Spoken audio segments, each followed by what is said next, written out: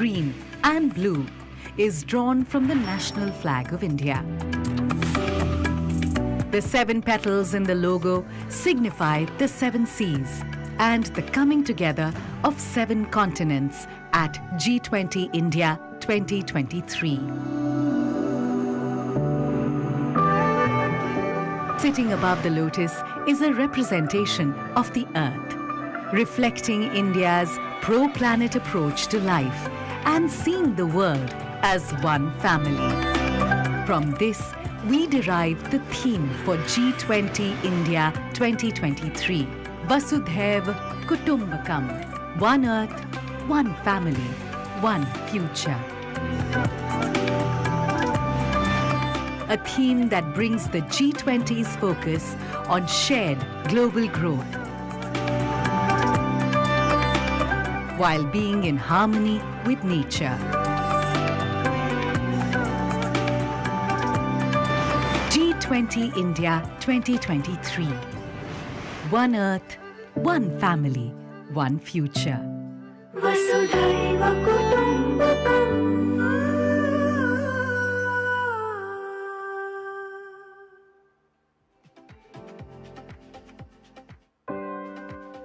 India, home of 1.3 billion people, is a confluence of religions, traditions, and customs. A thriving global center of technology and the world's largest democracy. As one of the oldest civilizations in the world with a rich cultural heritage and diversity, and as the 5th largest economy in the world, India is proud to assume the presidency of G20. As the country blooms into a new era, we look to another poignant symbol for humanity to emerge victorious from its challenges. Lotus, the national flower of India, representing our culture, history, and heritage. A poignant symbol for humanity to emerge victorious from its challenges.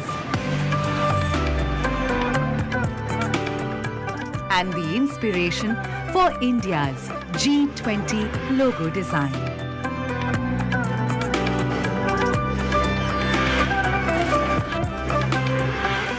The design, rendered in saffron, white, green, and blue, is drawn from the national flag of India. The 7 petals in the logo signify the 7 seas and the coming together of 7 continents at G20 India 2023. Sitting above the lotus is a representation of the earth, reflecting India's pro-planet approach to life and seeing the world as one family. From this, we derive the theme for G20 India 2023, Vasudhaiv Kutumbakam, one earth, one family, one future.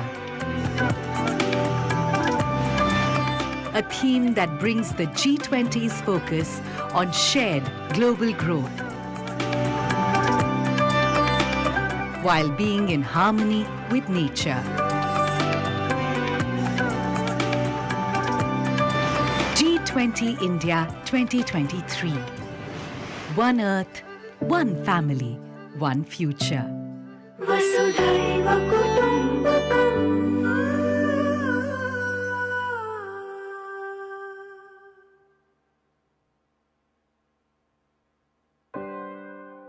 India, home of 1.3 billion people, is a confluence of religions, traditions, and customs. A thriving global center of technology and the world's largest democracy. As one of the oldest civilizations in the world with a rich cultural heritage and diversity, and as the 5th largest economy in the world, India is proud to assume the presidency of G20. As the country blooms into a new era, we look to another poignant symbol for humanity to emerge victorious from its challenges. Lotus, the national flower of India, representing our culture, history, and heritage. A poignant symbol for humanity to emerge victorious from its challenges. And the inspiration for India's G20 logo design.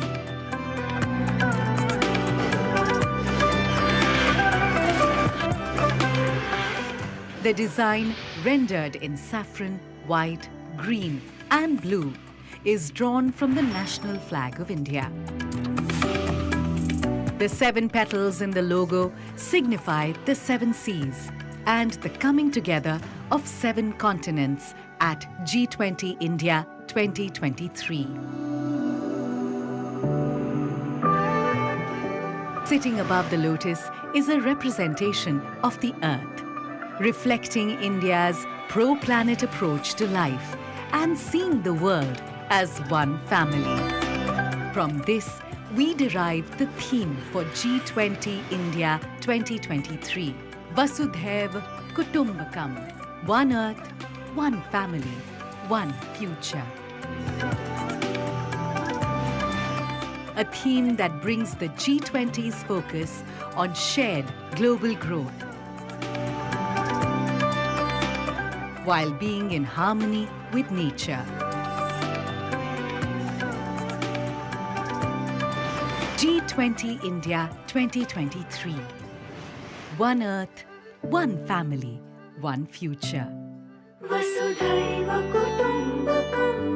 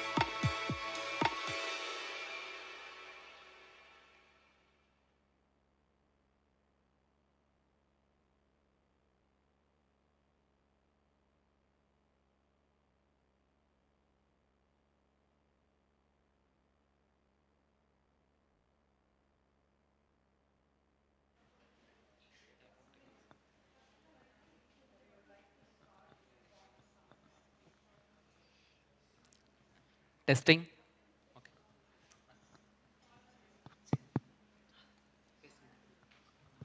Testing. Check, check.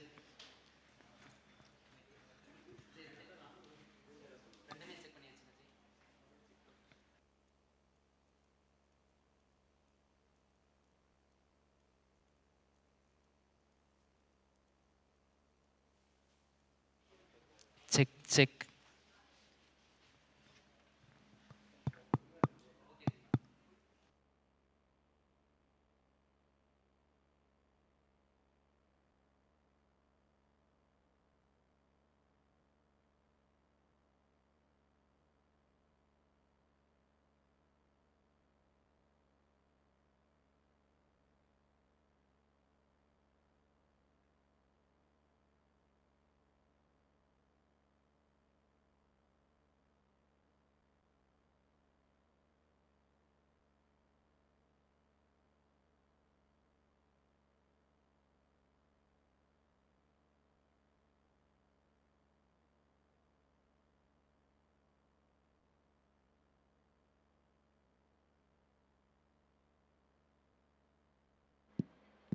Yeah. Welcome all students to the G20 Young Ambassador Summit. And I'm here to announce a few house rules. Please take a moment to pick your mobile phones and either switch it off or put it on silent mode. Please also ensure that there is no movement happening during the event while the event is in progress. And friends, since the governor is present, we should ensure that we are quiet and attentive and avoid talking amongst ourselves. After all, you are the young ambassadors, and it's important to show our discipline. Thank you.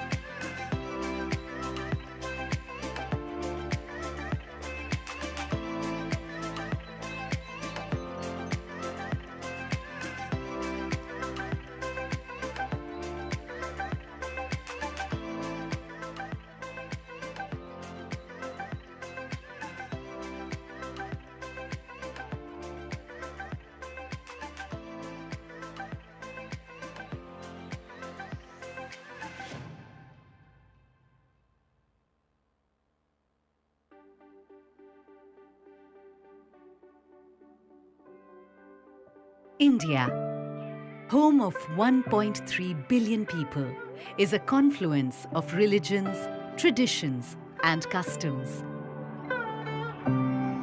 A thriving global center of technology and the world's largest democracy. As one of the oldest civilizations in the world with a rich cultural heritage and diversity, and as the fifth largest economy in the world, India is proud to assume the presidency of G20. As the country blooms into a new era, we look to another poignant symbol for humanity to emerge victorious from its challenges. Lotus, the national flower of India, representing our culture, history, and heritage. A poignant symbol for humanity to emerge victorious from its challenges. And the inspiration for India's G20 logo design.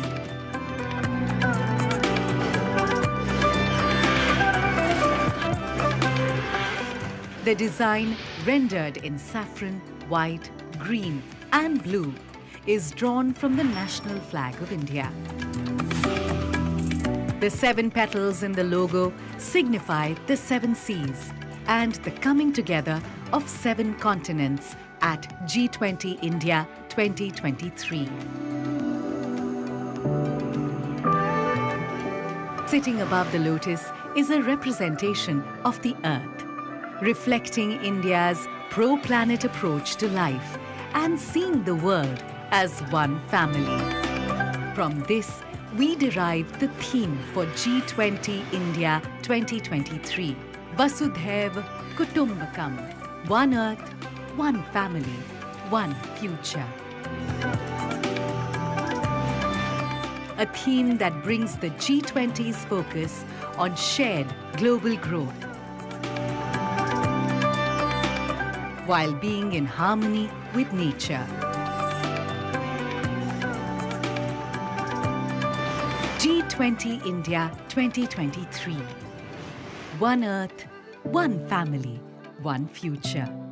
Vasudhaiva Kutumbakam.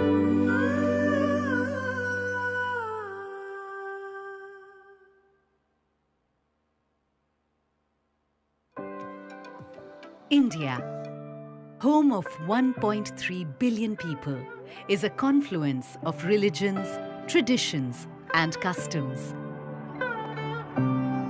A thriving global center of technology and the world's largest democracy. As one of the oldest civilizations in the world with a rich cultural heritage and diversity, and as the 5th largest economy in the world, India is proud to assume the presidency of G20. As the country blooms into a new era, we look to another poignant symbol for humanity to emerge victorious from its challenges. Lotus, the national flower of India, representing our culture, history, and heritage. A poignant symbol for humanity to emerge victorious from its challenges. And the inspiration for India's G20 logo design.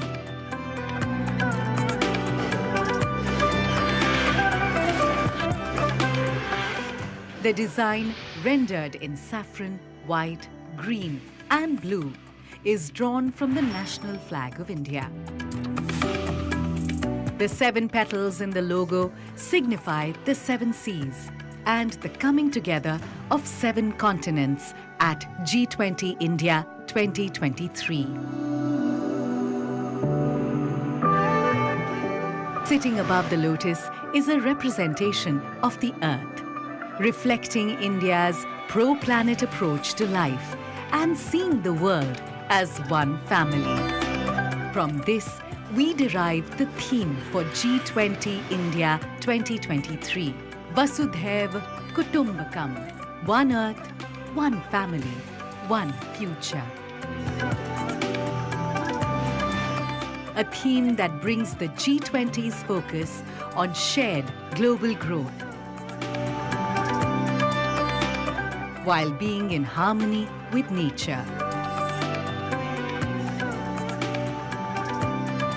G20 India 2023.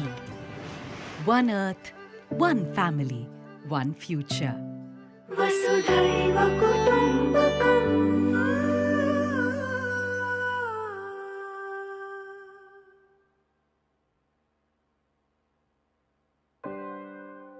India, home of 1.3 billion people, is a confluence of religions, traditions, and customs. A thriving global center of technology and the world's largest democracy. As one of the oldest civilizations in the world with a rich cultural heritage and diversity, and as the fifth largest economy in the world, India is proud to assume the presidency of G20. As the country blooms into a new era, we look to another poignant symbol for humanity to emerge victorious from its challenges. Lotus, the national flower of India, representing our culture, history, and heritage. A poignant symbol for humanity to emerge victorious from its challenges. And the inspiration for India's G20 logo design.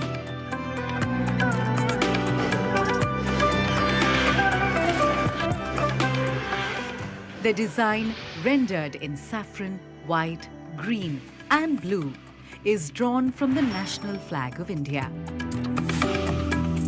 The 7 petals in the logo signify the 7 seas and the coming together of 7 continents at G20 India 2023. Sitting above the lotus is a representation of the Earth, reflecting India's pro-planet approach to life and seeing the world as one family. From this, we derive the theme for G20 India 2023, Vasudhaiv Kutumbakam, one Earth, one family, one future. A theme that brings the G20's focus on shared global growth while being in harmony with nature. G20 India 2023. One Earth, one family, one future. वसुधैव कुटुम्बकम्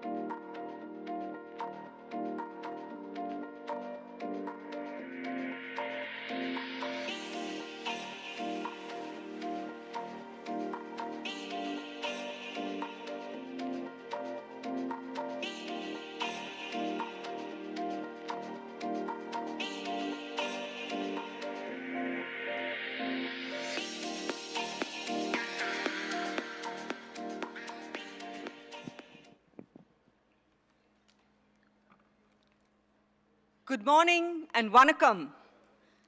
Welcome to Coimbatore. In line with the vision of our Honorable Prime Minister, Shri Narendra Modi ji, G20 Young Ambassador Summit 2023 exemplifies India's youth-centric efforts and provides opportunities to discuss and debate on global challenges and contribute to shape the future of our world. We, Sri Krishna institutions, feel honored to host this G20 Young Ambassadors Summit 2023. Welcome you all. We would like to start this important summit on a patriotic note with singing of the national anthem by our students, followed by the Tamil Thai Valthu to commemorate the beginning of this G20 Young Ambassadors Summit at Sri Krishna institutions. May I request everyone to remain standing through the rendition.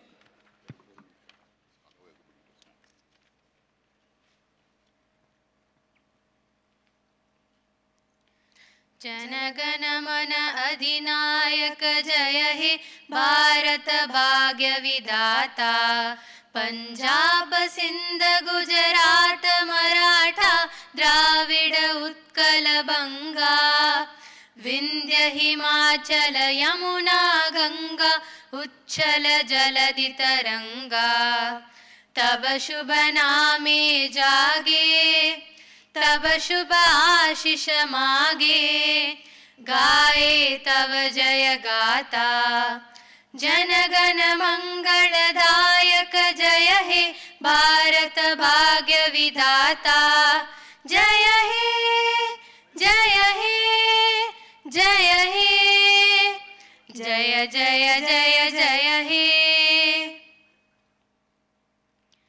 நீராறும் கடலொடுத்த நிலமடந்த கெழிலொழுகும் சீராறும் வதனமென திகழ்பரத கண்டமிதில் தெற்கணமும் அதிர்ச்சிறந்த திராவிடனல் திருநாடும் தக்க சிறு பிறை நுதலும் தரித்தனருந் திலகமுமே அத்திலக வாசனை போல் அனைத்துலகும் இன்பமுற எத்திசையும் புகழ் மணக்க இருந்த பெரும் தமிழனங்கே தமிழனங்கே உன் சீரிழமை திறம் வியந்து செயல் மறந்து வாழ்த்ததுமே வாழ்த்ததுமே வாழ்த்ததுமே.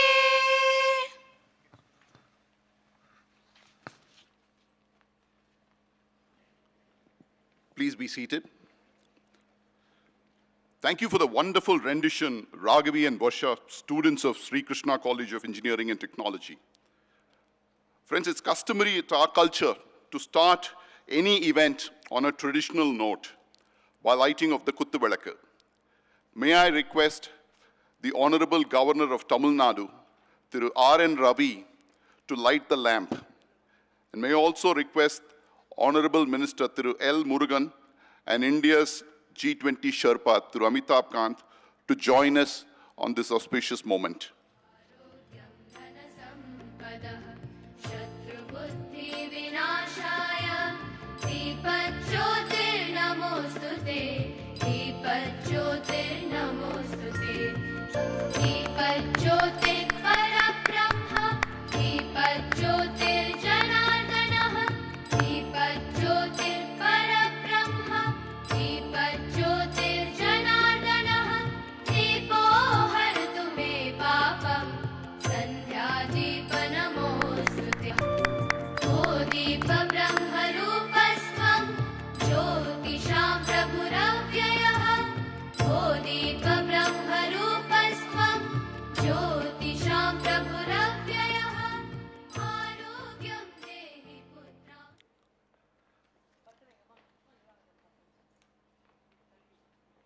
Dear esteemed dignitaries on the dais, special invitees, press and media, and more importantly, my young friends in the audience, it is my pleasure to invite you to this premier event. This is Eileen, and I am Babu, and we shall be your host today.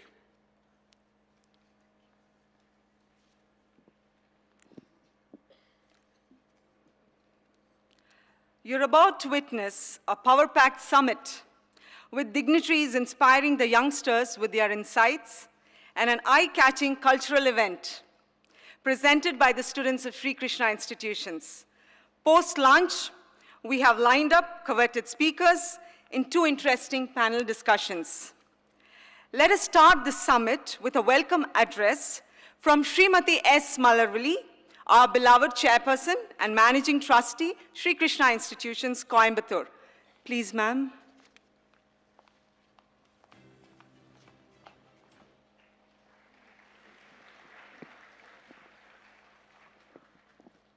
Good morning, everyone present here. With great pride and immense pleasure, I welcome the Honorable Governor of Tamil Nadu, Thiru R.N. Ravi. Sir, we are honored to have with you here, and your leadership and dedication to our state have been invaluable, and we look forward to hearing your thoughts and wisdom. I'm delighted to welcome Honorable Minister of State for Fisheries, Animal Husbandry, and Information Broadcasting, Government of India, Dr. L. Murugan. Sir, your dedication to public service and your commitment to improving the lives of those around you is an inspiration to all, and we're honored to have you with us here. I'm pleased to welcome India's G20 Sherpa, Thiru Amitabh Kant. Sir, we are so happy you're in Coimbatore to make this G20 so proud. Your expertise in policy making and international relationship is a pivotal to us to navigate the complex and ever-changing world of international diplomacy in the 21st century. Welcome, sir. I would also like to welcome our beloved collector and the CCIT, Chief Commissioner of Income Tax, and all other government officials here, and special invitees, and my dear students, our young ambassadors of today.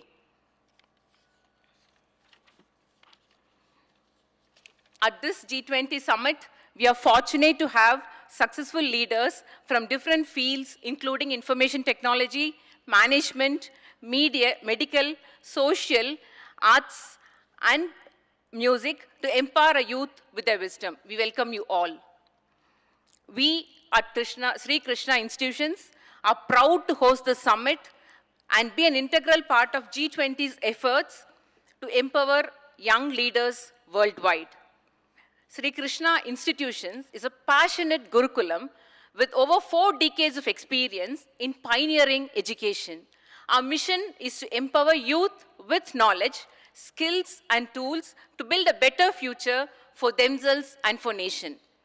Currently, 800 of our accomplished educators are shaping the future of 21,000 bright young minds across our 5 educational institutions. We provide a world-class education in collaboration with global institutions and leading industry partners. This is evident with our exemplary student placement record in large national and multinational corporations. We are driven by a vision to help young minds achieve their dreams and be responsible global citizens. We are committed to fostering an environment of enterprise, engagement, and innovation that prepares our students for the challenges of the 21st century. My dear students, as G20 Young Ambassadors, you have a unique platform to share your experiences, insights here. Each one of you should use this opportunity to represent the voice of the global youth and advocate their dreams, wants, and aspirations. We are confident that this G20 Young Ambassador Summit 2023 will serve as a platform for meaningful discussion, collaboration, knowledge sharing, and perspective building.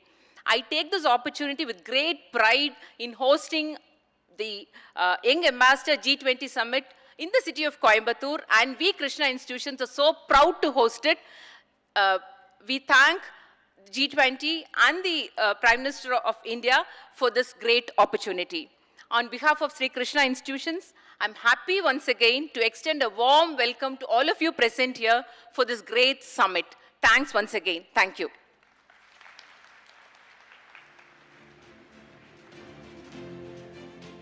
Thank you, ma'am, for the warm welcome, setting a great stage for the events to follow.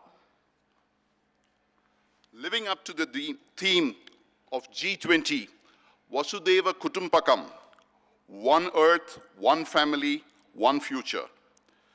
At Sri Krishna institutions, we celebrate this oneness, extend our love and gratitude to our dignitaries. May I request our beloved chairperson, Srimati S. Malarvi, to honor our chief guest, Honorable Governor of Tamil Nadu, Thiru R.N. Ravi.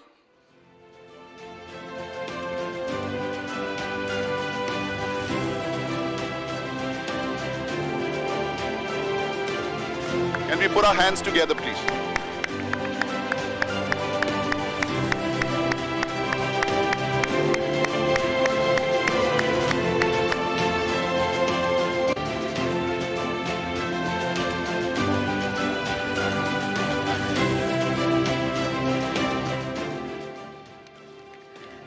As a token of our love, we have a pack containing native millets. Sri Krishna Institution is committed to promoting sustainable agriculture and nutrition, and we are pleased to acknowledge and support the International Millet Year, which is 2023. Millets are an important source of nutrition, particularly for marginalized communities. As an educational institution, we recognize the critical role that we can play in promoting awareness and understanding the benefits of millets. Please, ma'am.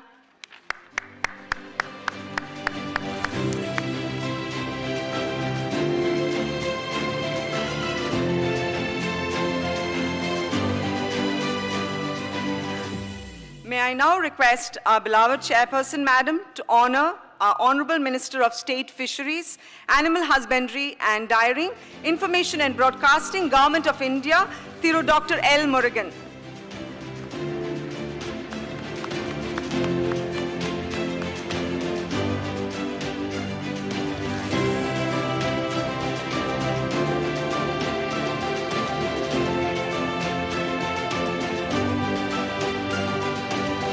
Thank you, ma'am. Thank you, sir. May I now request our beloved chairperson to honor India's G20 Sherpa, Thiru Amitabh Kant.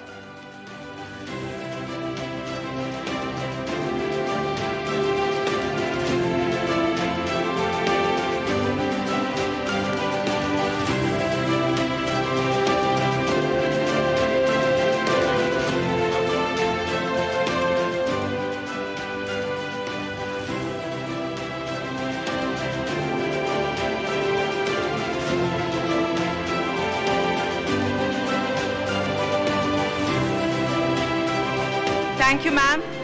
Thank you, sir. It's not every day we have a lineup of industry stalwarts, entrepreneurs, and impactful citizens in our state coming together.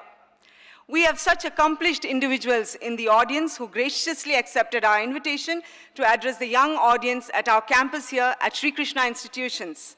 It's an absolute honor for us as we request our chief guest, Honorable Governor of Tamil Nadu, Thiru R.N. Ravi, sir, to honor the panelists. First, we have Dr. Anbu Ratnavel, Head and Co-Founder, School of Design Thinking. Please, sir.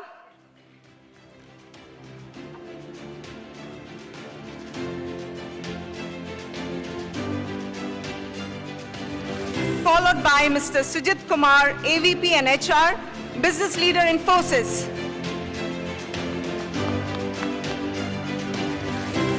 Can we have a big round of applause from the audience, please? Followed by Ms. Veena Kumravel, Founder, Naturals Beauty Salon.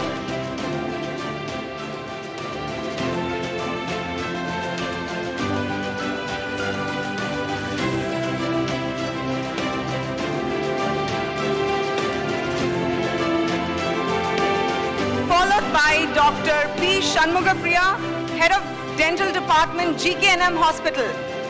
Big round of applause.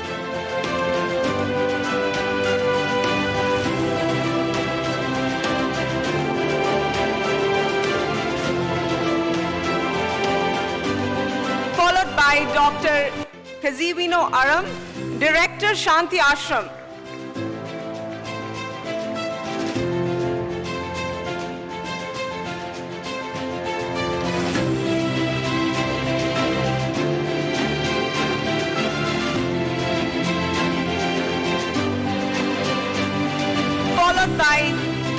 Gautami Karimala, our Indian actress, our all-time favorite. A big round of applause for ma'am.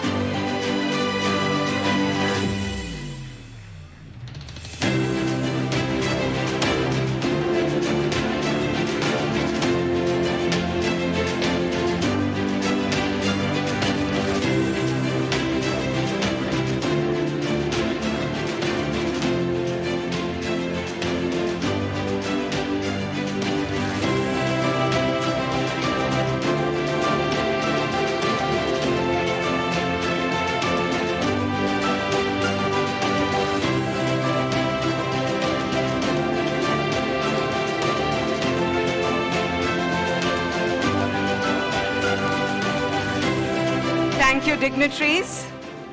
Thank you, Honorable Governor. Tamil Nadu has been in the forefront of India's growth story, and we as a state have always got great representation at the center. It's an absolute pleasure to invite our guest of honor, Honorable Minister of State for Fisheries, Animal Husbandry and Dairying and Ministry of Information and Broadcasting, Government of India, Thiru Dr. L. Murugan, to address us on this occasion. Please, sir.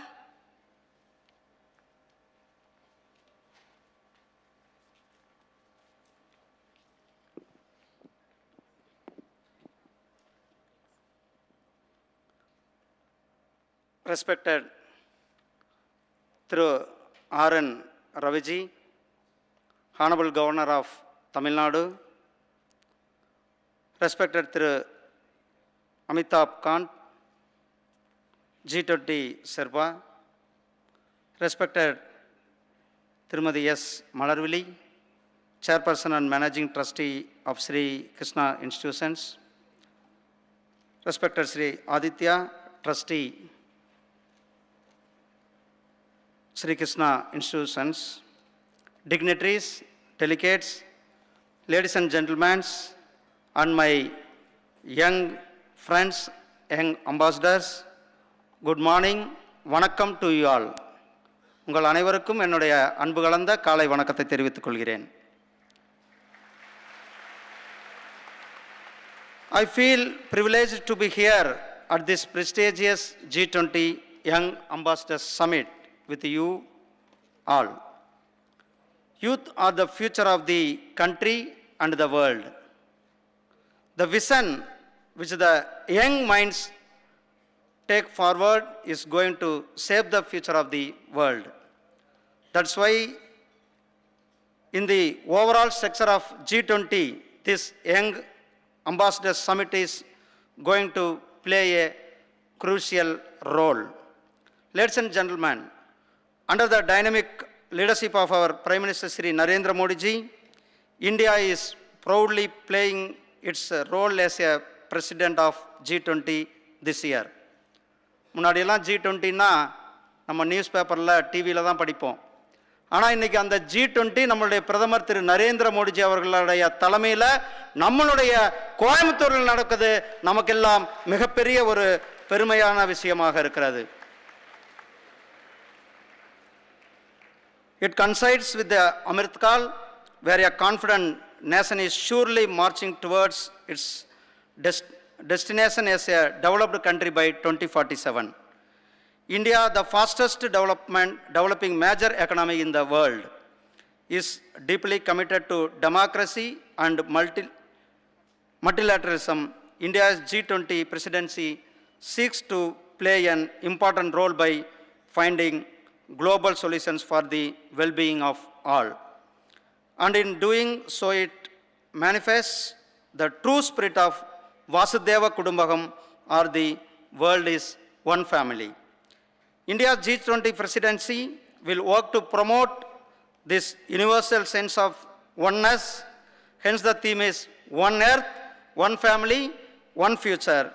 This theme is also closely linked into the vision of life shared by our Honorable Prime Minister, life that is lifestyle of environmental. And in that, the youth are very important partners.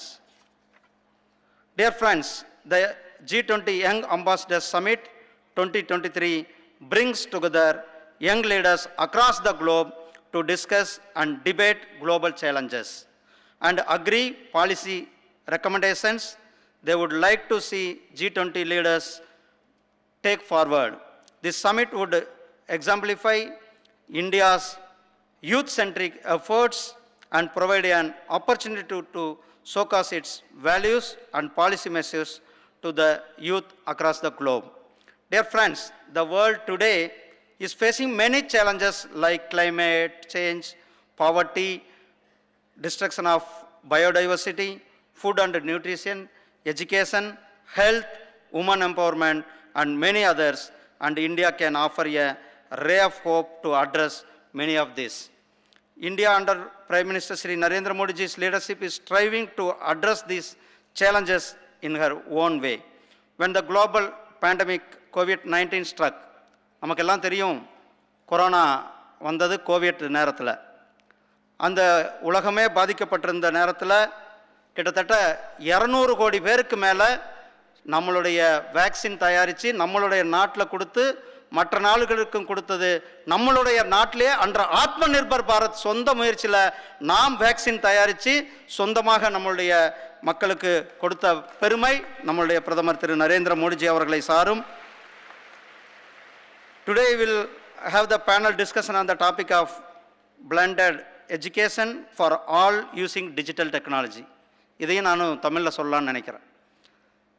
எப்படி அந்த corona காலத்தில் lockdown இருந்தது, education பாதிக்கப்பட்டிருந்தது.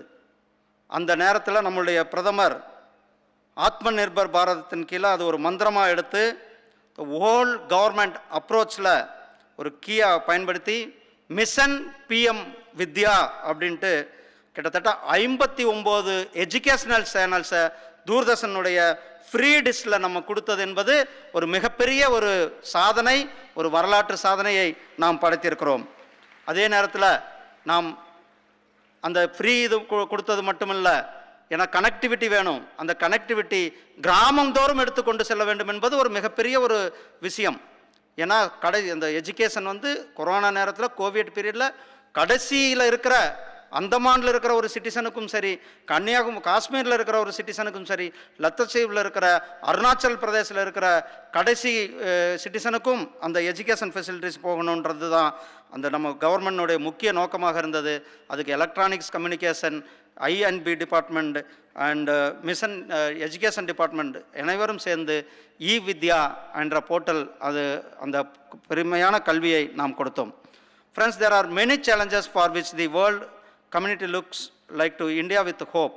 In recent past, especially in last 9 years, India has risen up to many of these challenges and developed unique India solutions to these problems. The Digital India, the Jandan Aadhaar Mobile, Jam Trinity, the spirit of Startup India. நம்ம எல்லாரும் இப்போ வெறுமை கொள்ளணும்.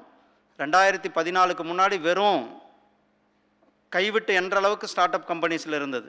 இந்த 9 இயர்ஸில் கிட்டத்தட்ட 1 lakh start up India companies வந்திருக்குன்னா அது நம்மளுடைய கவர்மெண்ட் எடுத்த முயற்சி, நம்மளுடைய யங் மைண்ட்ஸ் அவர்களுடைய பார்ட்டிசிபேஷனால் we reached this start up unicorns. The direct beneficiary transfer to the million of farmers and beneficiaries, establishing India as one of the leading countries in renewable energy with more than 200-fold rise in solar energy installations, and many other such solutions developed by India towards addressing the challenges could also be a guiding light for other societies and economies. The youth of India have been the major driving force in many of these solutions. Under the leadership of Prime Minister Shri Narendra Modi ji, India continuously strive to increase the value of its youth power and equip them to lead the tomorrow's world. For that, our government introduced a new education policy 2020. It's a very important step in this regard, the importance given to the quality education in mother language. அதாவது நம்மளுடைய தாய்மொழி கல்வியை நாம் ஆரம்ப கல்வியில் கொடுக்கணும் என்பது தான் நம்மளுடைய புதிய தேசிய கல்விக் கொள்கையினுடைய மிகவும் முக்கியமான தாரக மந்திரம் என்பதையும் உங்களிடத்தில் இந்த நேரத்தில் சொல்லிக்கொண்டு local language and breaks of silos between academy and extracurricular, skill of youth minds, combining the world-class education and India's rich culture ethos have been the hallmark of this policy. This will surely create the best human resource for tomorrow's India and the world. Friends, the theme of this Young Ambassador Summit is fueling the future of global youth. India, which more than 65% of its population below the age of 35, is uniquely placed in this aspect. Even as many countries today face the challenges of aging population, India with its demographic dividend of young people can be the asset within and outside the country. India's G20 presidency and Young Ambassador Summit offer a value opportunity to the young ambassadors to work for the global causes.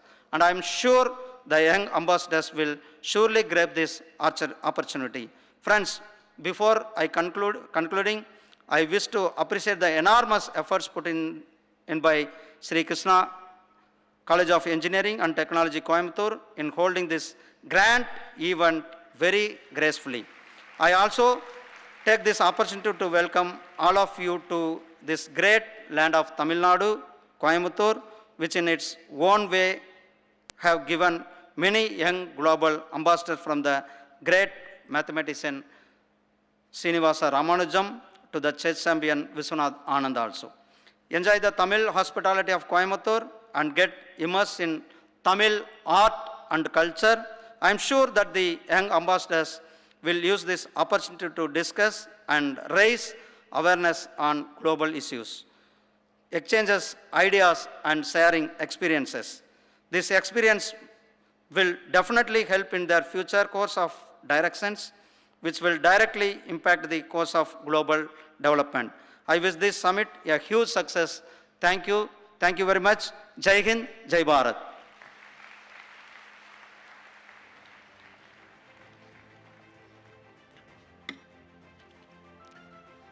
Thank you, Honorable Minister, for your very inspiring talk on India's role in the future. You showed us how, as a state, we play a tremendous role in coming together as one family in building our nation. India holds the presidency of G20 from December 1, 2022 to November 30, 2023. Sri Krishna Institutions is honored to play a role in this massive exercise. The G20 consists of two parallel tracks, the finance track and the Sherpa track. The G20 process from the Sherpa track is coordinated by the Sherpas of member countries, who are personal emissaries of the leaders. We are privileged to have with us, as our guest of honor, India's G20 Sherpa, Thiru Amitabh Kant. May I request you, sir, to address our young audience.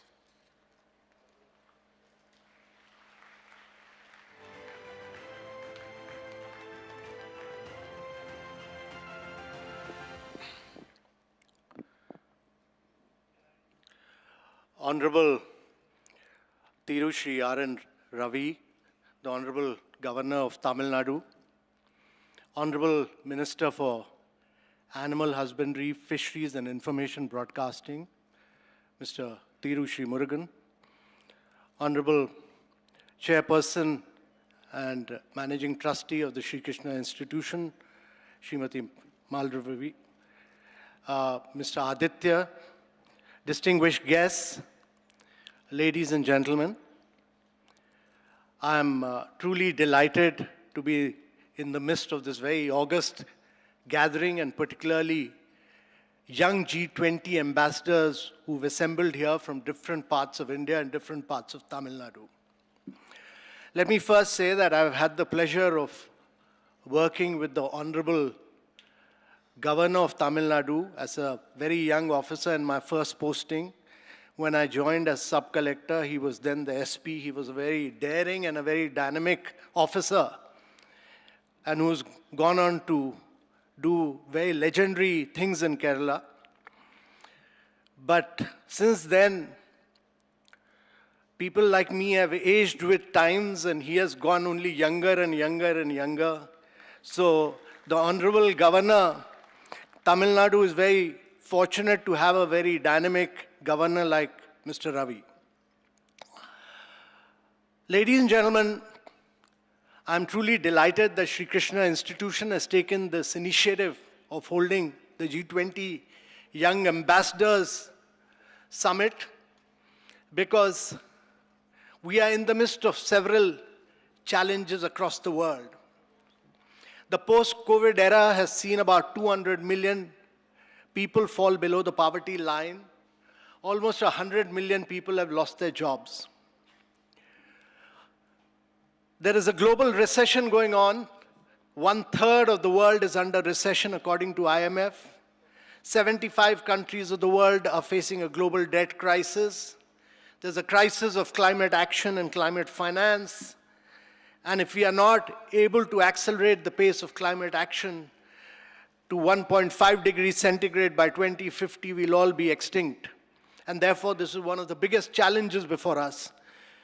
And on top of all that, we've had a challenge of the financial collapse of banks in the United States of America, witnessed through the Silicon Valley Bank.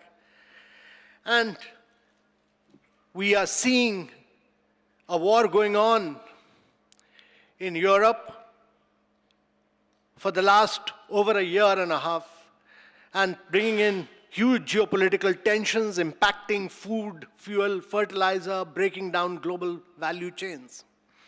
And therefore, ladies and gentlemen, India is taken over the presidency of G20 during very turbulent times, time of great upheaval in the global economy.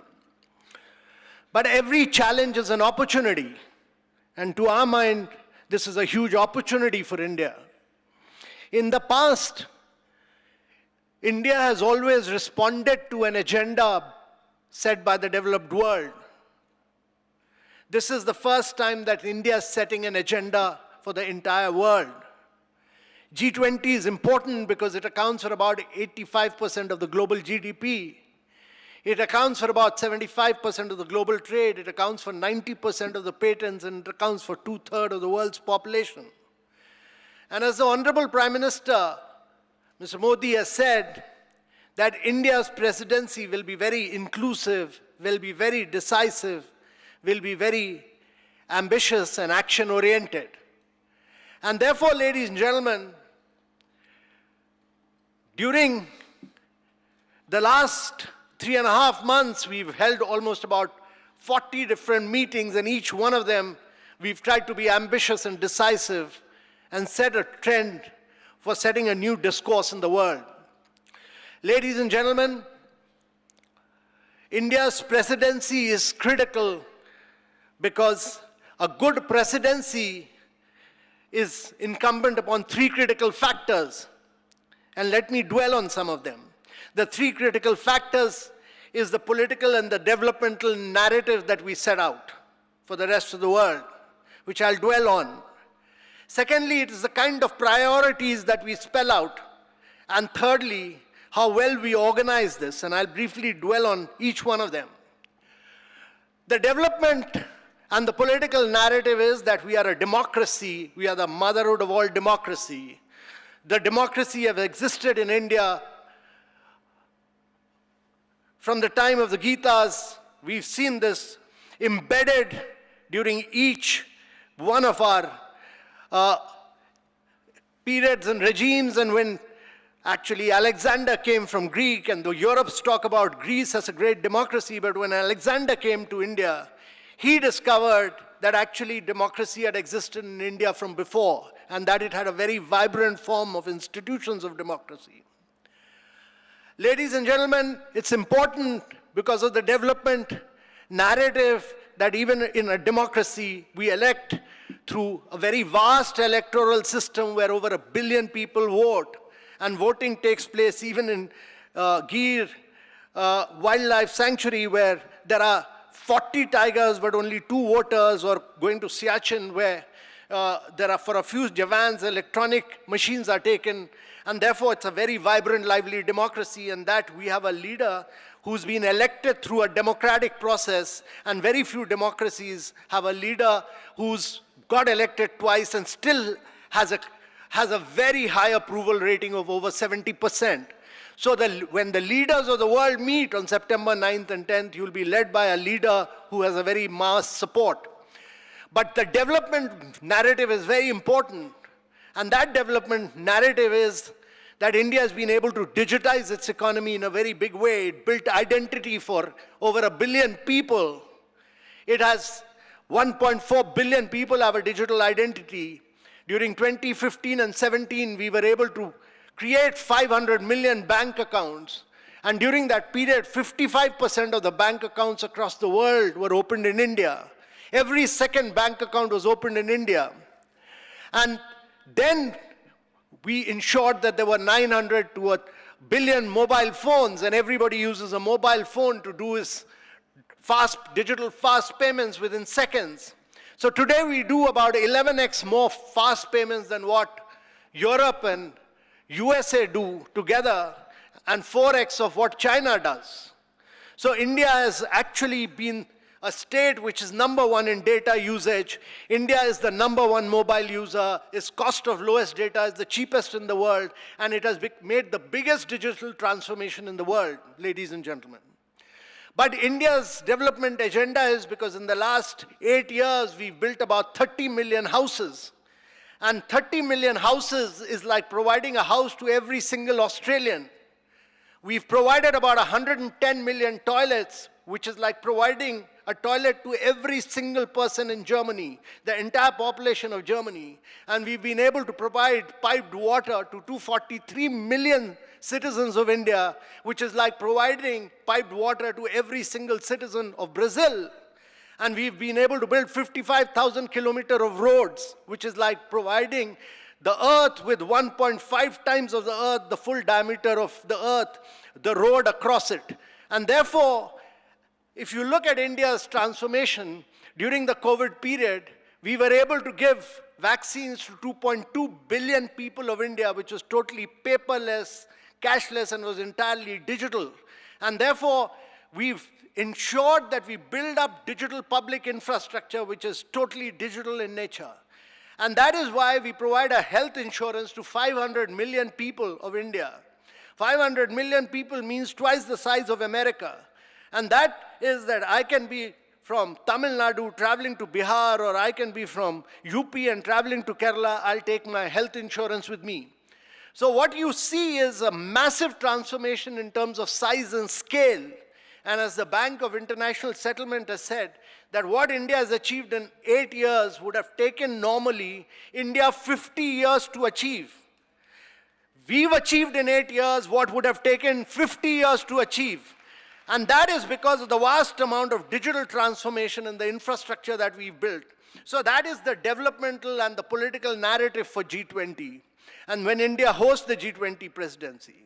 The second is the content and the priority that we spell out. And the priority for us is that India is aiming to accelerate the process of inclusive, sustainable, resilient growth, because growth is important for the world. If we are not able to push for growth for the leaders of the world, 1/3 of the world which is living in poverty will not be able to grow. And therefore, inclusive, resilient, sustainable growth is critical. It is critical because in the post-COVID era, vast segments of people have been impacted on learning outcome, on health outcomes, on nutrition. The SDG goals of 2030, the Sustainable Development Goals, instead of progressing, have regressed. And therefore, you need a new accelerated action plan for sustainable development goals so that the entire world can benefit from India's leadership. And thirdly, we are pushing for climate action, climate finance, and what the Prime Minister has termed as the Lifestyle for Sustainability, LIFE program.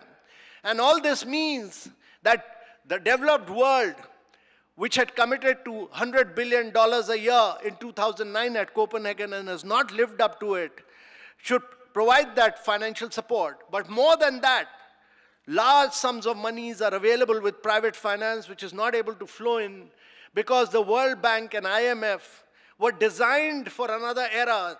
They were designed for post-World War II, the post-Bretton Woods period, and they need to be redesigned for an era of climate change and sustainable development goals. And therefore, our aim is that reformed multilateralism is important during G20. And fifthly, digital transformation and digital public infrastructure based on the unique Indian model of the Indian narrative is important. And how do we transform lives of citizens across the world? I gave you the story of the digital transformation of India. If you look around the world, you'll find 4 billion people of the world do not have a digital identity. 2.5 billion people do not have a bank account. 133 countries of the world do not have a fast payment at all. And therefore, they'll never be able to use digital education, digital agriculture, digital health. And therefore, the Indian model needs to be taken to the world, to the south of the world, to the people and to the countries which have not progressed in the last few years. And that is our objective. And lastly, the Prime Minister has spelled out women-led development as very important, as one of India's key priority. Because in India today, the last NFHS survey has shown that there are 1,022 women to 1,000 men. There are more women than men in India. And women are very dynamic leaders, like the chairperson of the Sri Krishna Institution, who's a very dynamic lady, and who has driven this institution. We have many more women who are leaders. And if you put them into leadership position, you'll transform not only health, education, you'll bring in a huge amount of digital and financial inclusion. When we started the Pradhan Mantri Jan Dhan Yojana, opening bank accounts for women, in India, only 17% of the women had bank accounts. Today, almost 80% of the women have bank accounts in India. In a short while, we've jumped from 17% to 80%. That has been the power of financial inclusion. And that is what we need to take across the world. So, ladies and gentlemen, these are our key priorities. And I come to the third point, which is about how are we conducting the G20. Unlike most countries which do their G20 in one city or one place, the Prime Minister was very clear. His vision was that instead of making this a G20 presidency for the leaders, we'll convert this into a people's presidency. People of every city, every panchayat, every district will participate in this G20 and understand what G20 is about. And therefore, he said, take this out of Delhi and Mumbai. And today we are doing G20. We are holding over 220 meetings in 59 cities of India. 59 cities of India.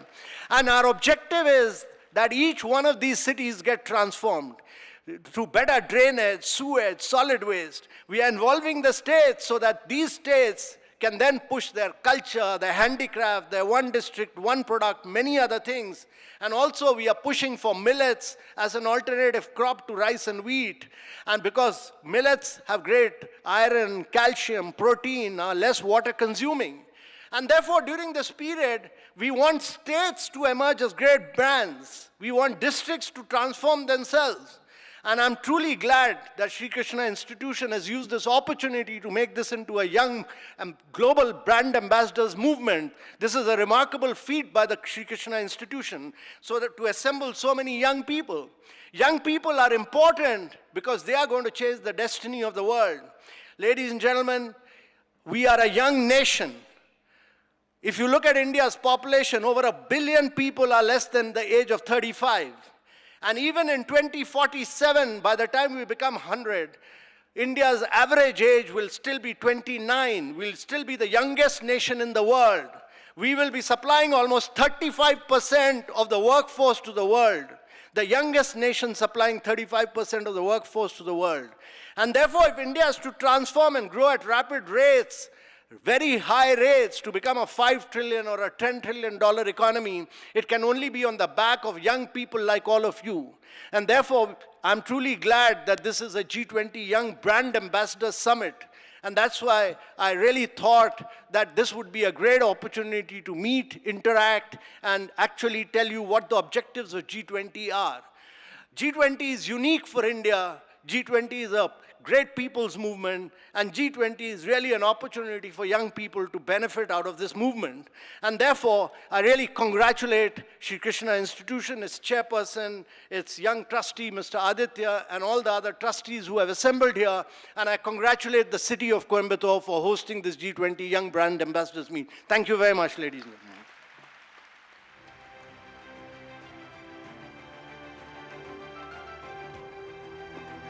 Thank you, sir, for those motivating and very inspiring words. Indeed, this inspires our youngsters to look at India as a country that's growing by leaps and bounds. Dear audience, this is the moment we have all been looking forward to. Sri Krishna Institution is so proud to host this G20 Young Ambassadors Summit. We have with us our chief guest, Honorable Governor of Tamil Nadu, Thiru R. Ravi, sir, who has graciously accepted to be with us, sir. Sir, may I kindly request you to deliver the keynote address.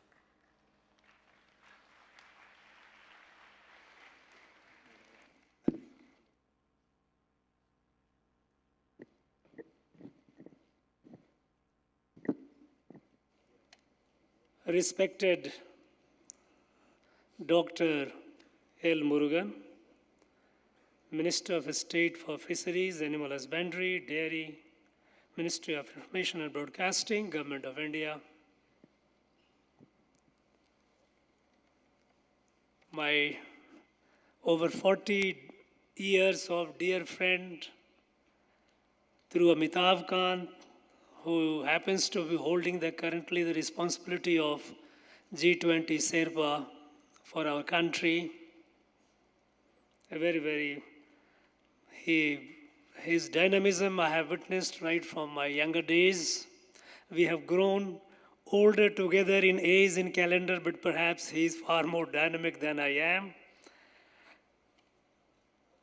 Respected Tirumati S. Malarvedi, the chairperson, the host, and the star of this event, is the one who has organized. Through K. Aditya, the young trustee, dear invitees, and my dear young friends.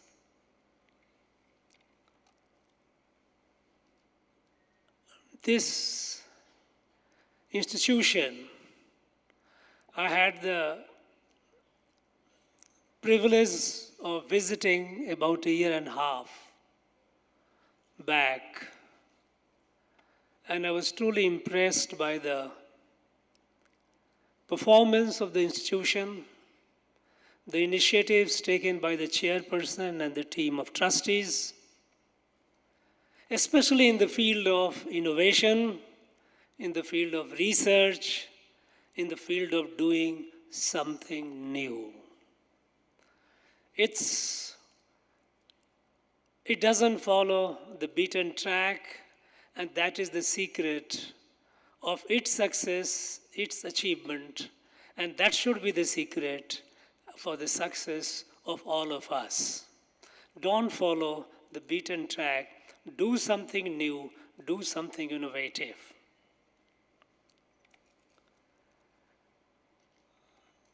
My friends, those who are from outside the country or those who are from outside Tamil Nadu, I must inform you that you are in a land which is exceedingly hospitable, which is immensely rich in its culture, tradition, literature, philosophy. This place, the Tamil Nadu, Tamil people, Tamil literature, Tamil culture, is several thousand years old. It goes way beyond the common era. And since then, this land has nourished, has shaped the culture, civilization, and the idea of our great country, Bharat.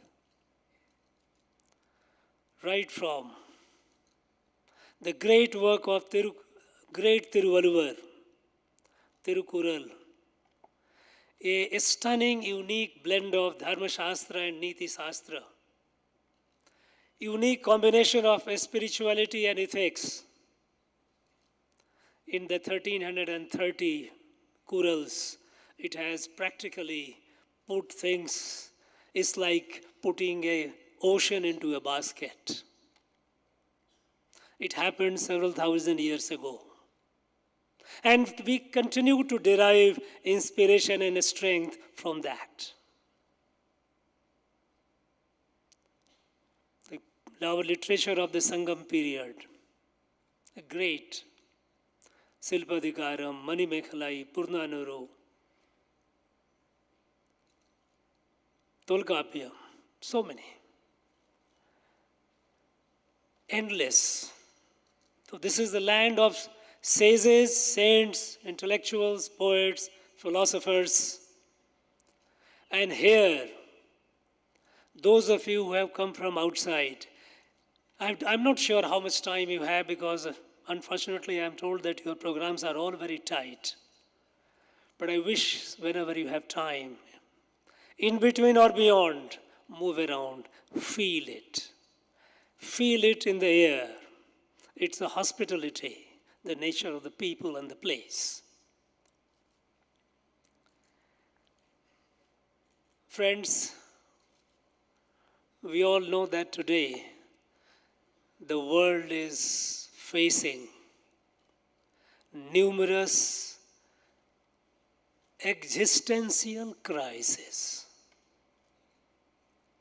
It's not a crisis, the crisis that the world is facing, which is looming at the horizon. And I should say some of them are way inside, no longer on the horizon. They are very much here in our midst, touching every one of us. These are existential in nature. Human beings are in conflict with nature. And the result is Mother Earth is heating up. Glaciers are receding. Polar ice caps are melting. Rivers are drying up. Forest cover shrinking. Island nations are facing imminent danger of being wiped off the map of the earth.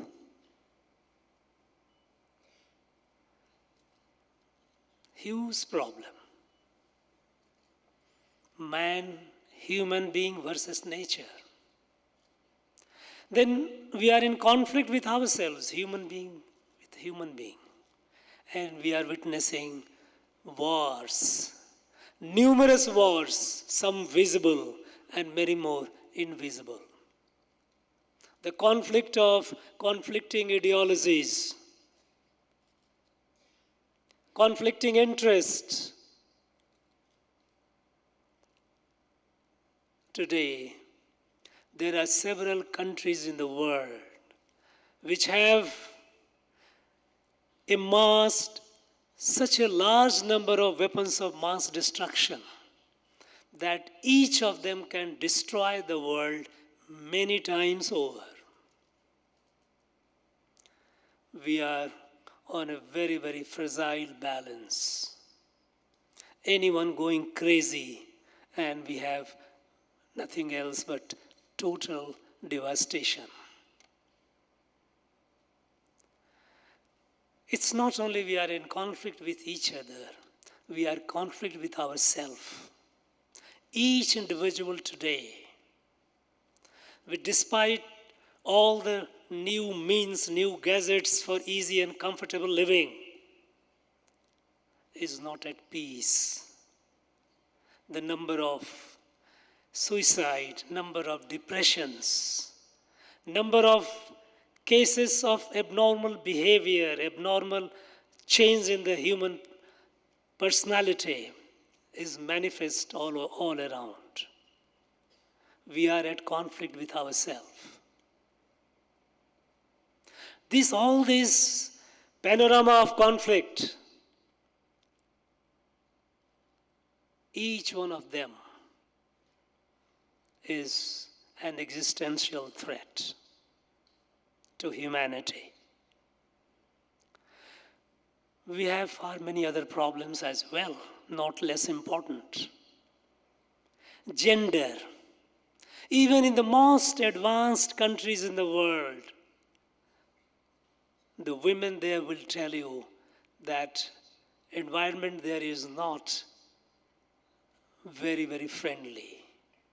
Apparently, in the relative terms, they might look, the women have more opportunities. But when you talk to them, when you see their conditions, their working conditions, their living conditions, you have huge gender discrimination. And when half the world, at least half the world, is discriminated, how can we think of building a peaceful and harmonious, pleasant world? We have problem of poverty. A large section of our people in the world are still hungry, starving for food. We too, during the colonial period, since they had destroyed our agriculture and they had made us to produce commercial crops for their markets, like opium, indigo, instead of food grains, and excessive extortionary taxations, our agriculture had suffered hugely, and when the British left, we were facing a starvation. Famine had begun during their time itself. India never witnessed famine before. Thanks to our scientists, thanks to our farmers, within a short period we became food surplus. And we are in a position to feed the hungry in the world. But the fact is, a large section of the humanity is still starving. We have poverty and starvation. Now all these problems, each one of them are serious enough to make us sleepless. Combination of all these, it does not bode well for the future of the world. Now, if you look at all these problems, much of these problems, and perhaps almost all of these problems got aggravated in the last about 70 years and odd. The world order that emerged or that was created in the aftermath of the Second World War by the victors, this order has proved to be iniquitous. It has proved to be unworthy of solving the global problems, the problems of humanity. Look at recent pandemic. When COVID has struck, it didn't spare anyone. It didn't spare anyone in any part of the world. And then, when we didn't know the way out, at the time when the developed countries, advanced countries, when they developed vaccines, there was an expectation that perhaps the empathy for a fellow human being elsewhere would emerge, would assert, and perhaps the medicines and vaccines would be shared with the less privileged. But it didn't happen. Instead, vaccine nationalism began. People started hoarding, those countries started hoarding more than their need, and raising the price of the vaccines. It was in that background, in that backdrop, that thanks to our scientists, that when we invented vaccine, and now the world has accepted, though at the beginning, out of disbelief or out of whatever be the reason, disbelief in our capability or so, they raised a lot of suspicion over it. But today, the world has accepted that our vaccine is among the best in the world. And when we, thanks to our scientists, when we invented the vaccine, we shared the vaccine with the needy people in over 150 countries in the world. and that too free of cost. This is Bharat, this is India. This is sanskar of India, this is DNA of India. It believes in, when we say Vasudhaiva Kutumbakam, world is a family, it is not a political slogan, it is in our DNA. Because India cannot afford to see any suffering elsewhere. No Indian can afford to see any suffering elsewhere. It is there with us. It is a legacy of thousands of years of cultural and spirituality which has evolved as our culture. As our dynamic Sherpa mentioned about the democracy. People talk about democracy. Even here I find people very often, I hear very educated people, learned people, whenever there is a talk of democracy, they never feel tired of mentioning Abraham Lincoln. Democracy for the people, of the people, and by the people. Little realizing that at the time the person who coined these expressions, women had no participation. Propertyless people had no participation, and the blacks were not considered even human beings. So what did they mean by people? In this country, our stone scriptures are witness. All over the country, be it near Kanchipuram, go to North Bihar, Likshmi, go to Kashmir, go to Kamrup, everywhere stone scriptures tell you how participative decision making was there several thousand years ago. Even the kings and queens were not sovereign. The kings and queen being sovereign is a Western European concept. No, here they were subject to dharma. And that is why people, some of our own people, because of this colonial influence and colonization of mind, they have difficulty in understanding Bharat. They try to understand Bharat as a state from the European context, European perspective. How the states evolved in rest of the world. In Europe, by a strong man.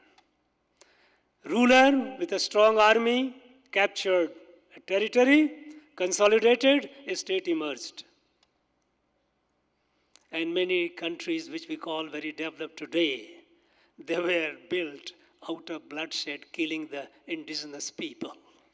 Annihilation of indigenous people. Bharat, no, it was not built by any king or any queen. It is a cultural and civilizational evolution. Cultural and civilization evolution that began since the days of Rig Veda. When our people discovered and the truth, the mystery, resolved that we are all part of a family. Be it human, be it animal, be it plant. We are all children of this Mother Earth. And so we have a relation of kinship. And when we say Vasudhaiva Kutumbakam, it is not just in one language, it is in every language. Here in Tamil, we say, Yadumure Yavarum Kelir. It is everywhere, in every Indian language it has, because it is our sanskar. It is in our DNA. So, G20 as an opportunity, holding the presidency of G20 as an opportunity, unique opportunity that we have to tell the world, to share with the world. The new way of thinking, the new way of living, the new way of conducting our affairs.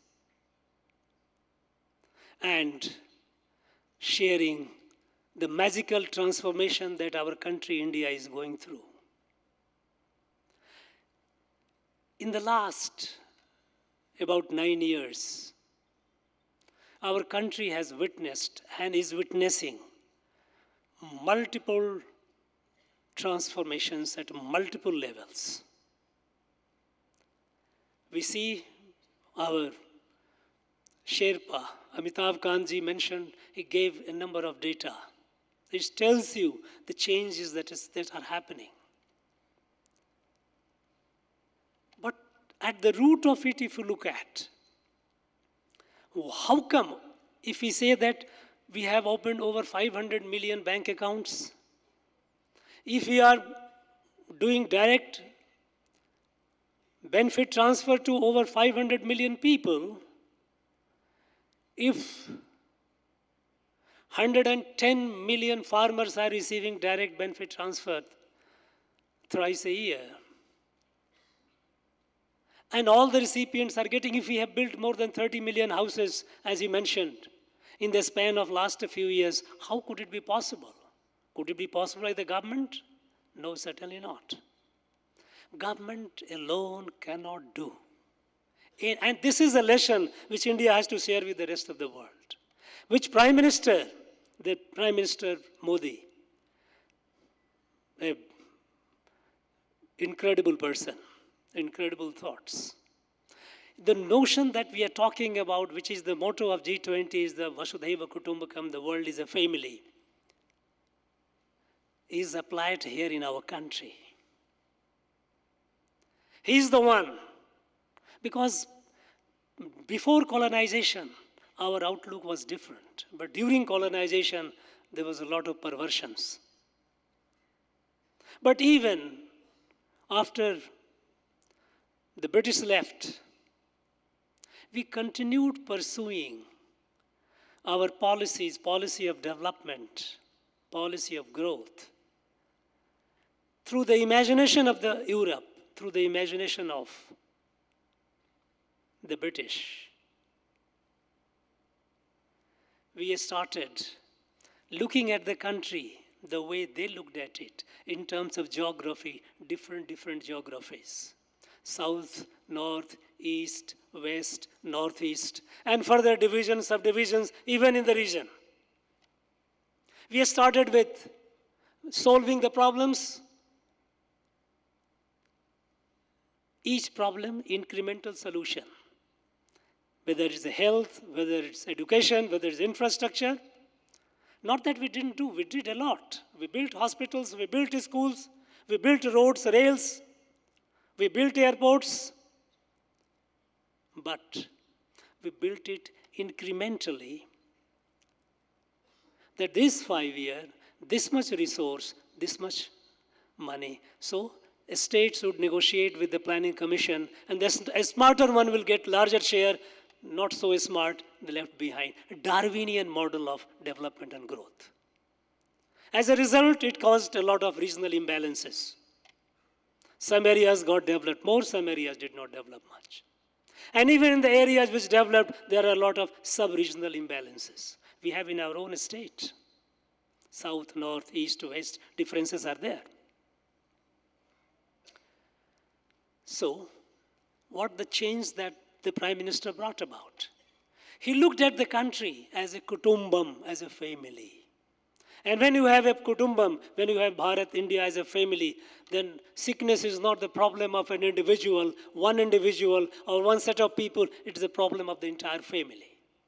And that is why, when the problem of health being started, he started resolving, addressing the problem of the health. When the Ayushman Bharat, there is no distinction between a person from Tamil Nadu or Tripura. Every citizen of this country who is below a certain level of economic status is eligible and has access to Ayushman Bharat. There is no distinction on the basis of region or geography. When it comes to Jan Aushadhi Kendra giving generic drugs, we have now nearly 10,000 outlets where drugs, the generic drugs, are 1/10 of the price, which you have the branded, easily accessible. When we have 150,000 over primary health centers being upgraded, there is no distinction between the primary center in Kanyakumari or primary center in Kamrup, which is Assam. All primary centers being developed. Building of the medical colleges.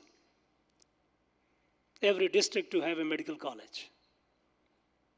No distinction, looking at the family.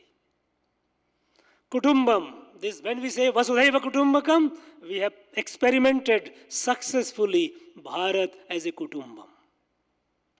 And this is the change which the Prime Minister Modi has brought in. Irrespective of political dispensation, irrespective of language, irrespective of region, irrespective of any diversity, because in a family, no two members are exactly alike. It's like leaves on a tree. A tree has million leaves and no two leaves are alike, exactly alike. Go and look at it carefully. But yet, beyond the tree, the leaf has no existence. It's all part of it, integrally connected. So the diversity that we have in our family is not, it doesn't mean any inherent difference. Diversity is the law of nature. It doesn't take away the fact that we are one family. So the experiment, the successful experimentation of Kutumbam, Bharat as a Kutumbam, carried out by the Prime Minister, this is what is bringing the magical transformation. And when you treat it as a Kutumbam, you must have a trust in the capacity of every member of the Kutumbam. It's not the head of the family alone. It's not that the government alone that will drive the change. It is impossible, not possible. Do you think in less than 7, 8 years, 9 years, all these magical transformations could have been possible? No, certainly not. Because this is just not possible. It is the trust in our people, in our people's capacity, what is called people-centric governance. And when we say people-centric governance, it is not the governance for the people. Every government says we are people-centric, we are for the people. Forget it. It is a trust and belief in people's power. When we say people-centric governance, is people will govern. They have the capacity to do it. And if in 2014 we had less than 500 startup, and if we are nearing 1 lakh today, it is this 1 lakh today is young men and women like you who are doing it. It's not that the government is doing it. Believe the trust in the people. That is, the trust in the people and treating the country as a family is a model for the rest of the world. And this meeting, this young, what we call Young Ambassadors Summit of G20 is very, very important, because it is the young who have a much larger stake in the future. A safe and fulfilling future is a moral obligation for the present leaders. But for you, for the youth, it's for you, it's your existential necessity. You have to live that future. So there is a difference in a scale, difference in intensity, the way, the stake that you elders have in the future and you have in the future. You have what the future will be, what tomorrow will be. It should not be something which is given to you. You must be part of it. What is tomorrow? It is when today becomes past, yesterday. When today becomes yesterday, tomorrow appears. Now tomorrow doesn't appear suddenly. You young people, you think that, okay, let tomorrow come and then we'll be leader, we'll take over. No. Do you want a future which is given to you, which is carved out, in which you have limited space? You must create that space, because you have to live in that. And you have to be. You are not just future leader. You are leader in the making right from today. And when you are leader in the making with a much higher stake, because you have to live tomorrow, not the elder generation or generation like me, you have to play a far more significant role. And when you are playing significant, the way to play significant role is to think about a world where you will be able to fulfill your dreams and aspirations. The world which will be safe for living and which should be fulfilling to your dreams and aspirations.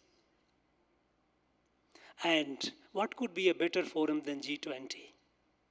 Because G20, we all know how powerful group it is. it can change the destiny of the world. It can shape the future for a better living of the humanity. It has far more potential for transforming the world than any other body in the world, any other multilateral body in the world. So, our young ambassadors, our youth, you must come up. You must come up with your recommendations that should be fulfilling your aspirations, your dreams, in a way that you are able to influence the leaders of G20. When the heads of the governments, heads of the state, they will be meeting and discussing towards the end of this year, what you recommend, it should be something solid, something futuristic, something that should be aligned with your dreams and aspirations. Here is the opportunity. If you let it go, leaders will decide what they feel like, according to their understanding. Everyone will wish well. No one will wish any ill for tomorrow. But wishing well is not enough. The way I can imagine the future, saying that I imagine a good future for you, I think that is presumptuous. That's not the right way to say it. You must be able to say, what is the good future that you have for yourself? And here is an example in India. Two themes that you have for the afternoon: digital education and women empowerment. Both these themes, you see how India is doing. Share the Indian experiment, Indian experience. How this massive transformation has happened through digitalization. How in 2012 we had just 2% of the global mobile data. Today we are more than 21% of the global mobile data. This more than tenfold increase that has happened, how did it happen?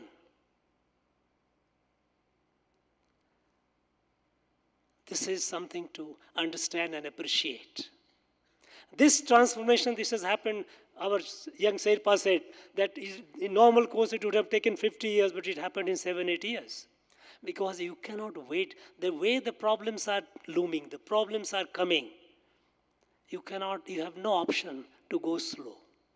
We have to move fast. You have to move fast. So, Indian experiment and its experience in digitalization and revolutionary transformation is worthy of understanding, appreciation, and perhaps even replicating in the rest of the world. See how it is, how it has eased every aspect of our life. And women empowerment. In our country, we had more than 90 million self-help groups. Over 90 million self-help groups, and overwhelming majority of such self-help groups are women-led. How the women are transforming their lives, the lives of their families, and lives of the society and the country. You got the happy news that we have more number of women than men. We, for very, very long time, we thought we were carrying the blemish of women far less than the men. And it was not that women were not born. They were born. But a lot of things, a lot of bad practices, lack of care, lack of nutrition, lack of health, multiple reasons that women, the millions and millions of women went missing. And if today we have more number of women, and in our own state, Tamil Nadu, I was happy, in fact, when the latest electoral roll was presented to me, I was happy to find that we have nearly 15,000 more women voters in Tamil Nadu than men. We have nearly 6 crores 30 lakh voters approximately, and we have 15,000 more women. It is what a delightful. But how did it happen? It just didn't happen just like that. It happened through multiple initiatives.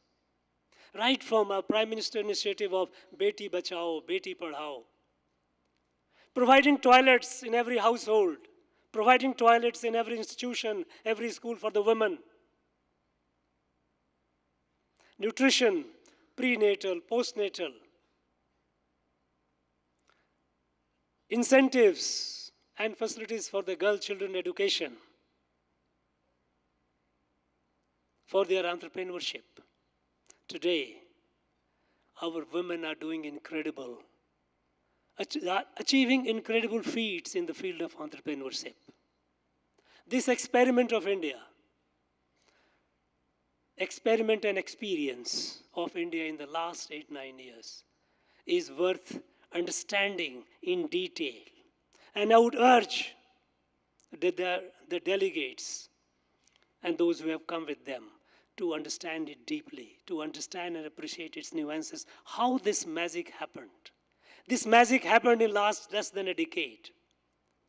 Not only that avenues for women were opened in all fields, but it is not just opening the avenue that you have to create environment. It's not that there is this mindset that we have to empower women.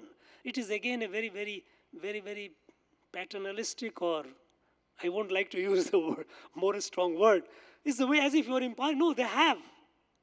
When Prime Minister talks about Nari Shakti,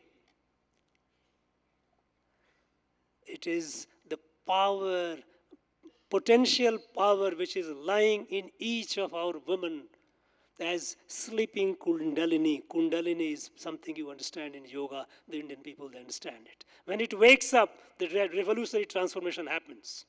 And this is happening today. The Kundalini of Nari Shakti is waking up. And we see the transformation. How this is happening? It is for the G20 youth leaders to understand, appreciate. Because the young men and women of today, it is your future. I know today afternoon you will spend time, you will have a very, very meaningful, fruitful discussions, interactions, and I'm sure each one of you will carry something very, very positive, something tangible with you. Friends, one thing more which I would like to urge all the delegates. We realize that there's a difference between change and transformation. Change happens in any case, whether you like it or not. But if you want to bring about a transformation, the desired transformation can only happen if you have the critical mass of people and ideas to transform. So to build that critical mass, I would urge the young leaders present here to do the networking. You to connect with each other. You are here in a very good number. You, not only in the meetings, not only in the sessions, but outside the session. Interact, share your numbers, share, exchange, sort of exchange your contact details, email, WhatsApp. Remain in touch. Because if you want to be effective, if you want the future to be your liking, something to fulfill your dreams and aspirations, you have to build the critical mass. And for that, you must network. And you must continue your contact, your exchanges even beyond today. I'm sure it will pave the way for a better future, a safer future. I have no doubt about it. I once again thank this institute, Sri Krishna Institute of College of Engineering and Technology, its chairperson, and all of you present here. I wish you all the very best. Thank you. Jai Bharat.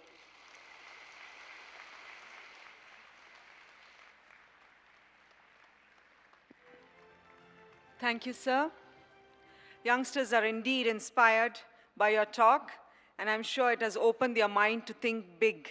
Unity in diversity. One earth, one family, one future. Next up, may I request Thiru K. Aditya Trustee Sri Krishna Institutions to deliver the vote of thanks. Please, sir.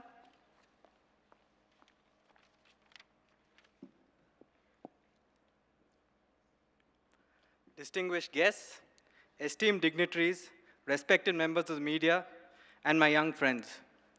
It is an honor and privilege for me to stand here today and express my heartfelt gratitude to host the G20 Young Ambassador Summit 2023. On behalf of Sri Krishna Institutions, I extend my sincere thanks to our chief guest, Honorable Governor of Tamil Nadu, Thiru R.N. Ravi ji.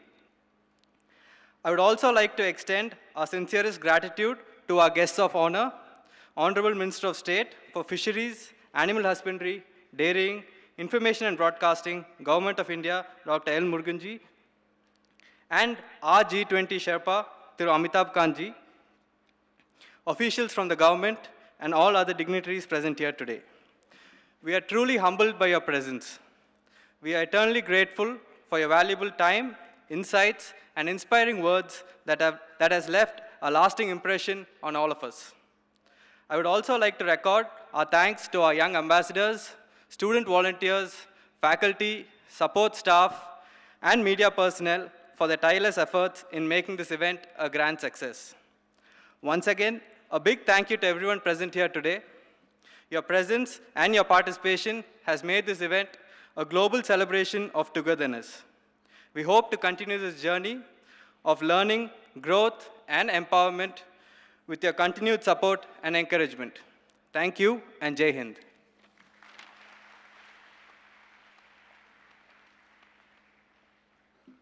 Thank you, Thiru K. Aditya, Trustee Sri Krishna Institutions, for your wonderful vote of thanks. Friends, it's not over yet. In fact, it's the beginning of a whole lot of enterprising talks, entertaining shows, and inspiring events lined up for you. But formally, to close the inaugural event, may I request our students to sing the national anthem? And can I request everyone to rise, please?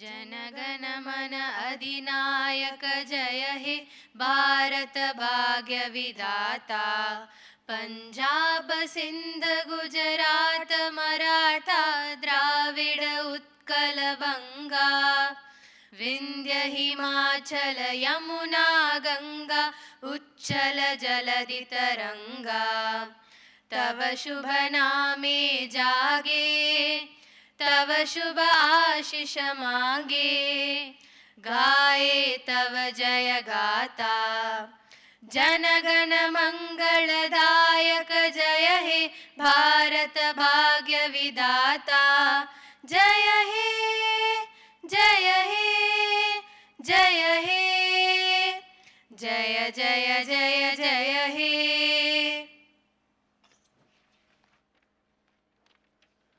Thank you, dignitaries on the dais. May I request you to please take your seats in the front row to witness a sensational cultural performance by our students of Sri Krishna Institutions. Please sit back and enjoy the spectacle as we prepare the stage for the cultural event.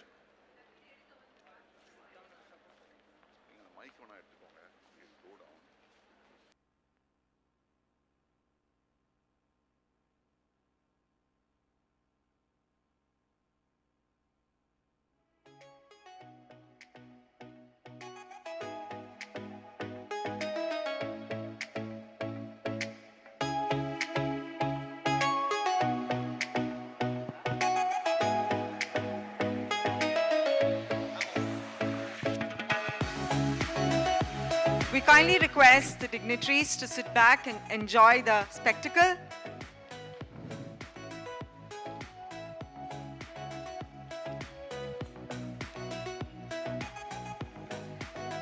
As the stage is getting ready for the cultural performance, we wanted to take a moment to let you know that in the post-lunch session, we have two interesting panel discussions with some eminent speakers and experts. The first panel is Blended Education for All using Digital Technology. The second panel is Women Empowerment and Entrepreneurship. Both are current and relevant subjects. We should be looking forward to a great afternoon together. The stage is getting ready. Sit back and enjoy the event. Thank you.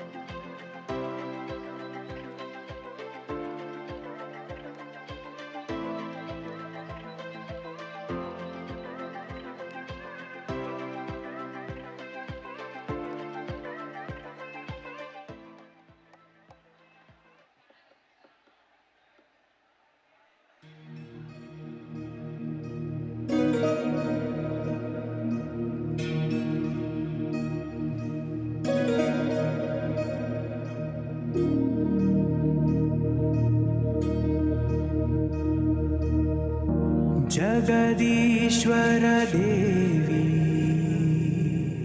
Bhuvaneshwari सदुर्भेदी परिपूर्ण कलैवाणी करुणागरी अखिलाण्डरूपी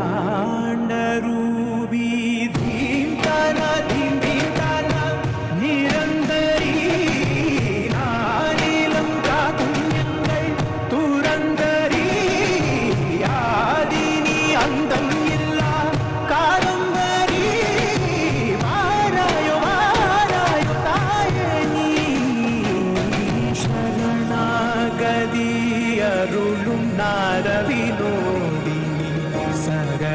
സൗന്ദരിണീ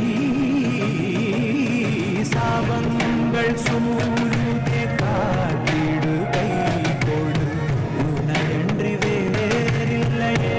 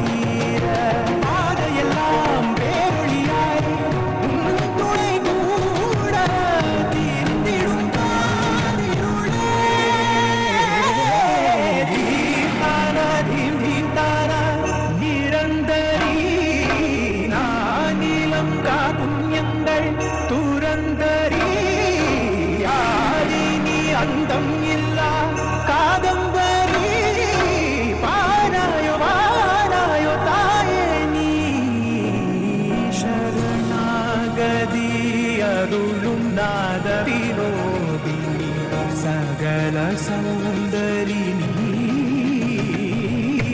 സാവങ്ങൾ സൂര്യത്തെ കാത്തിടു കൈകൊടു ഉണയன்றி വേറില്ലയേ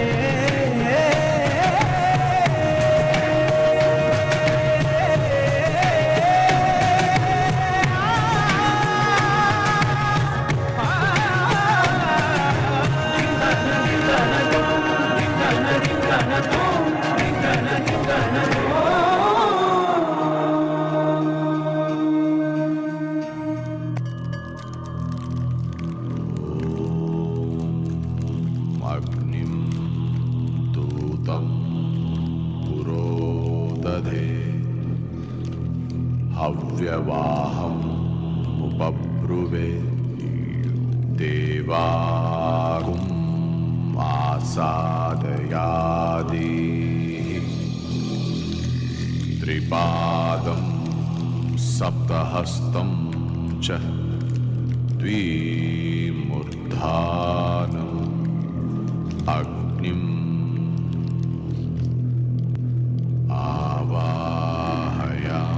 आवाहयाम्यहम्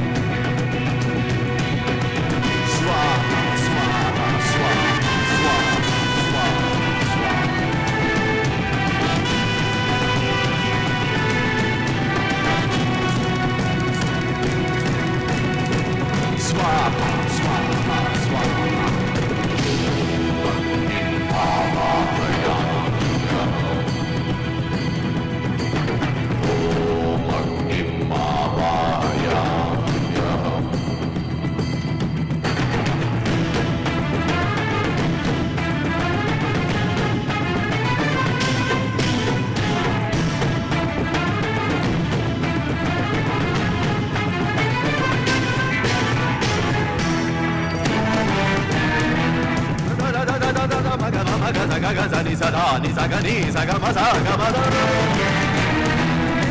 da baba gaga sani sagamada di sa sagamada di sa sagamada di sa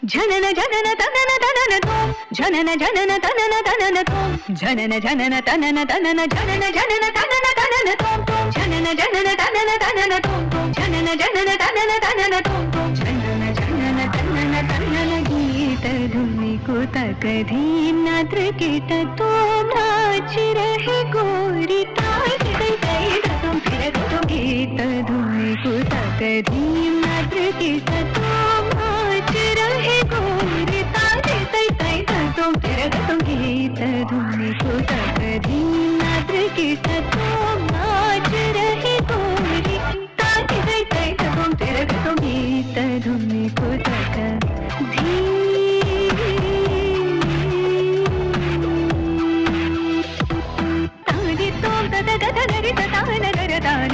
Galari galari tada gadi tom tada gadari tada nagara danadi galari galari tada gada tara tada gamam tani tada gadam tara dim dim dim takadana tani alari geeta dhuni ko takadhim nadra keeta tom aaj rahe gori tari dai dai tom phir tom aadi dai dai tom phir tom aadi dai dai tom phir tom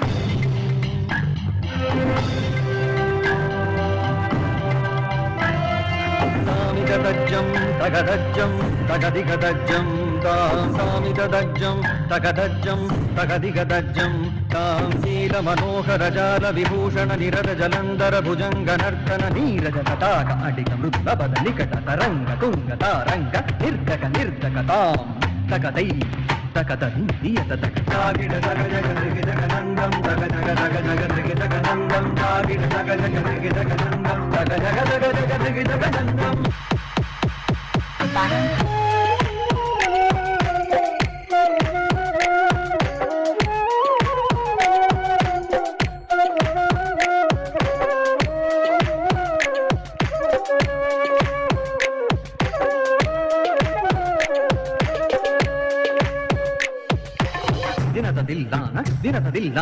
ದಿನದದಿಲ್ಲಾನ ದಿಕ್ಕಟಕಿಟದಿಲ್ಲಾನ ದಿನದದಿಲ್ಲಾನ ದಿಕ್ಕಟಕಿಟದಿಲ್ಲಾನ ಅನಕ ಸಿಂಧೂರ ಅನಕ ಶೃಂಗಾರ ಮದನ ಗಂಭೀರ ಉರಗಭನ ಸಂಚಾರ ನಂದ ಸುಕುಮಾರ ನವನೀತ ಗತಿಚೋರ ಛಂದಮಣಿಹಾರ ಜನಭವದಿ ನುತಧೀರ ಯಮುನಾ ತಡಾಗ ತುಂಗ ತರಂಗಂ ಹಿಮಕರಸ್ಮಿಲಿದಯಮಿತ ಶುಭಂಗಂ ತಸ್ತತಸ್ತರ ಕರುಣಾಪಾಂಗಂ ಯರಿವರ ಹೃದಯ ಸರೋರುಹ ಭೃಂಗಂ ದಿಲ್ಲಾನ ದೃಗದಿಲ್ಲಾನ ದೃಗದಿಲ್ಲಾನ ಕಿಡತೋಂಗದಾಂ ತಧಿ ತಧು ತದೈ ತದಾ ಕುಜಣಂ ದರಿ ತದ ಕುಜಣಂ ದರಿ ತಾ ಕುಜಣಂ ದರಿ ತದಿಮಿತ ಕಿಟ ಜಣು ತಾ ಕುಜಣಂ ದರಿ ತದ ಕುಜಣಂ ದರಿ ತಾ ಕುಜಣಂ ದರಿ ತದಿಮಿತ ಕಿಟ ಜಣು ಅದ್ಭುತನ ತನ ಚಿತ್ರಿದಮುದ್ರಿದ ವಿದ್ಯಗಮುದ್ಭವಮದ್ಭುತಮರ್ಭುತ ಜಯ ವಿಜಯೀ ಭವನಂದ ಕುಮಾರ ಸಜನ ಪರಮಾನಂದ ಕಿಶೋರ ಜಯ ವಿಜಯೀ ಭವನಂದ ಕುಮಾರ ಸಜನ ಪರಮಾನಂದ ಕಿಶೋರ ಹರಿಯನಗರಾನಂದ ಗಂಭೀರ ಕರುಣಾರಸಯುತ ಭಾವ ಶರೀರ ಜಯ ವಿಜಯೀ ಭವನಂದ ಕುಮಾರ ಪ್ರಜನ ಪರಮಾನಂದ ಕಿಶೋರ ಕಳೀಯ ನಟನಾನಂದ ಗಂಭೀರ ಕರುಣಾರಸಯುಗ ಭಾವ ಶರೀರ ಪದ ಮಧುಕರ ಮಧುಪದರಣ ಸಮನಯನ ಕಮಲದಳ ಚಲನ ಮುನಿ ಹೃದಯಮಭಿಜೋರ ದಯಾಕರ ಮುರಾರಿ ಶೇಖರ ಪದ ಮಧುಕರ ಮಧುಪದರಣ ಸಮನಯನ ಕಮಲದಳ ಚಲನ ಮುನಿ ಹೃದಯಮಭಿಜೋರ ದಯಾಕರ ಮುರಾರಿ ಶೇಖರ ಪದ ಮಧುಕರ ಮಧುಪದರಣ ಸಮನಯನ ಕಮಲದಳ ಚಲನ ಮುನಿ ಹೃದಯಮಭಿಜೋರ ಜಾಕರ ದಯಾಕರ ಮುರಾರಿ ಶ್ರೀಕರ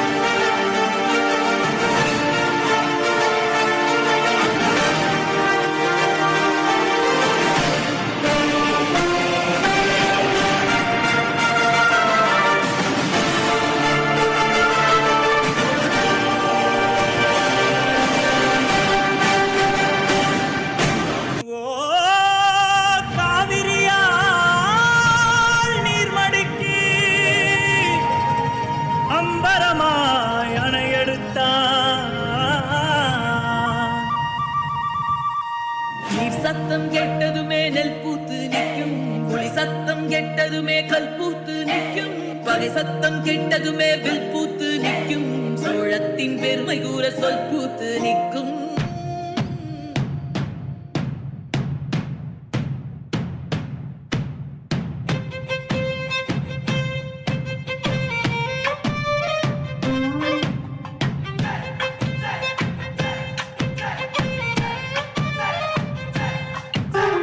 பொன்னினாதி பார்க்கணுமே பொழுதுக்குள்ள கன்னி பெண்கள் காணணுமே காத்த போல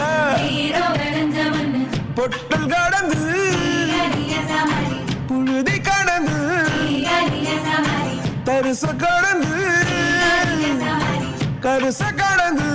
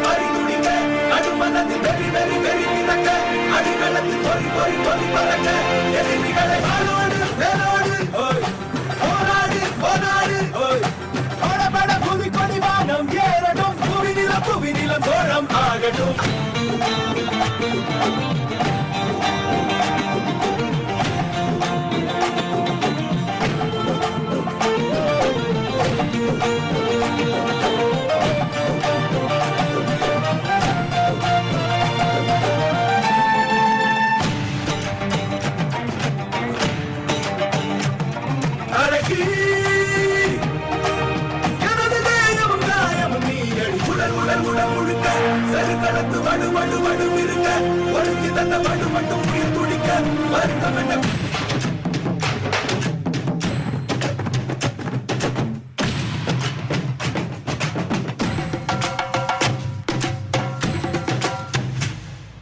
சிந்தித்தோம் பெருந்தேச கனவினை சந்தித்தோம் கடும் போரின் கெடுவினை உந்தித்தோம் கொடும் கூற்ற பகையழித்தோம்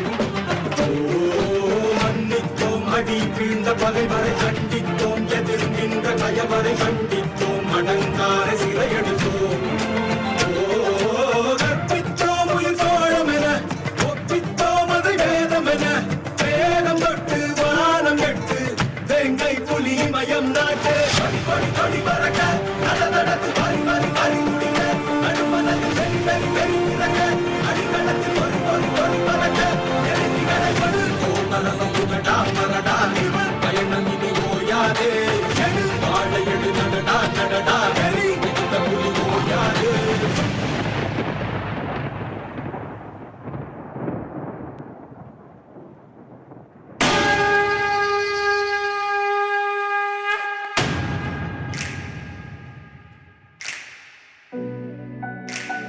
हम इस देश के वासी हैं जहां रोज ही दंगा रहता है Delhi for the Republic Day 2023. I thank our dignitaries who have been with us patiently throughout the event, and we request you all to join us for lunch. May I request everyone to stand as the dignitary. Thank you, dignitaries.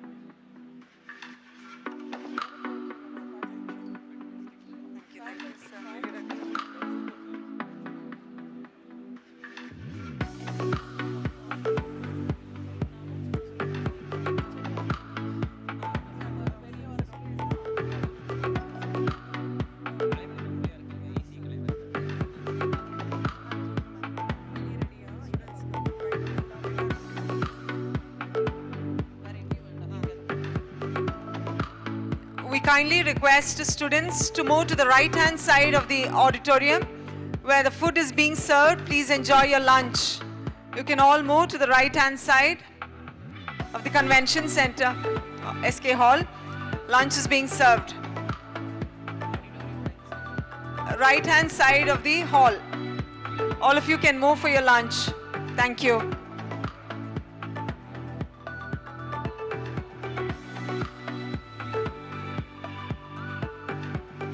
A small suggestion. Students, please move to the left of the hall. Lunch is being served there. Left-hand side.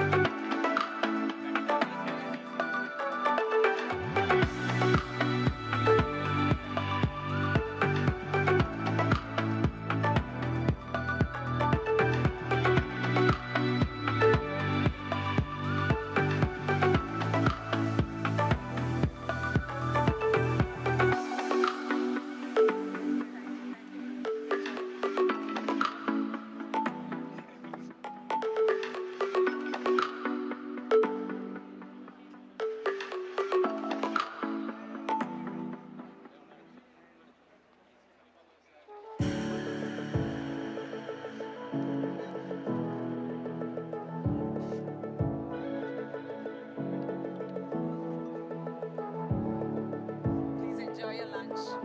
Thanks for coming.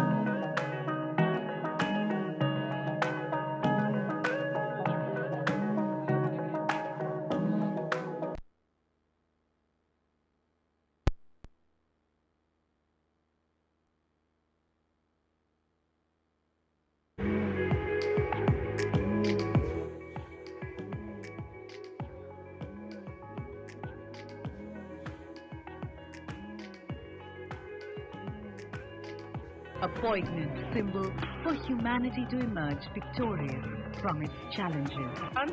Sir, we are happy. So If you look at India's population, over 1 billion people are less than the age of 35. And even in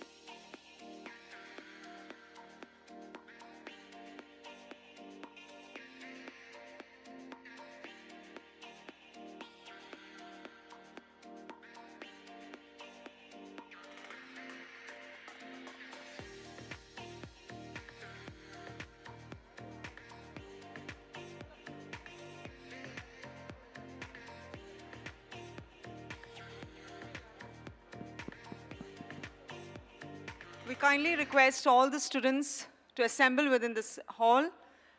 The panel discussion will begin in another 10 minutes. We kindly request all students to kindly gather inside the hall and please be seated. We have the panel discussion starting in another 10 minutes. Thank you for your cooperation.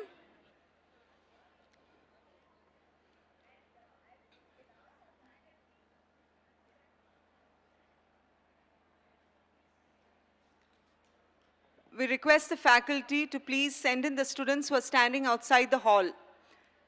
We request the faculty to kindly send in the students who are outside the hall.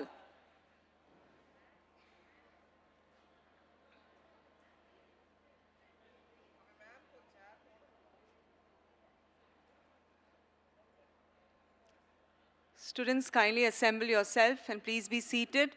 We have the panel discussion starting in another 10 minutes. Faculty are requested to send the students inside the hall.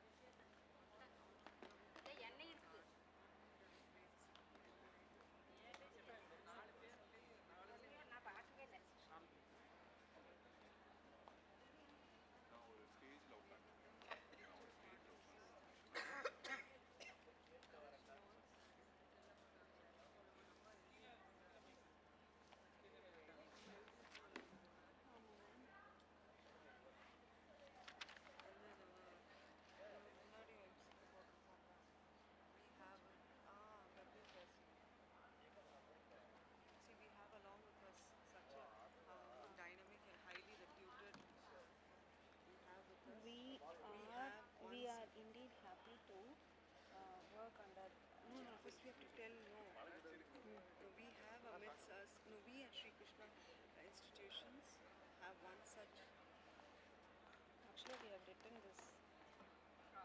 We at Sri Krishna institutions, have one such,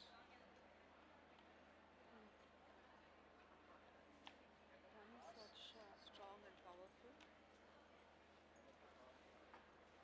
இது எங்க எழுதியிருக்கோம்னா Strong and powerful woman women are Srimati dynamic leader Srimati Malarvuli,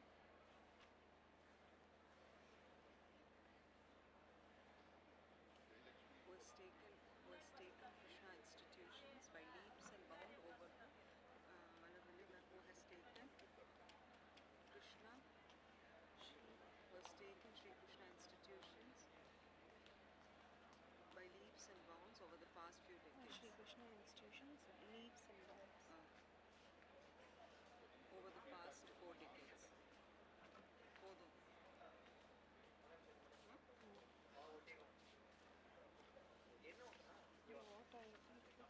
So you have to talk from this. Entrepreneurship and development plays a significant role in aiding women to enhance their personal capabilities and increase decision-making status in the family as a whole, making them a pivotal part of the system. We at Sri Krishna institutions have one such strong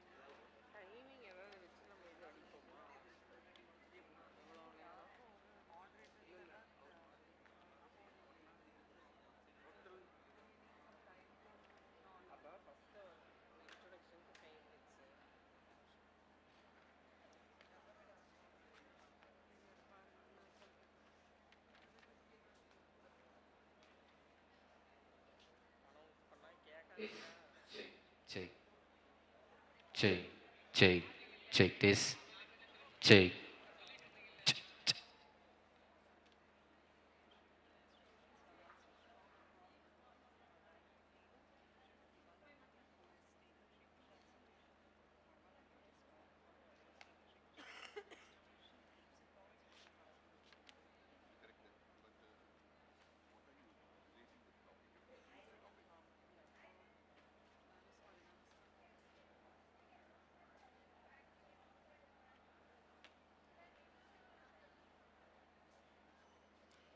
We kindly request all the faculty to sit in the front rows. They can occupy the front rows. All the faculty can move to the front. Students, kindly be seated so that we can start the event. Faculty can move to the front. Students also can come and occupy the seats in front. Those of you who are sitting in the back, you can come move in front and sit. A lot of space is vacant.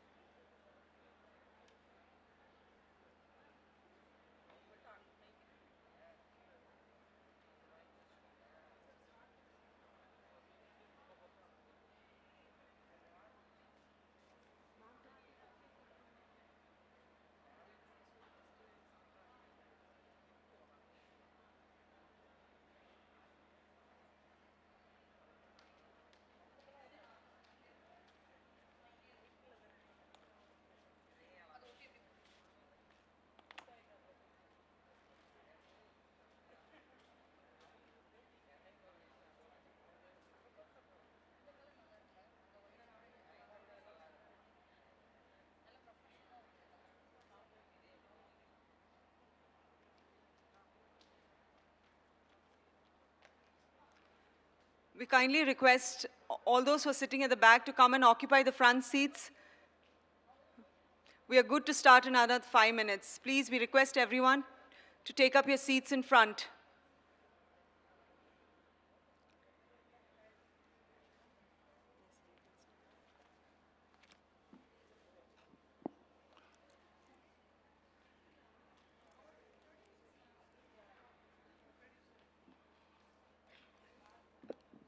Good afternoon, friends.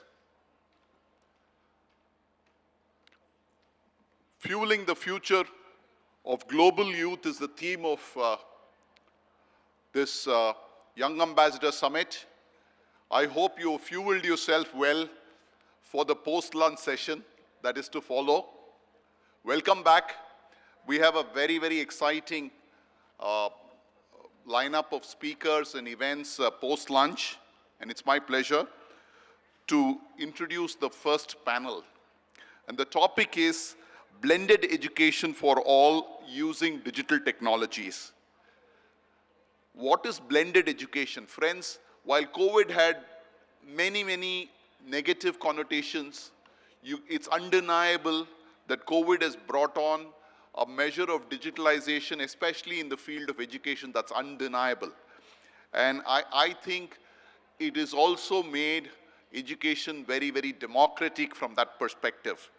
And that's where I think the blended education, which is a physical form and a digital form, and how that can transform the future of our country and education is what the panel discussion is all about. And to do the honors, we have with us Mr. Sujit Kumar, the moderator for the panel discussion, AVP and HR Business Leader, Infosys Limited, Founder and Managing Trustee, Martram Foundation. A passionate HR professional with over 2 decades of professional experience in human resources, Sir enjoys building teams, coaching and helping individuals amplify their potential. A 6-time TEDx speaker, he enjoys professional speaking, storytelling, writing and photography. Manages an NGO called Martram Foundation, which provides full scholarship for higher education to over 2,000 students coming from economically weaker section of the society. We welcome you, sir.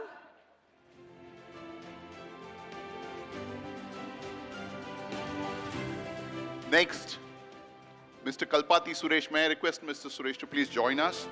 Mr. Kalpati Suresh is an entrepreneur by nature and is known to see the bigger picture, utilize his skill in an extensive background with well-known blue-chip corporates. An active alumnus of IIT Madras, he is nominated the Entrepreneur of the Year in 1999 and the past president of IIT Alumni Club. Currently, he is the Executive Director of Veranda Learning Solutions, a listed edutech company. Next, we have Dr. Anbu Ratnavel, a life coach with life architecting as his mission.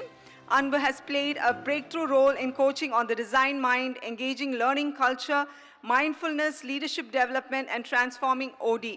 As Chief Design Officer in Intellect Design Arena, he is currently focusing on balancing Eastern and Western philosophy to leverage design. Sir, we welcome you, sir. I have great pleasure in introducing Mr. Siraj Singh, Managing Director, Naspers. As a former financial services and management consulting professional, Siraj currently develops and leads Naspers and process policy, strategic and government initiative across the full range of areas that impact Naspers process and technology in the region. Siraj is a BA in economics and a master in public policy from Harvard University, where he was also a teaching fellow in the Center of Public Leadership, a graduate at the Musawar Rahmani Center for Business and Government, and a visiting fellow at the Program for Financial Systems at Harvard Law School. Put your hands together to welcome Mr. Siraj.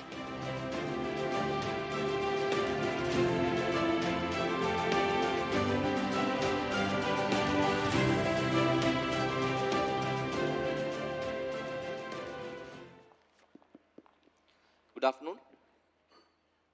Hello. Good afternoon.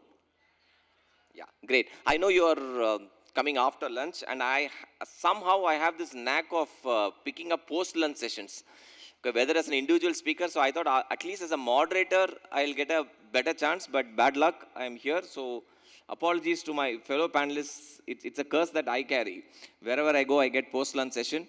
So I know it's a little difficult after lunch. You had nice Annapurna lunch after an exciting inaugural session, especially the last 30 minutes. The students' performance was simply awesome.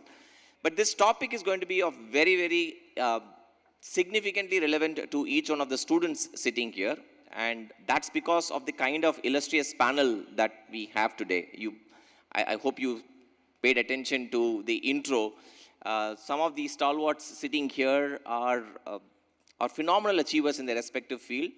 And while I actually wanted to start with some opening comments, I have a particular challenge. One of our speakers has a flight to catch. So I'm going to take the first 30 seconds and invite him to speak. Here's a quick question. For your exams, when you come for your exam, semester examination, how many of you carry your notes with you? I'm talking about physical notes. How many of you carry physical notes?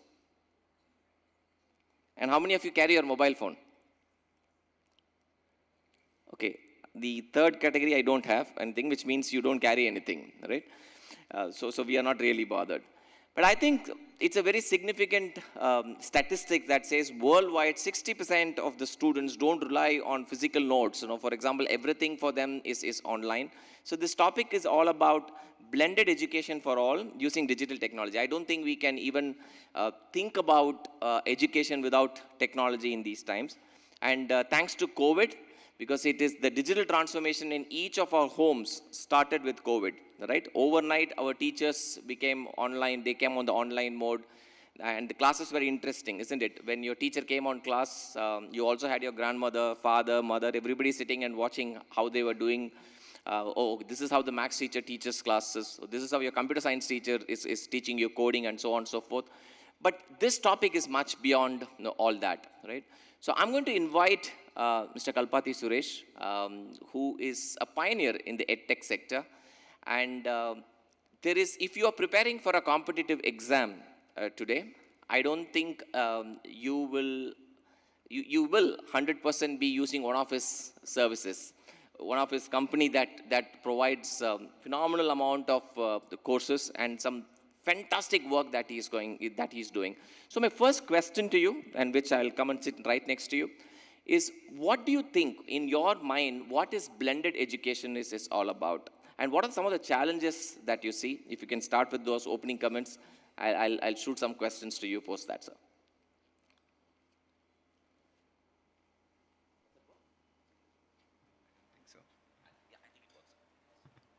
Hello. Yeah. So thanks, Sujit. So blending, as I understand, of course, the first one, which all of us, COVID has made us extremely aware, is doing it online and offline. And I think we have many people in the panel to talk more about it, but I will come at it from a couple of other angles. One of the things that we are very excited to be working on is to blend academic qualification with an industry orientation. And of course, in everything that we do today, everything is available online or offline or blended formats. Some of the challenges that I have seen, and I'll share some specific example, is when COVID came, people went online. They were forced to go online with no other option. And people thought everything is online, and online means efficient. Of course, COVID, when the offline surged, and the online has seen a significant reduction in demand. I think from what statistics that we have among students that we have trained so far, what we have found is people still do online because of logistics or because of flexibility. And that portion of the people have stayed online, and that entire segment was created thanks to COVID. The other one that I wanted to mention in terms of using online and offline, I think if people are able to use the capabilities of the medium effectively, then there lies a very efficient way to do this education, which is a combination of both, not necessarily because of availability, but because it's the most efficient way to do it. You said brilliantly that there are still people sticking to online, and that is more because of flexibility and convenience. Can you throw some light on these integrated programs, which is becoming, I think, blending two courses, which is becoming a norm? So there's a good number of students who are sitting here. Some of them might want to be entrepreneurs or job seekers. How do you see future for blending courses? I think it's a very interesting question. And we are doing some pioneering work, hopefully, and creating the change. And I'll give specific examples. One of the programs that we expect to launch is for people who are preparing to become chartered accountants. And from my days to even to date, there are these students who go to a college, a day college or an evening college, just to get a BCom degree. But really they are focused on CA, whether to pass foundation or inter group 1, group 2. So we have come with a unique program which is an integrated BCom, where the kids do BCom in the morning and in the afternoon they train for CA. And we have ensured that the credits that they get for doing the CA coaching is adjusted against the BCom credits. Another program that we expect to launch is for BSc Computer Science. So the kids do in the morning what is required to earn the degree, but in the afternoon they would do something like a full stack, DevOps, AI using ChatGPT, data sciences, cloud architecting. So we are creating the academic orientation that is still very much required because of the rigor, but also combining it with industry orientation. And because of the way the industry requirements are changing so fast, one can't even expect universities to react at that speed. So the integrated programs are starting to become a norm. We are seeing that wave, and we plan to introduce it across many segments. Thank you. I hope the students are getting the message that mixing it up, like your mix and match concept, integrating programs is the future. I have maybe 2 questions for you before I let you go. Online education sometimes can be very lonely and sometimes very boring as well, right? For example, you go to any of the MOOC websites, the percentage of completion of an online course is not all that high. And many times, and even in an organization like us where we do LMS programs and things like that, one of the common thing which students talk about is, look, it does not give me the classroom atmosphere. It does not give me my friends around, the peer learning is not happening, and hence it's very, very lonely. Now today we are talking about Metaverse Office, right?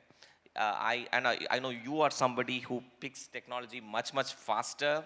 The first mover advantage is always with you. Are you doing anything around the meta learning space? And if that is the case, would you like to share something with the students here, sir? I'll give 2 specific examples. Couple of industries in which we are working. One of them is when you go for a movie, right? So assuming that you got a couple of your friends who are overseas, they're staying in New York, you are here, some of your friends in Bombay, and it's a first day, first show, you want all of you to go together. So here is a situation. So you could go into Sandbox or Meta, which is Facebook's Metaverse. You could come to our theaters there. You would buy tickets using NFTs, and then you walk. The big difference is you actually get a seat number. So you will be L1, your friend Krishna is L2, Ram is sitting in L3. When you turn, you can actually see them sitting there. And you can actually call them saying, movie is going to start, where are you? When are you going to come? So he would actually sit next to you. And in a typical movie type of experience, you can hear people making catcalls against certain dialogues. You can whisper to your friend sitting next to you. So a metaverse used properly can really create an experience that today is not possible at all, and in a very, very effective way. Second is in education, right? So today using smart boards in classrooms to teach is starting to become norm in a smart classroom, right? A smart board typically will set you back by about 4 to 5 lakhs, right? And you can put one here, maybe you can put behind and students could turn. But imagine a classroom in the metaverse. So here is a teacher who is teaching, saying, here is how you do Java programming. And he can say, now let's look at this screen. And you got another smart board. And he can say, look up, there is another smart board. And you can look down. So you can create smart boards everywhere. So I can pause the video, explain something here, let that go on and open another smart screen. And all of it is just another instance of the same call. It's as cheap as that. So I think if metaverse is used very effectively, leveraging on the capabilities of those medium, I think it can make a very big difference in online education. So I think it's already happening, and our best wishes. This is super exciting to see 3 smart boards or 4 smart boards and making learning absolutely exciting. I just want to have last one question to you, because it's a last student fraternity and hopefully they are going to take with multiple outcomes. As somebody in the ed sector who's pioneering with very, very different experiments, if there is 1 or 2 takeaways that you want students around this particular topic, right? Because we are looking at gig working as a concept. We are looking at plural careers. I don't think the future is all about just one employment and people will retire in this organization. We are talking about at least on an average 5 to 6 careers which people are going to change. And in that, learning is going to play a very, very significant role. What will be your message to the audience sitting here when it comes to embracing digital technology and, of course, the blended education? So my message would be focus on your college education, because I'm seeing lots of people, there is a shift towards industry orientation and practical what is used type of training. I think to a great extent it works, but it is in college that you get your foundation right. And I am finding lots of students who are coming who have great skills in programming, but do not have the right foundation at all. So this is a one time in terms of a college education. After that, once you go into the world, a lot of education starts to be what is required by the industry. College is also the place where you make friends. So as much as possible, the college education has to be offline.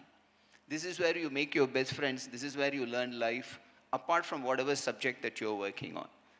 Post-college, and then you are looking at skills upgrade, whichever field that you choose, that can be online. Because you are starting to work, flexibility is important. You cannot travel every time to go for a particular course. So online starts becoming an increasing part of your life.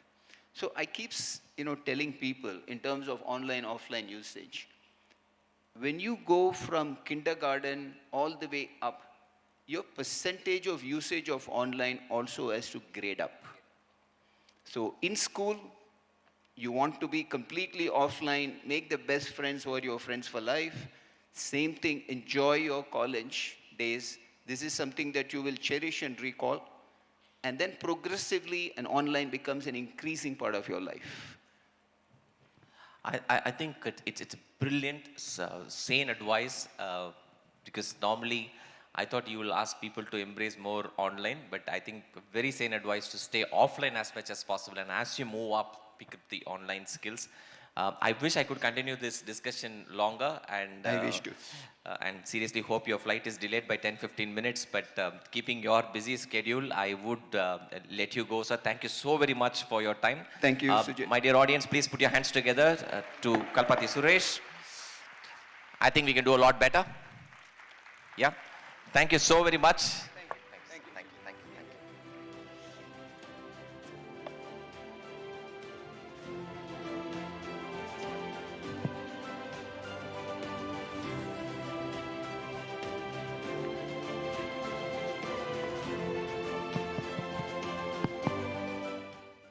Thank you. So I'm getting closer to Anbu, and Dr. Anbu Ratnaver and I share a very unique relationship. We have been doing this discussion for almost close to 10 plus years now. You can't call him as a corporate person nor an academia person. He is a perfect blend of both. Head and co-founder of the School of Design Thinking based in Chennai. So Anbu, I just want to ask you about your opening comments, because you work very closely with academia, with government bodies, policymakers, as well as corporates. And you've seen this phase changing a lot, right? So what, according to you, is blended education? And also, if you can touch upon some of the challenges in adopting this. So, while it sounds nice, but I think the challenges are human. Number of challenges are there. So what are some of the challenges that you see in this space? Okay, thank you. When you said neither corporate nor academic, I was worried that you're going to say he's confused somewhere, right? So thank you, Sujit. Great to be here with you again now. So I'll go back to the comment that you made. That was my first reality check when I was conducting a course for about 90 management students. And many of them busy with their mobiles, right? So I was walking around trying to figure out how do I tell them to stop fiddling with their mobile. I assumed that they are they're texting. And I went around and I was talking to one of the facilitators from the institute. They said, no, this is how they take notes now. Post-COVID, right? So that was a huge thing for me, and that's what they did. So one of the students overheard what I was telling the faculty, and he showed me, he said, I've noted down everything that you have done. I think that's probably where one of the journey starts in terms of blended. But I think Would you like to check if they take notes like that as well? How many of you take notes on your mobile when your professors are teaching classes? They will say mobile's not allowed, probably. Okay, there's one hand going One, up. there, okay. 1, 2. Okay, our professors themselves are taking notes. Wow, that's interesting. And how many of you still use the conventional notebook and pen? Oh, wow. Okay, I still see some of them are not raising hands for both the first and second, so I know the answer. And they seem to be the ones who didn't raise for your question as Absolutely. well, right? The two questions. Okay, interesting. Yeah, so blended learning, at least what has been going around is not necessarily just an online module, right? It is not necessarily just the MOOC, at least the way I see it. Not necessarily I record something, put it up there, that replaces the faculty. The way I look at it is, okay, if we visualize a course, the major topics of a course as a periodic table blocks, right? Let's say in a subject, in a thermodynamics, I'm a mechanical engineer, so I'll take that as an example. There are 5 major sections that are there under which there are subsections. So imagine you have done a periodic table equivalent of that. To me, blended learning is to pick some of those topics and pick and choose to see which one I can possibly give a video for the students to watch and come back and discuss in the class. Which one could be even an online poll. Which one could be just a WhatsApp discussion if you are into WhatsApp group. Right? It is not about, again, just the online, completely converting it online. There are so many things that the digital platform provide now, like a Jamboard in Google or a Miro platform or whatever is easily accessible for the students that brings in collaborative discussions amongst the students, right? Or even there is a tool that does an online polling quickly on the mobile, right? So that can be done instead of a quiz. I don't know how many of you have seen the SCRT book for 7th, 8th, 9th standard books, right? There are QR codes embedded in major topics. They talk about in the history, they are talking about the Colosseum and the Greek mythology. And then there is a QR code that one can quickly scan through their QR scanner in mobile and opens up a video to explain further what is in the book. To me, that would be a better definition of blended learning rather than saying entire classroom goes online, right?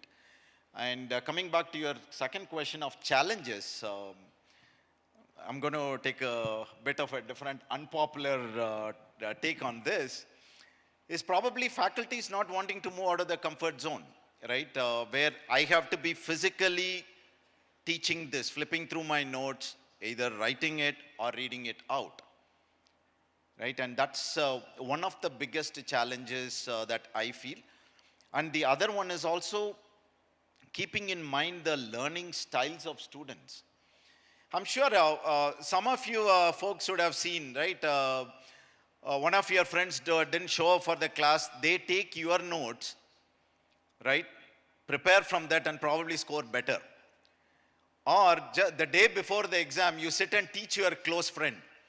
Right? Because the close friend comes and says, "Yo, enakku ella marandu pochu, tension ah irukku. Okay, come, let's do a combined class. I'll teach you everything." And then that student goes on to score 3-4 points higher than you. Right? You'll be wondering, okay, I taught you. That's because they have a different learning styles. We all know. Some of them want to hear and learn. Right? Some of them want to just touch and feel and learn. That's why the faculties will know some of the students who really fare very well in a theory class, in the lab they face challenges and vice versa. Some of them are experts in lab and theory, you'll be wondering, is this the same person who scored the highest? Keeping that in mind when you're preparing some of those online, whatever you want to call that as a blended learning, how do you pick the ones that interest the students? Because when I was watching this phenomenal thing, outstanding cultural, of course they had a best choreographer, and I'm sure some of the students went to YouTube to see some of those micro steps, right? How do I fine tune? And I think that's where the blended learning power comes in. How do I make some of those of my classes in such a bite size that students will adopt to it? No, I think great insights, because I had a friend in college hostel who'll ask his friend to read out things louder and he will just listen. And his ability to score high marks just by listening used to be amazing. And this QR code example that you're giving about 7th and 8th standard, where to use videos, where to use quizzes, I think great insights. I hope students, if you are carrying a notepad, are making notes, or at least understand what's your learning style and see where you can leverage this better. So I'll come to you, the second round of questions. I will move to my friend Sherad Singh, who has traveled all the way. How long was your flight, sir? Very short, 2 hours. Only 2 hours? 2.5 hours, yes. 2.5 hours, okay, wonderful. So what, according to you, is blended education? Do you see any specific challenge apart from what Dr. Anburatnavel called out? Sure. I recently was talking about this a few weeks ago, right? And the person who was sitting next to me said a very interesting phrase. He said, when it comes to change, there is only one person in this world who likes change. And that's a baby with a wet diaper, okay? Nobody else likes change other than a baby with a wet diaper. So any change that you have to bring about is going to be slow and steady and it's going to take time, right? So that's what I learned about, kind of hybrid education. Now, coming back to kind of like how I see education, and, I'll stake the claim that I think I've been the closest to an education institution in terms of student myself than our panelists here, having graduated from grad school about 10 years ago. I think the gradual shift to a hybrid model is really great. And I think it's the way the world should go, and it's the way that the pedagogy, academia, as well as learning should move. And why I say this is the following reason. I think professors and academicians are very well positioned to create curiosity, to create an inquisitive personality amongst all of us, to create ponder, wonder, introspection, right? To create those qualities in us. But all of us have different ways of learning. And when you have a teacher in a classroom teaching in one way, it may not be the one way that works for everyone. And I've always felt that different people, like we discussed here, have different ways of learning. Some like to hear a teacher talk, some like to read a book, some like to hear it again and again and again, right? Imagine your teacher having to say the same thing again. Some like to write it down. And I think when you move into a digital hybrid model, you democratize the access to education. And by democratize, what I mean is you allowed individuals to have different ways of accessing that same education in a way that is best for them. Recording a teacher, having a textbook, having a QR code, having external speakers, having specialists, having your fellow students from the previous years record their sessions, record their learnings, record their findings, making it available to you.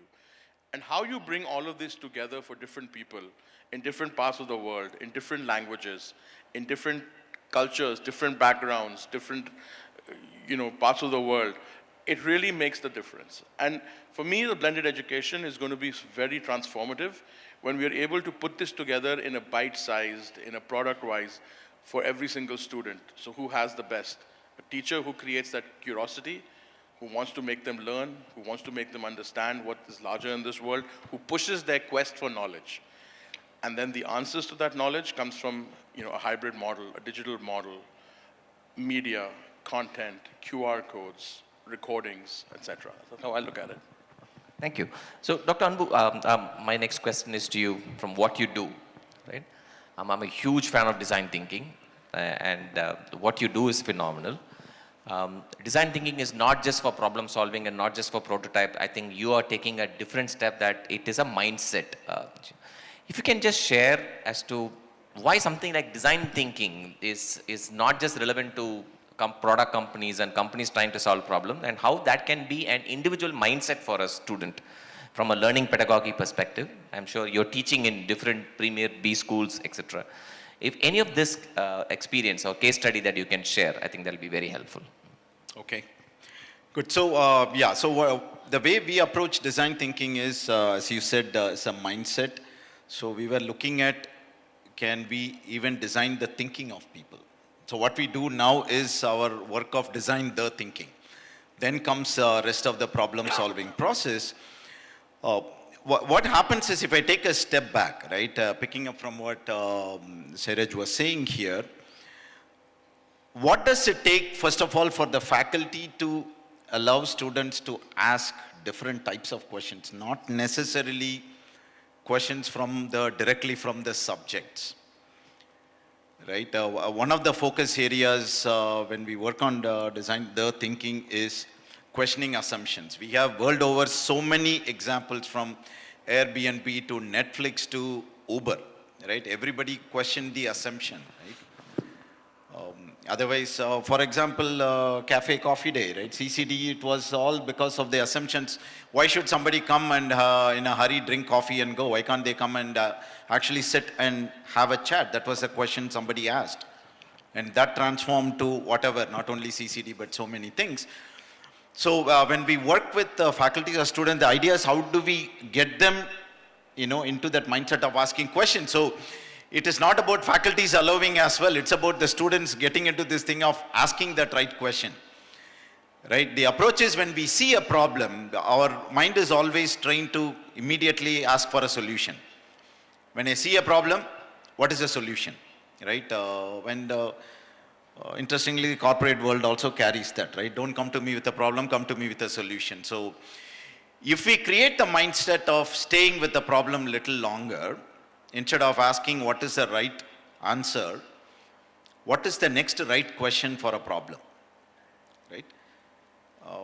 Otherwise, we won't be seeing, my favorite examples are always certain flyovers where the traffic was little better before the flyover, and after the flyover it is so congested. At least we have some in Chennai like that, right? Which is basically somebody went for the immediate answer rather than the question. Coming back to... By the way, Coimbatore is building a lot of flyovers now. So. Yeah. I will leave it for them to decide, right? Yeah.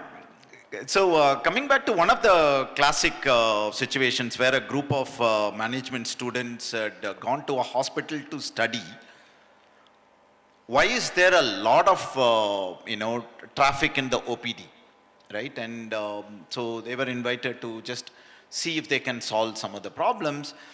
And when they were going around looking at a type of people they were coming in, so they didn't jump into solving the problem immediately. They took a step back and said, let me try and identify who are the different type of people are there. Then I'm going to try and figure out why they are there, what is bothering them. And then it was a patient approach, right? And finally they found out it is mostly post-operative care questions that the attenders have, that they are coming back and crowding the outpatient department. And they said, if we could come up with a simple solution of, for example, attenders of a cardiac patient, can we do an awareness session of 15 minutes for them? What to expect in the next 3 weeks? And when to call the doctor or nurse, or when to come to the hospital. Not for every little discomfort in breathing, I'll come run to the hospital. And when they approached this way and came up with that solution, it reduced their traffic by 70% in the next month. So that's one quick example of how the mindset of looking at the problem little differently, right? That's what we approach in design thinking. Is there a different angle to the problem? Therefore, the solution can be different. Okay, my next question is to both of you. Maybe both of you can take a stab at it. We all know digital transformation is happening, and morning we heard the Sherpa of G20 speaking about what India has achieved in the last 8 years, the number of digital transactions, the number of bank accounts that we have opened, the number of the mobile pay options that we have. So that's happening for sure. But when it comes to learning, right, we always have this notion that digital transformation is not for me. In the corporate world, we say it's for the manager or it's for my subordinate. In the academia, it's very easy. Professors, not all of them are tuned to adopting digital transformation. And the same holds good for the students also. They still think it's conventional. Now, how do you bring in that culture that this is real? And if there is any alarm bell that you want to ring, okay, I would prefer both of you to call that out because everybody says it's not for me. It's for somebody else. Have you come across scenarios like that? And especially in academia, if you have to adopt, what can industry do to bridge that gap, if we can touch upon that aspect, sir? Okay, interesting. I'll quote a very quick example of banking, right? Where I wanted to say digital transformation, beautiful, right? It was really great to hear so many statistics about, and of course we are way far ahead, especially with the UPI in a tea stall or in a vegetable vendor cart and all that, right? So again, on the other flip side, there are some challenges. So it is about either digital transformation or digitization of whatever they are doing. I look at these two as a completely opposite end of the spectrum, right? So digitization of your classroom into online is not what we are looking at, right? Bringing in digital element into your classroom is a blended. Again, why is there a slow adoption in academics? We all know. And we all thought pre-COVID that online learning is never going to happen, right? No matter how many forums, I know you had brought it up, several of the leaders sitting here also brought it up, online learning we have to adopt, and situation came and pushed us into it. And I do foresee a situation coming up again in the near future, purely from scale and reach.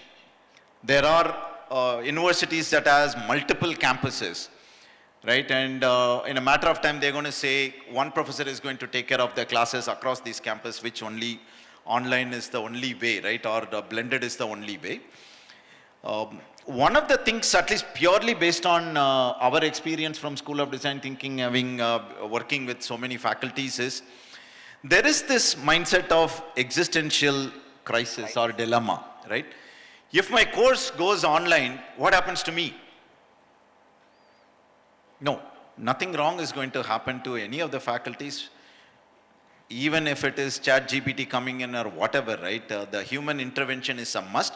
That's why we are saying it's blended learning. So the faculty intervention is still very important, and we heard from the panel speaker, as much as online is great, offline is important. So faculty presence is important, but it is just that the comfort zone, or I don't want to call it the fear, but there is this challenge of existential crisis. If I put online, then students may not even want to hear from me. That is not true.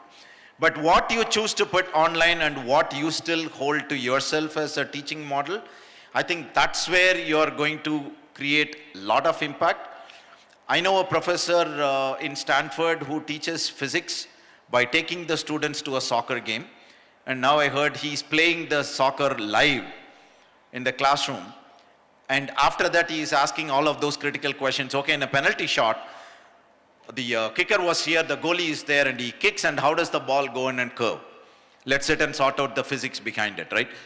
That to me is a blended learning, and that I think you as a faculty will facilitate and make it more powerful. And blended learning is to make your life much easier, frankly. So just wanted to make that point. So the last point, would you, okay, I'll go to Siraj, and the industry academia thing is something that you can think about, and I'll come to you. Right? You know, when it comes to digitization and kind of the digital transformation, I look at it as three different buckets, right? You have the student, you have the faculty member, and you have companies and educational institutions that are creating pedagogy. When you look at a student, I think traditionally a student has gone into a classroom, sat there half bored, listened to a teacher talk for 7 hours, taken notes, come back, read those notes, and gone to an exam and written out answers, right? Now, a digital transformation, if you go for the student, what it means is that how do you take in that information that the teacher has given to you in a way that is better for you, right? And digital tools, digitization, digital transformation, whatever you want to call it, can make that better, right? Can mean the way you record it, the way you write it, the way you receive it, the way you store it, and the way that you hear it, right? Digital transformation means that you can improve and enhance that communication from the teacher, right? Number one. Number two, I want to move to the teachers now, right? How does the teacher convey that pedagogy? How does the teacher come and provide the student that learning, right? And as my dear panelist, he spoke about a great professor of physics, was probably sitting there and teaching them, S is equal to UT plus half AT square and how that happens, and Bernoulli's effect, and moisture, and resistance, and mu, and R, and all of that. He'll be teaching him all of that in the soccer field in a real-world experiment, right? Now, that's a bit of a blended learning, right? But how do you take it to the next level? How do you make the absorption more real, more natural, something that you can relate to in your day-to-day life, right? And I think there are digital tools, digitization, which can enable that, which can make it more natural, more nuanced, more evolved, right? Whether that means media, content, real-world examples, metaverse, immersion, right? Faculty needs to be open to that, because the more real-world it is, the better one's ability to relate to it, understand it, adapt it, and also have respect for what you're learning. Many times what we are learning, we find very little value in it being prevalent or relevant for us in the real world. And the third is, I think, which is the most important now, is technology companies like Google's and Facebook's and even YouTube and even Baiju's, etc., need to create platforms, need to create systems, technologies that allow a teacher and a student to find the best middle ground, the best platform for both of them to communicate, right? Historically, we've had a teacher talking and a student writing down. Now, how do you enhance that? And I think companies also need to find ways to make that conversation, that vartalap as we call it here, right? Like, make that more nuanced, more natural, better. And I think that the responsibility as well as the income will also come from companies that enhance this ability to happen. And whether it's a metaverse from Facebook, whether it's coming in with a teacher playing football on TV and drawing it, platforms have to enable that to happen. Thank you. Would you like to, look at because you work with different spectrums, right? What can industry do to bridge this gap? Or you think it is academia which has to solve the problem? Okay, that's a very interesting question. I think industry will have to, definitely. Otherwise, we keep talking about industry-academic collaboration and all of that for years now. So taking a step back from the blended learning into the topic of the awareness into the corporate environment itself, I know there are logistical and administrative challenges, but both academia and industry to come together and at least have some of the faculties do a short-term internship with corporates, Sujit, right? Because that gives them a different perspective of what students are experiencing after they go to corporate. Today, I think that is missing, right? The practical experience, like Seraj was saying, right? That is missing. And the other one is industries can come together with academia because they have the technology know-how. They have the platform, and that is something that the faculties and institutions may have challenged.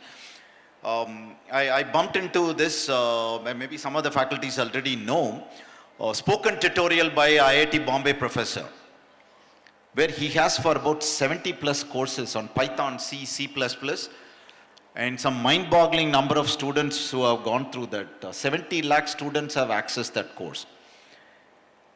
The spoken tutorial is, where it exactly addresses what the other co-panel members, leaders here mentioned, right?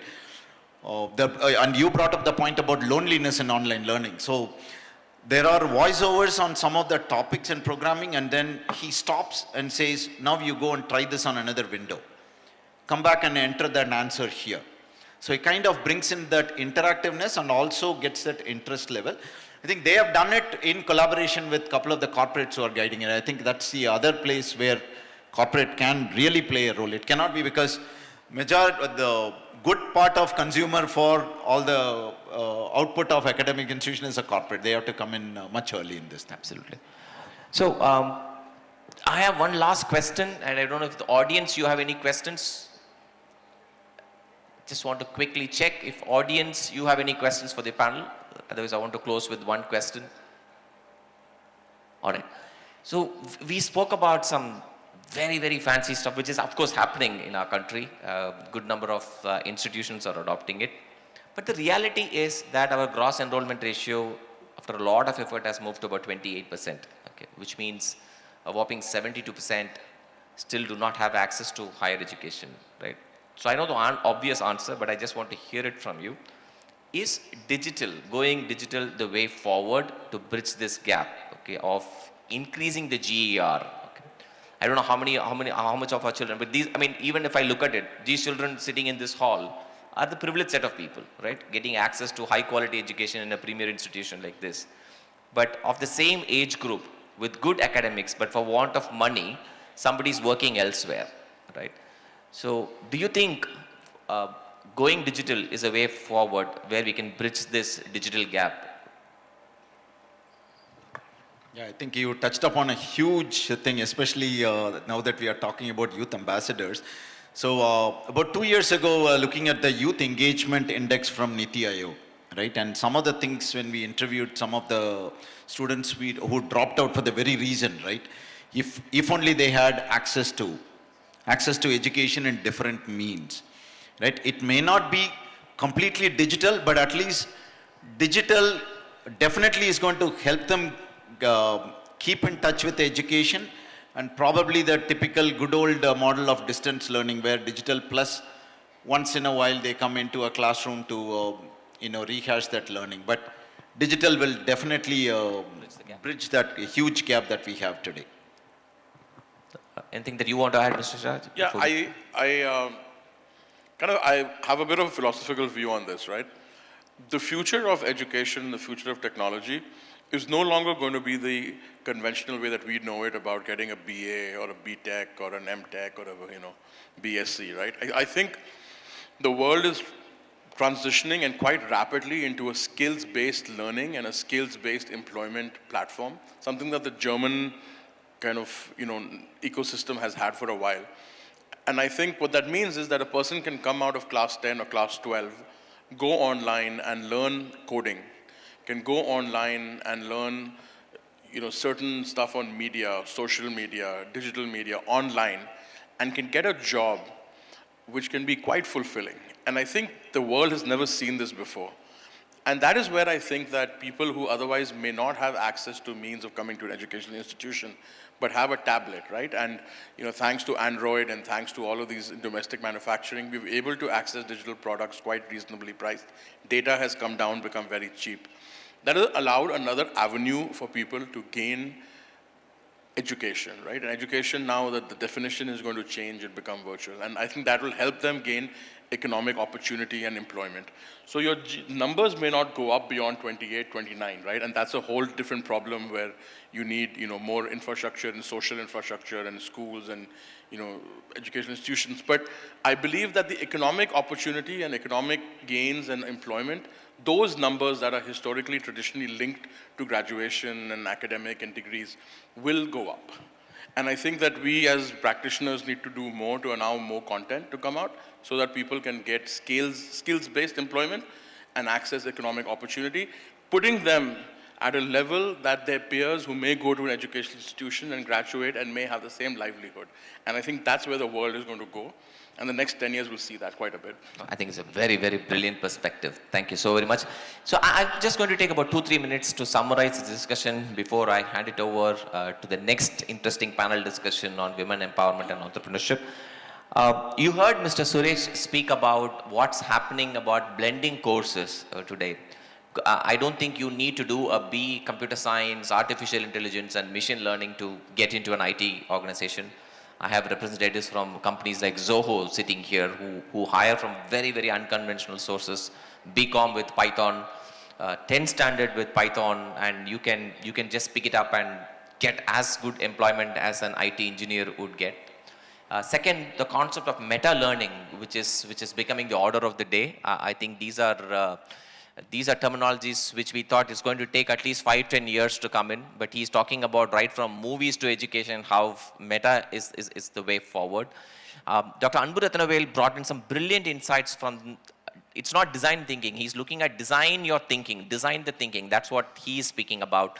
calling out the big elephant in the room, why academia needs to change, why we need to adopt a digital first before going and talking to students. And Mr. Shairaj, for those brilliant insights, especially the last one, I just simply loved it, because it's about, ultimately it's about bringing economic growth, I think.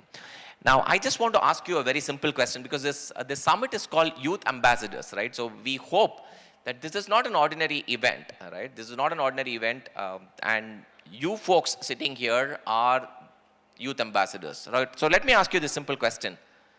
How many of you carry a mobile phone? How many of you have a mobile phone? Please raise your hands. Yeah, it's a very simple question, right? And how many of you are having a phone, this is your second phone, rather. You've exchanged your phone and you bought your second phone. Okay? Almost everyone, right? Most of us, we go and exchange your phone.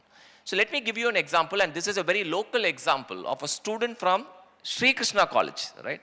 So while my designation says AVP and HR of Infosys, I have another hat, which is what MC introduced. I run a foundation called Matram Foundation, which educates about 2,000 poor children. Children from the economically weaker section get access to higher education. And in this particular college, about 100 children are getting complete sponsored education, right? So some of my students are actually sitting in this very hall. And I thought it's very apt that when I asked Mr. Anburathanvel about this question about what are the challenges in digital education, one of the biggest challenges is something called a mobile phone, and even bigger a challenge is to have a good data plan, right? Many of us did not feel the pinch. Most of us have a 5G connection. We watch Netflix, Amazon, everything over this mobile phone, but I'll give you an example. I don't know whether this girl is sitting inside this hall. We don't reveal the actual name. She's a third-year engineering student of this particular institution. I'm going to call her Kalai. Okay? Kalai is from a very rural village, and during the pandemic period, I have to do interviews only online, right? So I used to ask them to come on Zoom calls. I have to see them, because a foundation like us can get cheated very easily by fake students, right? People who have the means but still apply for scholarship. So we do this verification, and I remember this interview. They were all in a Zoom call, the orientation program, and I was just browsing through the screen. I asked my students to switch on the video. And as I was browsing through the screen, I found one student sitting in a place, hot sun shooting up in her face, and she was sweating like anything. And I could see sculptures in the background, right? All goddess, different goddess, sculptures in the background. And this didn't look like a residence, right? So I asked her, Enga ukandirukka, where are you seated? Okay, this doesn't look like your house. And she said, sir, இது எங்க வீடு இல்ல sir. இது எங்க ஊர் எல்லையம்மன் கோயில். எங்க ஊர்ல சிக்னல் கிடைக்காது. There is no mobile signal in my village. 7 kilometre நான் நடந்து வரணும். 7 கிலோமீட்டர் தாண்டி தான் இந்த கோயில் இருக்கு. இந்த கோயில்ல மட்டும் தான் சிக்னல் கிடைக்கும் சார். ஸோ நான் இங்கே தான் வந்து கிளாஸ் அட்டன் பண்ணுவேன். And I set 7 kilometre daily நடந்து வருவேன். ஆமாம் சார், 7 கிலோமீட்டர் நடந்து வருவேன். சரி, ஏமா வெயிலில் உட்காந்துருக்க, நிழலில் உட்காரலாமே, you can sit under a tree, right? Why are you sitting in a hot sun? And she picked up the mobile phone and showed the entire temple. There was not a single tree. It's a new temple that they have built. And look at what this kid has done. She has negotiated with the Koil Purohit, saying, I will come and clean the temple for you in the morning. நம்ம ஊரில் சொல்லுவோம்ல, வாசு தெளிச்சு கோலம் போட்டு அதெல்லாம் பண்ணிடுறேன். I'll clean the temple for you. Allow me to attend the class, because this is the only safe place where I can sit and attend the classes. So the Koil Purohit has given her permission. She cleans the temple in the morning and sits through her classes. So be computer science, when your faculty is teaching their class, you might be sitting in the comfort of an AC room, but this kid sits in front of the temple, hot sun. And I ask her, why do you sit there? How many of you have had this situation? Only one point will be there in your mobile phone, 1 or 2 points. And if you change this side, your mobile signal gets lost. She said, this is the only place I get signal, in the northeast corner of the temple, and I don't move an inch. I just sit here and attend my full day classes, right? She's not any star from outside. She's a student of your college, under scholarship. She's studying in Sri Krishna College, right? And that's what digital can do to you. When we say online classes, when some of us take us for granted, when the teacher comes in, adhe vadiyar thane, the same professor, right? But she doesn't move an inch. The other guy is about a guy called Albin Raj. And this guy, in the same video, I saw one more guy. You know, she was sitting under hot sun, and this boy was surrounded by leaves. It's as if he was sitting in a jungle, right? So I asked Albin. Albin is from a place called Thuthukudi. I said, Alvin, what is this very nice background you have? And he said, sir, my story is very similar to Kalai. Okay, I also don't get signal. So luckily I come here, there is, கிராமத்துல அரச மரம் இருக்கும். It's a huge tree.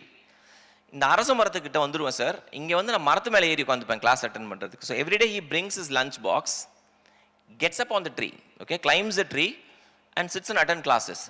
So I'm an HR guy. So naturally we ask a lot of questions, right? So I asked him, கீழே இருக்கிற mobile signal தானே மேலேயும் இருக்கும். It's the same mobile signal, right? Why do you want to climb up the tree and attend classes? Then he showed the phone around. And he said, sir, when I go down, there are a lot of our villagers, our elderly people, they sit and talk, they play cards. Sometimes they make a lot of noise, and class it will be very disturbing. So nobody climbs the tree. I go up the tree, put it up on a holder, and sit and attend classes, right? This is what digital revolution is happening in this field of education. So innovation is not coming from somewhere else. Students, when there is a need, they go to any extremes to make it possible. And that's where I believe that when we are 28% in the country, and when we are 52% in the state of Tamil Nadu, right, going digital might be the way forward, right? I have a very simple request to you. When you step out of the hall, the next time when you want to exchange your mobile phone, don't put it up for an exchange. See if you can donate it to somebody. A very simple request. See if you can donate that phone to somebody. I'm sure you all shop during Amazon sale, right? From Matram Foundation, till date, I have bought 798 mobile phones. Okay, whenever there is a sale happening, one guy can buy only 4 mobile phones. So we buy mobile phones because mobile with good digital plan, even if college there is a lockdown and things like that, you can continue with your classes. There's a nice saying, tell me who your friends are and I'll tell you who you are. Today we can tell you, show me your phone, those 4 apps will tell you who you are. So please use it to your advantage. Try and see if your domestic help, their child might need a mobile phone, a smartphone. After all, when you go and exchange this phone, I mean, if you buy an Apple phone, you need to take a housing loan to buy an Apple phone. But any other phone, whether it could be a Redmi or Samsung or whatever, the maximum exchange value you're going to get is about 2,000, 3,000 rupees. But trust me, if you clear your data and give it up to a poor child who can use this for a purpose, I think digital transformation can start with you as an individual. As a youth ambassador, I just want to put that thought in your head. Thank you so very much for being a wonderful audience. It was a pleasure hosting this discussion. Thank you, Mr. Anburatnavel, and thank you, Mr. Shirat Singh. It was a pleasure hosting you for this discussion. Thank you.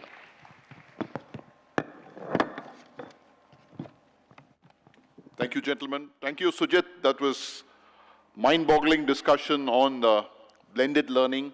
Thank you, Dr. Anburatnavel, and thank you, Siraj, for your insightful talk.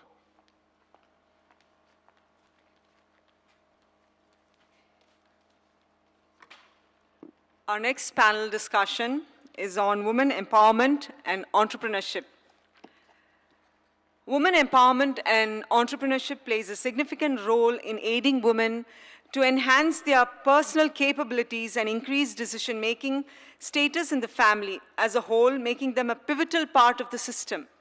We at Sri Krishna institutions are being led by one such leader, one such strong and powerful woman, our dynamic leader, Srimati Malarvali ma'am, who has taken our institution by leap and bounds in the past 4 decades. We really owe it to her. As the saying goes, when we empower a woman, we empower a society. So with this thought, let's move forward to our next panel discussion. And for the next panel discussion, we have Dr. K.Z. Vino Aram, President, Shanti Ashram International Center for Child and Public Health. Ma'am will be the moderator for the next discussion. Ma'am has served as a president for Shanti Ashram since 2014. She's founded the International Center for Child and Public Health on the 30th anniversary of Shanti Ashramam. Ma'am was invited to serve as the experts committee for the government of Tamil Nadu on March 2020. Internationally, Dr. Aram has continued to leverage her global leadership positions for the common good. Ma'am has received her Master of Public Health degree from the School of Public Health, Harvard University. Ma'am is deeply committed to the Gandhian spirit and convenes many initiatives that focus on community cohesion and active peace building. We welcome you, ma'am.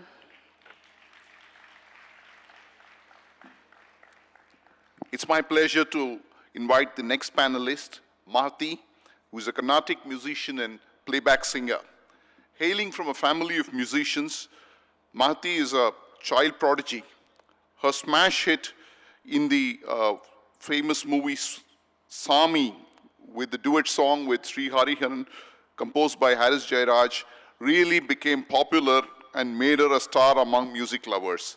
She bagged many awards and accolades from reputed music organizations, some of which are 1996 All Kerala ICAC Award for Light Music, 2003 Sensational Debut Singer for Variety Film Awards, Sami in 2003, and the Tamil Nadu State Film Award for Best Playback Singer in Nera Varatuma in Nenjathai Killade.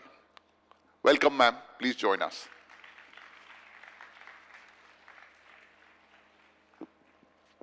Next, we have Madam Veena Kumravel, who's on the panel. She's an Indian entrepreneur and founder of India's #1 salon chain, Naturals. Naturals is a prominent beauty salon chain in India with over 700 plus outlets. Launched in the year 2000, she along with her husband have changed the face of the salon industry, which was considered to be a taboo in India, to a lifestyle industry now. Her long-term goal is to make Naturals the #1 salon chain of the world. Ma'am has been credited as the first woman in South India pioneering in the salon business. Her vision is to create 1,000 successful women entrepreneurs, 3,000 plus salons, 50,000 jobs within 31st December 2025 through Natural Salons. We welcome you, ma'am.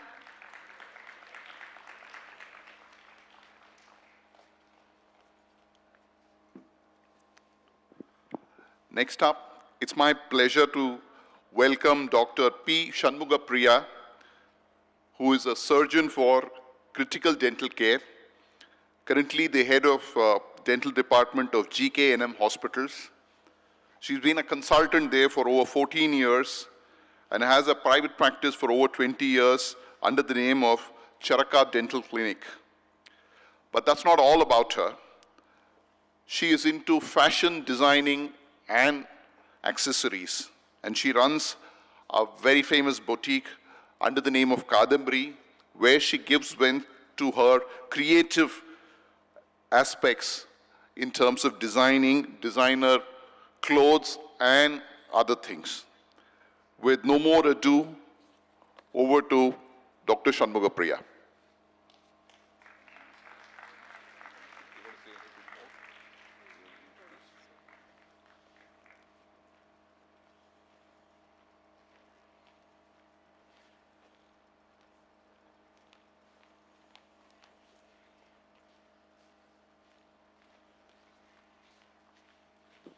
The panel is open for discussion. Over to Dr. K.Z. Vinora. You know, I just want to take forward two thoughts from the previous panel, and it really struck me. Pediatrics and public health is my area of expertise, meaning I work with children. But I couldn't agree more about the focus that Sujit brought from the panelists about shaping your thinking. And I think that is where India is. We're at that cusp because we have enough to be proud of. Enough to be proud of as India celebrates 75 years. But I think that pride also gives us the freedom to look at what we can do better. And the second thing that I took away from that panel is also this commitment to meta-learning. Meta-learning is not just in the digital world. If you just take those two words, meta, all-encompassing, looking at what is there for us to take, and learning, a very committed way of absorbing knowledge, processing it, and bringing it, then I think meta-learning is a shared focus. Let me just take a few minutes to open, and then I have such a wonderful panel that I want to hear them. This morning, when Mr. Amitabh Kant spoke to us, he spoke about a few facts. And allow me, Aditya, first to thank you, your wonderful mother, the amazing faculty of this institution, but the most amazing students of Sri Krishna for your warm hospitality. Please give yourself a louder round of applause. You know why? Because these are moments where we start thinking not just of the G20 summit, Aditya. We think of us as a community. Suddenly, we were all hosts, those of us who belong from Coimbatore. Suddenly, we thought of each other as Indians. And in the midst of it, of course, we're also talking about issues that can help the progress of Indians. So 2 things from Mr. Amitabh Khan's talk this morning. Remember, he told us when India turns 100, we are 75 now, the average age of an Indian would be 29. That's young. And that means a lot of hope. When the students of Sri Krishna danced, that language was powerful because there was energy. There was energy that brought all of us to think, what can I do? But that data also tells us that we have to act intentionally. And I think the future of India cannot be something that can be separated from the future of India's daughters, whether they are girls, adolescents, adults, or elders. And it's a positive story of India that we can share. Our governor was speaking about how some nations fell behind in giving women the right to vote. Not this country. This country under Mahatma Gandhi, under the stalwarts of the freedom struggle, ensured that men and women voted at the same time. That is the vision of India. Equality, which Mahatma Gandhi called Sarvodaya. But as the governor rightly said, there is always a little gap between the ideal and the real. This is what we want to discuss here. Not the gap, but how we bridge the gap. And I think we have many ways to look at the stats. The sex ratio is one. The health of women is another way to look at it. Their participation in workforce is another way to look at it. These are all quantitative data that the modern world speaks of as evidence. But young people, brothers and sisters, faculty, it's also in the spirit of women of India that you find the evidence that India is going forward. Will you join me in welcoming again these wonderful women who are taking the spirit of India forward? They have a story, and the wonderful MCs read their stories. When 2000 was ushered, the digital world was preoccupied with the Y2K. Veena was preoccupied in getting a business that could cater to an untouched market before, where poverty was giving way to self-esteem. And Veena said, every woman and man in the middle class can also think of well-being, right, Veena? And now you dream of 1,000 women entrepreneurs. Mahati, when I was looking at your CV and inspirational as your songs are, you're also the journey of a modern young woman. Same, I think, of Shanmugapriya. In today's world, 2 careers are possible.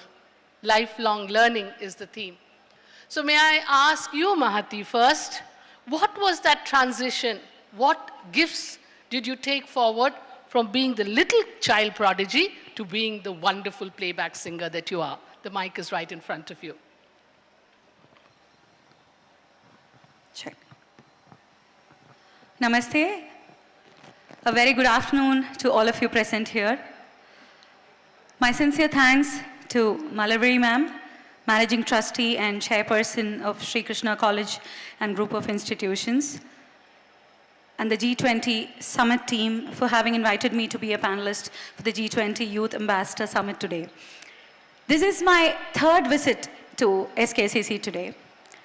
My previous visits have been in the capacities of a performer, a judge for a musical event, and so on. Today I stand before you on a platform that speaks about entrepreneurship and empowerment. In a forum that speaks about unity in diversity, under the big banner of G20 Summit, the vision of our Honorable Prime Minister, Shri Narendra Modi ji. Under these circumstances, I probably stand before you as a more empowered person than what I probably think of myself. It gives me more power and strength to be talking in front of you. Why? Because it's one of my basic qualities to always try and give my best when I go up on stage every time. Here, I would like to quote the statement of the basketball legend, Michael Jordan, who said, Every time when I go up to play, I give my best shot because I always feel there's someone in the audience who's watching me for the first time. And my goal is to win his or her appreciation. The same applies to me. My aim would be to win the heart of the person who's listening to me for the first ever time, listening to my music for the first ever time.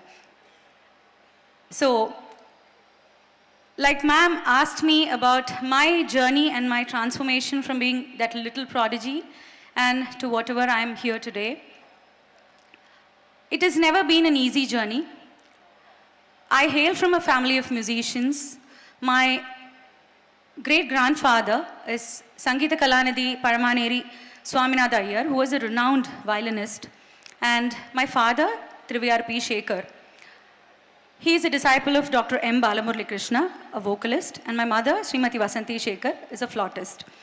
But none of them are performing musicians. I'm the first performing musician from my family. So, transforming from that, non-performing background to whatever I am today had a lot of challenges. Let me go with my motive to what makes me today. My motive is to stay true to the music that I breathe every day, and also stay true to each and everyone who listens to my music, so that it reaches across in the same way as I envision it in my mind. This is what I dream of every time I go up on stage. I'm sure Malari ma'am had once dreamt of Sri Krishna institutions to be this massive institution that it is today. This was her dream. And every time she comes up into the campus, I'm sure she feels her dream has come true. This is what I exactly feel a woman should be empowered to do. When she's empowered to deliver what she feels in her mind, what she wants to do, and communicate that across to 500,000 people, it kind of completes the emancipation of women in the society. Let me explain this to you by stating myself as an example. Whenever I'm performing on stage, whether it is Carnatic music or film songs, I have these things that run on my mind all the time. What kind of songs should I choose to sing? When it's a Carnatic concert, எப்படியாப்பட்ட audience முன்னாடி பாட போறோம்? Carnatic music அவங்களுக்கு தெரியுமா? இல்ல குரல் மட்டும் ரசிக்கிற ஆடியன்ஸா? என்ன பாட்டு பாடினா அவங்களுக்கு பிடிக்கும்? So on the go, I tweak my plan a bit. So I start with a kriti, and then I kind of decide, okay, அதோட receptivity பார்த்துட்டு I kind of tweak my plan. So this is what I do when I'm on stage. How the audience would receive it and how to deliver my songs at its best. In fact, every woman in this forum is able to think what they dream of and how to deliver that in the best way possible. You don't really need someone to come and wish you and celebrate a Women's Day to tell you that you are empowered.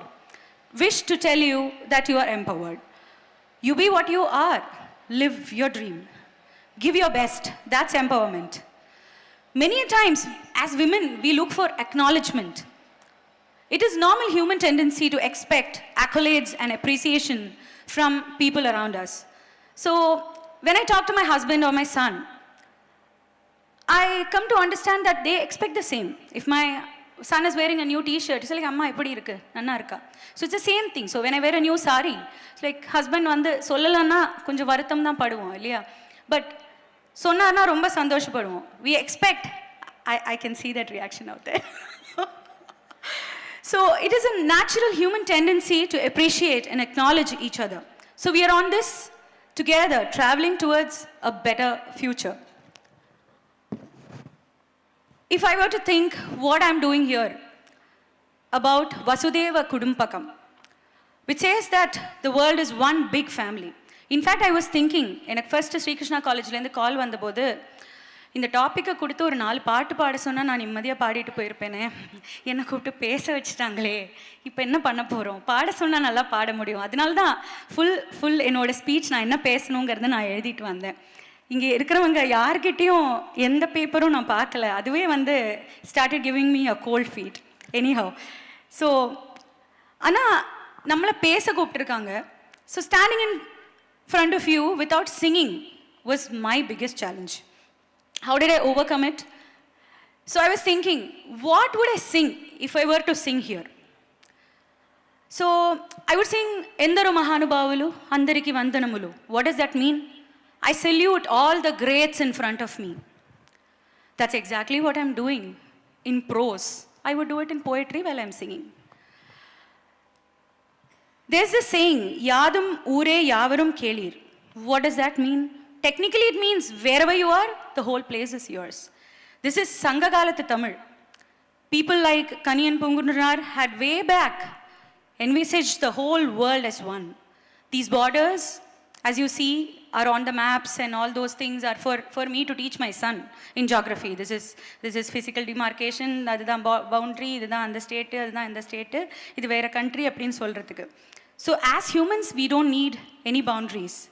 While I perform in different parts of the world, there is a mix of Tamil, Telugu, Malayalam, Sanskrit, Kannada, and many other languages. So what is music to me? It is a language and a medium to express my thoughts. So my profession as such is a perfect example of unity in diversity in all its glory. I perform Alaipai Dekanna or a Marathi Abhang or a Purandradasa Kriti in Kannada with an African drummer at a program in Durban. So he does not know what Alaipai Dekanna, Unananda, no single word is understood by him. But what connects me with him is the music. The music, that is the language that connects the musician in me, the musician in him, and in turn, the audience. Performing to an audience in some remote place in France, இப்போ நான் பாடுற Carnatic music, for example, இப்போ நான் எந்த languageல பாடினாலும் அதில் இருக்கிற emotion தான் உங்களுக்கு convey ஆகுது. I could sing, Krishna ni begane baro, Krishna ni begane, or குறை ஒன்றுமில்லை மறைமூர்த்தி கண்ணா, குறை ஒன்றுமில்லை கண்ணா. It's an emotion that conveys and that passes through you. It's not the language. So coming back to the point that ma'am had asked me, I had my own challenges. Being a playback singer, I got my recognition as a playback singer in 2001. Although my family is deep-rooted in Carnatic music, my parents wanted me to become only a Carnatic musician. It was just by chance that I had the opportunity to meet Sri Ilayaraja sir, and he made me sing a song in his film Kadal Jadi. And my first biggest hit was Ayyo Pudichirukku from Sami. Way back then, my name as a playback singer was well known. So to straddle both the worlds, the Carnatic music that I wanted to enter, the film music world that gave me a lot of hit songs, to strike this balance was a huge challenge. Carnatic music, the hardcore Puritans, the so-called Puritans, felt that I am a mere playback singer who cannot sing hardcore Carnatic music. And they thought she's a playback singer who also sings Carnatic music. Similarly, in the playback world, they thought she is from a very deep-rooted Carnatic background. Avangalam vandu aana sangeetham paadravanga. That was really the word. Aana ilupanga. Avanga eppadi cinema paattu paada mudiyum. But thankfully, I had to prove myself and sing both Yammadi Atadi and Swararaga Sudha back to back. I would sing Yammadi Atadi unna enakku thariyadi and Swararaga Sudha rasayuta bhakti, both. So to make them understand that I am capable of doing both, it took me about 17 long years. So way back in 2001, as a playback singer, I started my career. And there have been several organizations, the Carnatic music organizations, that has refused to host my concert because I'm a playback singer. But I feel I've achieved what I wanted to achieve, at least to some extent, wherein I get calls from those very organizations who say, we want to host your concert today. So this journey was something that was my mother's dream, to straddle both worlds equally, to strike that perfect balance and to keep them mutually exclusive. So it didn't happen overnight at all. It is a struggle and it is a continuous process. I would call it present continuous tense. So it's a struggle, ongoing struggle every day. Wonderful. Mahathi அவங்க சொல்லும்போது நல்லா கை தட்டிருங்க, மனசுக்கு வந்தால் கை தட்டிடணும், பாராட்டுறதுக்கு தயக்கமே இருக்கக்கூடாது. ரெண்டு விஷயம் மகாத்தி பேசும்போது மனசுக்கு ரொம்ப பட்டுது. ஒரு பக்கம் ஒரு தனி பெண்ணோட பயணம், the journey of a woman. அந்த தனி பெண்ணோட பயணத்துக்கு வேல்யூ உண்டு. அந்த காலத்தில் குரூப் பண்ணிட்டாங்க எங்களை, பெண்கள் இப்படித்தான் இருக்கணும். Society started dictating how women should be. ரொம்ப லேசாக சொன்னாங்க மகாத்தி. மகாத்தி said, at home we were musicians, public spaceல பாடக்கூடாது. One of the things all of you young people should know, when India had its freedom struggle, there were multiple internal freedom struggles that we had. And one of it was to see women in public places. And today, 75 years later, what Mahathi is doing, we are standing the way we want to stand as equal members of society. Kai tattirangla ungalku. Now, this is very important because I think we have come a long way on many things. School enrollment. I was very touched that Sujit spoke about the entry into higher education. There's a success story in school enrollment. 99% of children who should be in school are in school. The challenge has moved ahead. How do we keep them in school? How do we keep learning, life-centered, life-connected? But Mahathi, what you also said, and this is so important, is this patience that one requires to traverse the journey, not just for yourself, but for fellow men and women. 17 வருஷம் பொறுமையா இந்த பக்கம் classical world, classical மியூசிக்கோட உலகம், இந்த பக்கம் popular music ஓட உலகம். என்ன ஆங்கிலத்தில் சொல்லுவாங்க, ஆர்ட் மிரர்ஸ் சொசைட்டி. சமுதாயம் எப்படி இருக்கோ ஆர்ட் அதை ரிஃப்ளெக்ட் பண்ணுதுன்னு சொல்கிறாங்க. ஸோ இன்றைக்கி ரொம்ப அழகாக ரெண்டு டைமென்ஷனும் மாற்றி ஃபர்ஸ்ட் ரவுண்டில் டச் பண்ணியிருக்காங்க. The journey of a woman and the journey of empowerment in her profession, which is becoming a very important vocation in India. The entertainment world is worth $1 billion and more, and I'm sure many of you would want to be part of that journey as well. Thank you, Mahathi. I want to come to Veena. Veena will be able to tell us also about the journey of an entrepreneur. Veena, I read in the week, in fact it was pointed by my brother last week, that 40% of India's women entrepreneurs come from Tamil Nadu. This is the data. 40% of India's women entrepreneurs come from Tamil Nadu. And I immediately looked back 75 years. இது 6 வருஷமோ 2 வருஷமோ 3 வருஷமோ கிடையாது, பல தலைமுறைகள் சேர்ந்து வேலை பார்த்தனால தான் இந்த 40%. எங்கள் பாட்டி காலத்தில் ஒதுங்கி ஒதுங்கி ஒளிஞ்சு ஒளிஞ்சு எழுத படிக்க கற்றுக்கிட்டாங்க. அவங்க பிள்ளைகளை ஸ்கூலுக்கு அனுப்பிச்சாங்க. அவங்க என்ன பண்ணாங்க, மாற்றி மாதிரி நீ முன்னாடி போ நான் பின்னாடி நிற்கிறேன்னு சொன்னாங்க. அம்மாமார்கள் மட்டும் இல்லை, இன்றைக்கி பெண் குழந்தைங்க ஆண் குழந்தைங்க பின்னாடி அப்பா அம்மா சேர்ந்து நிற்கிற சூழல் வந்தாச்சு. பட் வீணா பண்ணுற வேலை, இந்த entrepreneurship is still something where I think a bit of a barrier still exists. Risk எடுக்கலாமா, குழந்தைங்கள வளர்க்குற டைமில் பிஸ்னஸ்க்கு நேரம் கொடுக்கலாமா? Veena, tell us your story. We want to hear you. Thank you so much, and a very happy afternoon to all of you.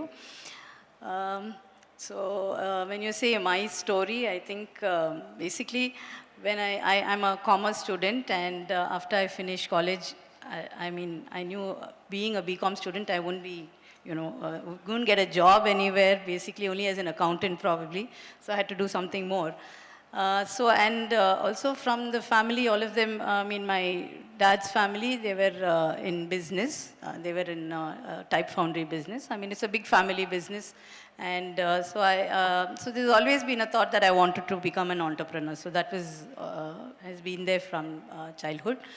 So after marriage and when the children were in school, I said, okay, I have to start doing something on my own. And the opportunities then, like, you know, if you're something that you could manage home and also do something on your own was, you know, the choices were either you can start a play school from which you run from home, or you could probably do a boutique, or then a salon. And then we opted for a beauty parlor because at that time, parlors were not very, not very how it is today. I mean, not very hygienically maintained, and they were very small, and it's generally run from home. And so we thought there was an opportunity in that, and we said, okay, why not start a salon? I was not technically trained, so we hired somebody from Taj. She was a stylist there, and she, joined us. And so we said, okay, we'll invest in and start. So that's how it started. And at that time, it was, as you were saying, it's a taboo industry. Not too many people were willing. Even the landlord was not willing to give us the property when we went around looking for the space. They said, "Mudi vetra kadaikku enga oorla ella enga veetla ella enna solvanga." And the madri da was the thing. Then today, of course, it is a fashion industry, and the whole thing has changed. The way people look at beauty industry today is entirely different. But then at that time, it was very challenging to even get a space for a salon and a parlor. And in fact, he said, don't name it salon. Beauty parlor nona per venga, salon and per veka kudadan da sonar. This is his condition when he gave the property.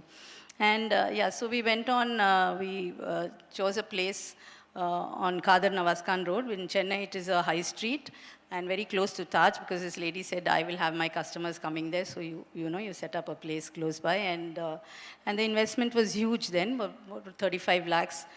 20 years back, it was a huge amount, because even today it is only up to 40, 50 lakhs. But then that time it was huge, because everything had to be imported. And so all that struggle of starting, finally after almost 3-4 months of work, we managed to open the salon.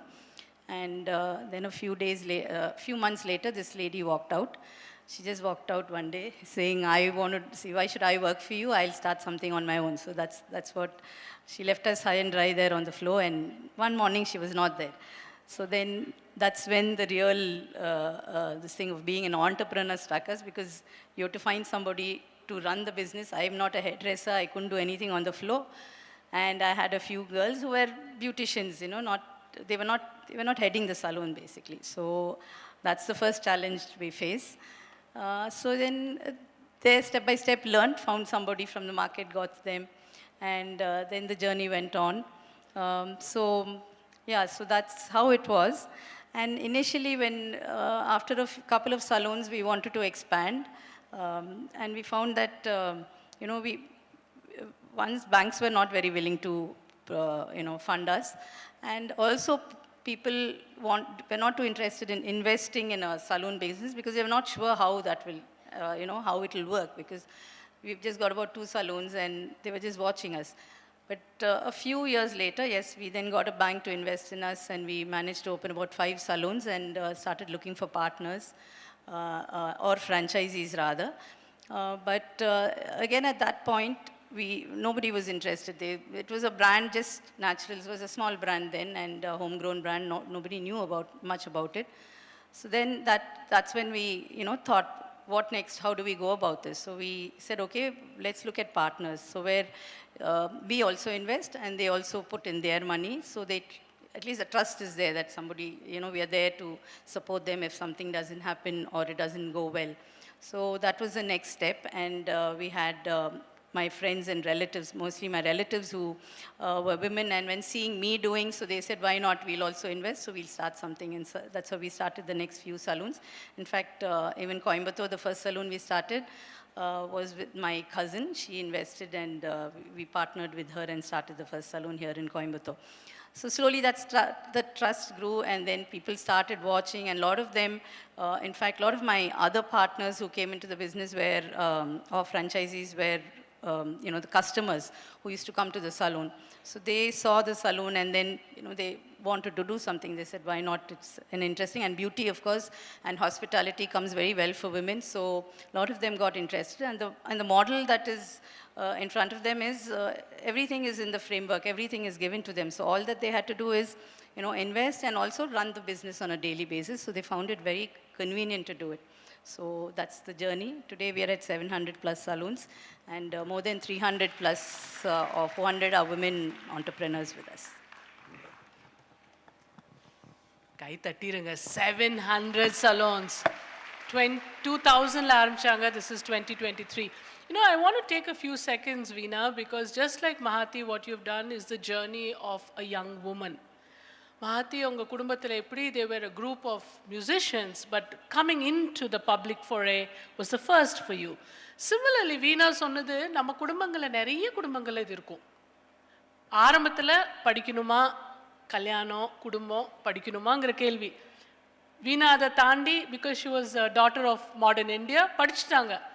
But from an observer of business enterprise, she became a leader in business enterprise.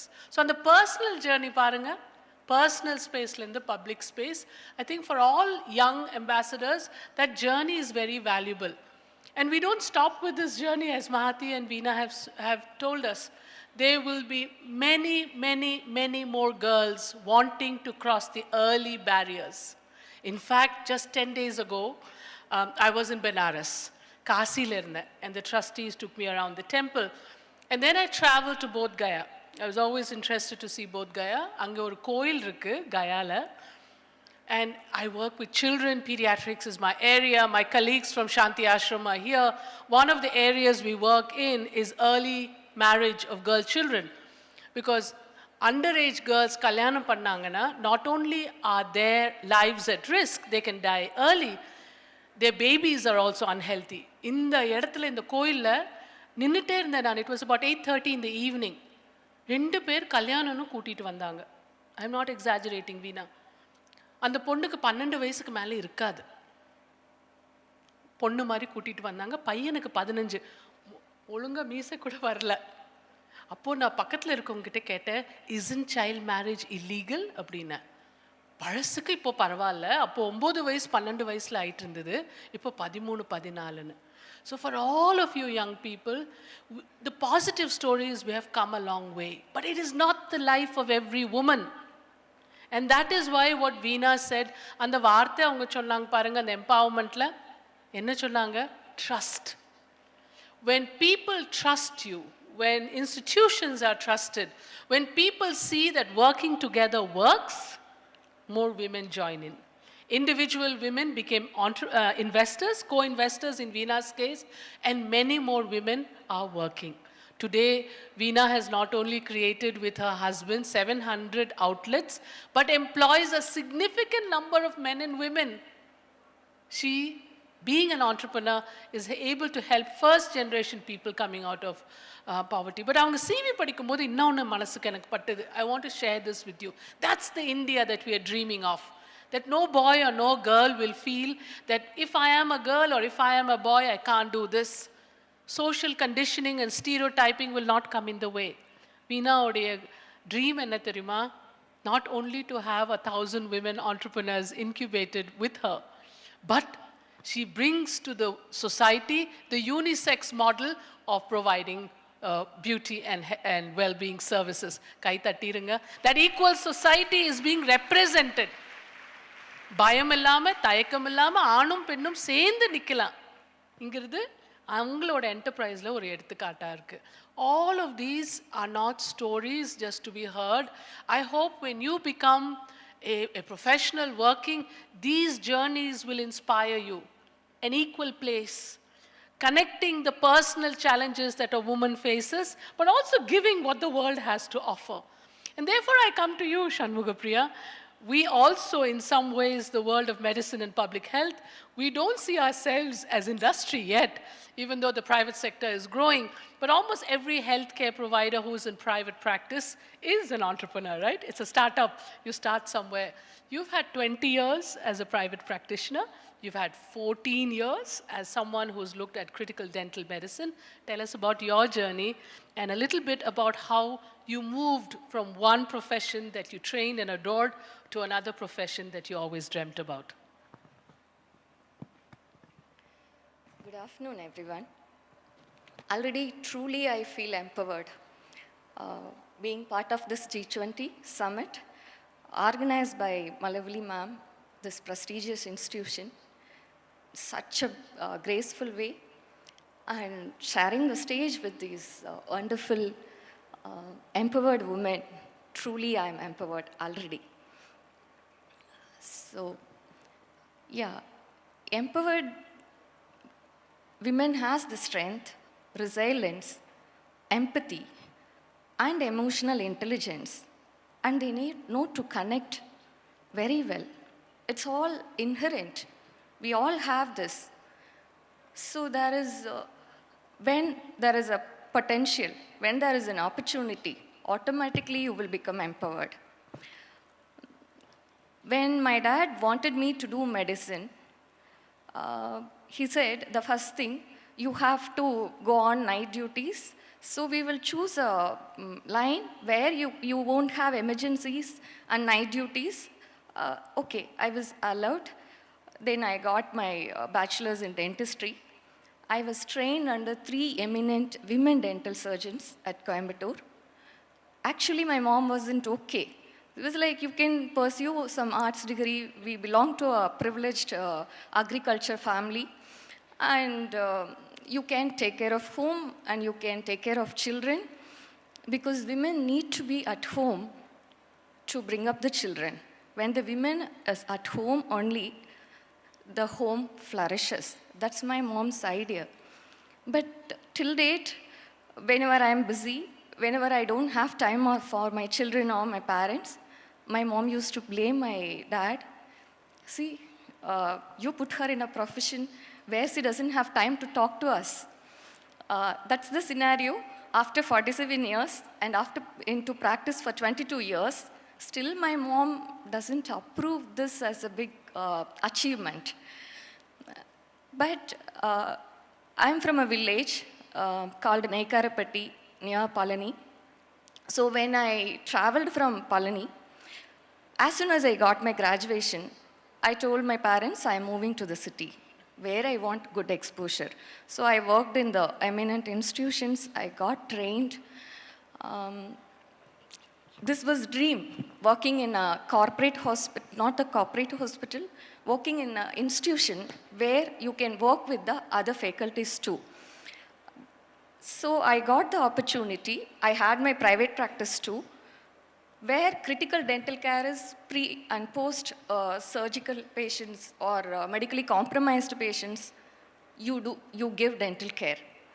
This is something BDS graduate or a woman was hesitant or not doing in many areas. It was mainly taken up by our male counterparts. I have to work twice as hard as them to prove to be there that I'm an eminent surgeon.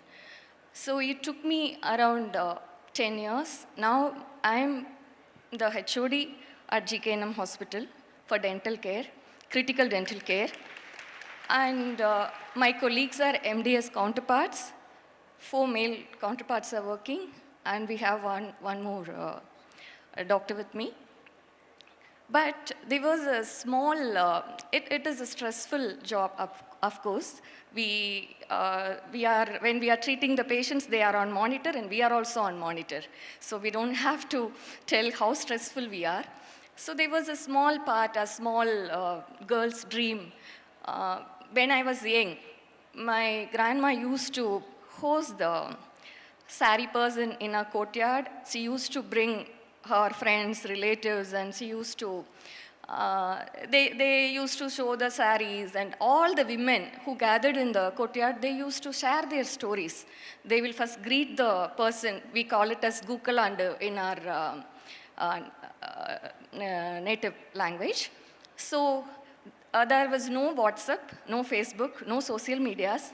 This person brings the stories from around 18 villages to the courtyard, once in 3 months or 4 months. So all the women, the grandmas and aunts of mine, they used to have stories, they discuss. Before taking the sari, they'll be like, for what occasion I'm going to wear this, how I am going to look in this. All these things they'll be discussing. There'll be lot of happiness, chatter, and one will be telling, you can take this, you can do this. Now we are affordable, we are buying enough and more. We have so much access. But I was missing the pleasure of buying experience, where we used to have stories, where we used to think this is for that, this is for this. And they touch, the way he shows and the fabric feel, whatever it may be. And then they tell, mostly, even my grandma's saris, I am holding it close to my heart and in my wardrobe, because it can be passed. The sustainable clothing. When you value a product and buy, it will stay with you forever. I just wanted to give that experience. That's when I had this passion for dressing up. I think clothing is an extension of your personality. When you want to present yourselves better to the world, this is the best way. So that's when I started 5 years back with my pop-up shows, where I used to collect, I used to work with the artisans, I used to travel and collect my saris, and we go to a place where we exhibit our products. Just 8 months back, I started my physical store.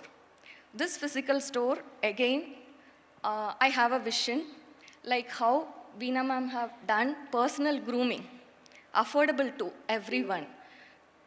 We would like to have this space where women can come and talk, they can have conversations like tea tasting, they can talk about, they can discuss about their taste on the saris, on the handlooms, on the products, and they can take it.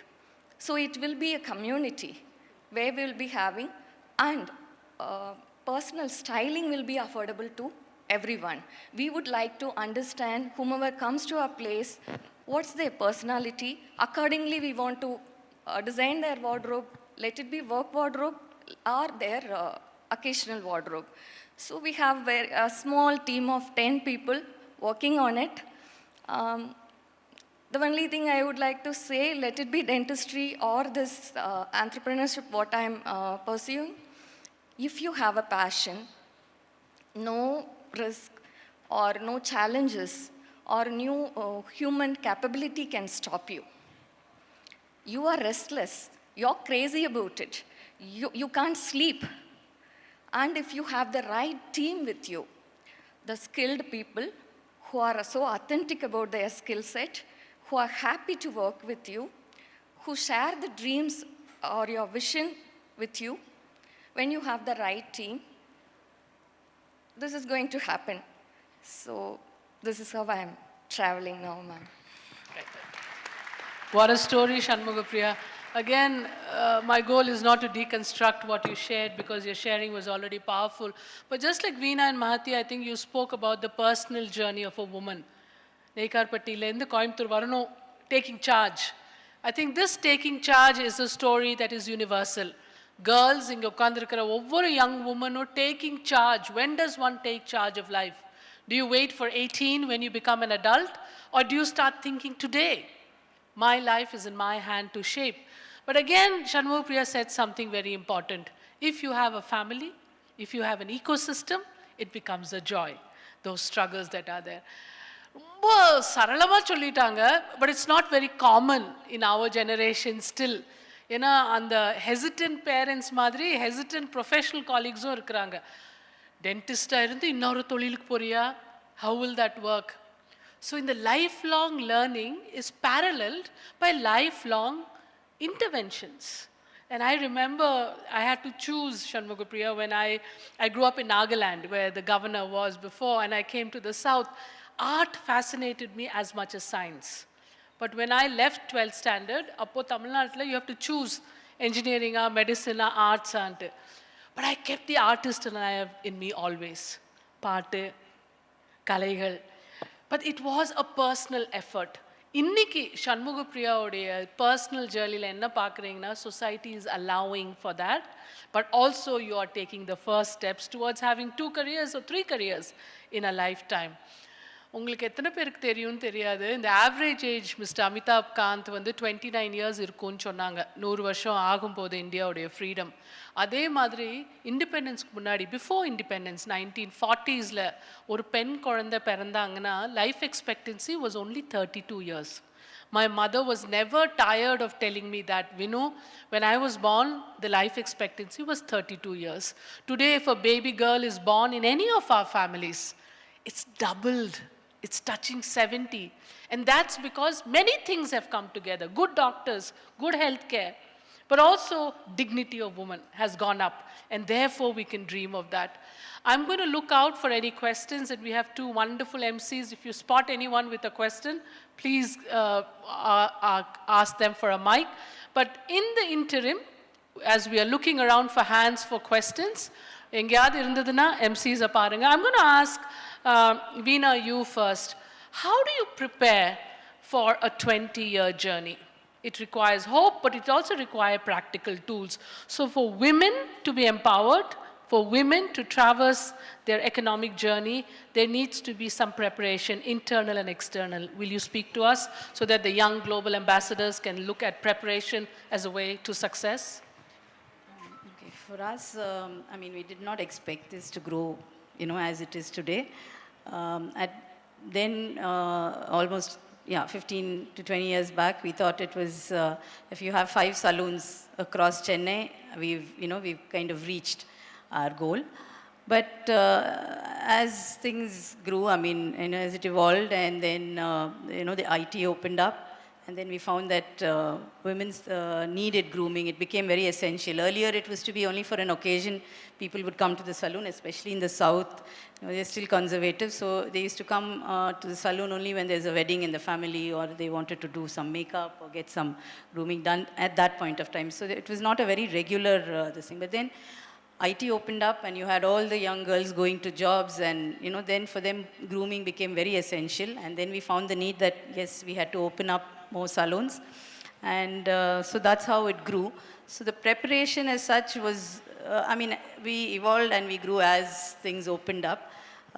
So that was it. But yes, there is a lot of background work that you need to do, because when you're expanding, you need that many manpower. You need to prepare for that.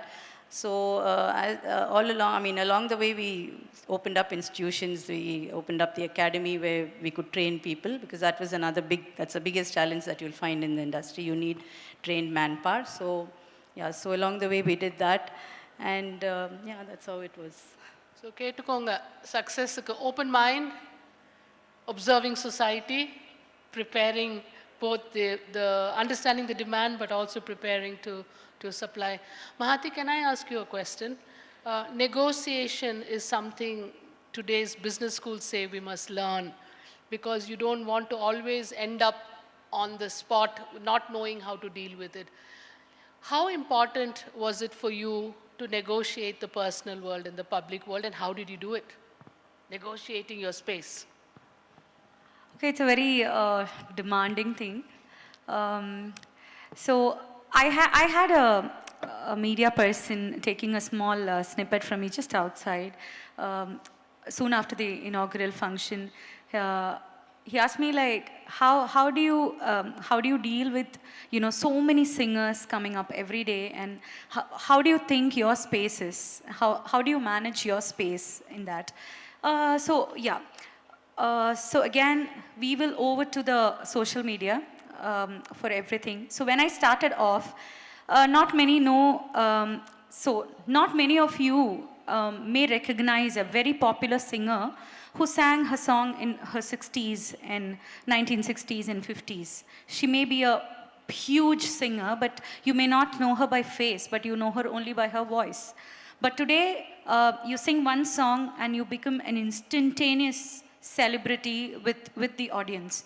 And wherever you go, you're being noticed. So me, I started, my first playback song was recorded when I was in my 12th standard. And soon after Ayyo Pudichirukku, it was very difficult to balance my studies. I wanted to become an engineer. So I did my 11th and 12th computer science and all that, but then ended up choosing BA Literature at Meenakshi College and then pursued my MA Literature as well. So instantaneously, the TV channels started they get your interviews, they get all your concerts, you perform on special occasions like Diwali, and inga paathalum and ella showslayum and irukum. So adukapprama to manage something that you want to do without much publicity and all that, it is definitely a day-to-day challenge. So I would like to be a perfect mom and a wife, homemaker at home. So I take care of my cooking, I drop my son to school, I do all of that when I'm in Chennai. So when I'm not there, everything goes for a sixer. So it's a very challenging situation, but then for that, I completely give those credits to my husband, Dr. Sri Kumar, who's also her faculty. He's a dentist, he's an oral maxillofacial surgeon. So he understands that what music and my profession means to me.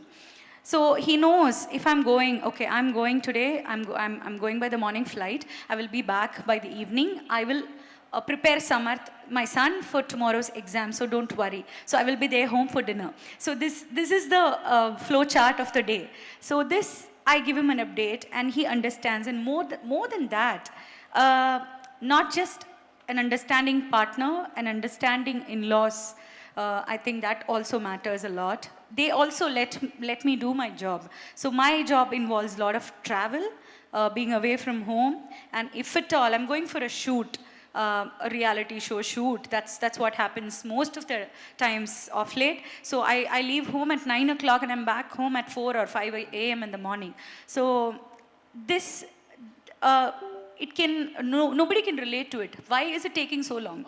You're going for a shoot, it'll just get over in 3-4 hours, no? So that's what people look at it. But then you have to be there to understand what goes through a shoot and all that. So balancing both personal life and my focus for what I have to do for music. So my practice takes up a lot of time.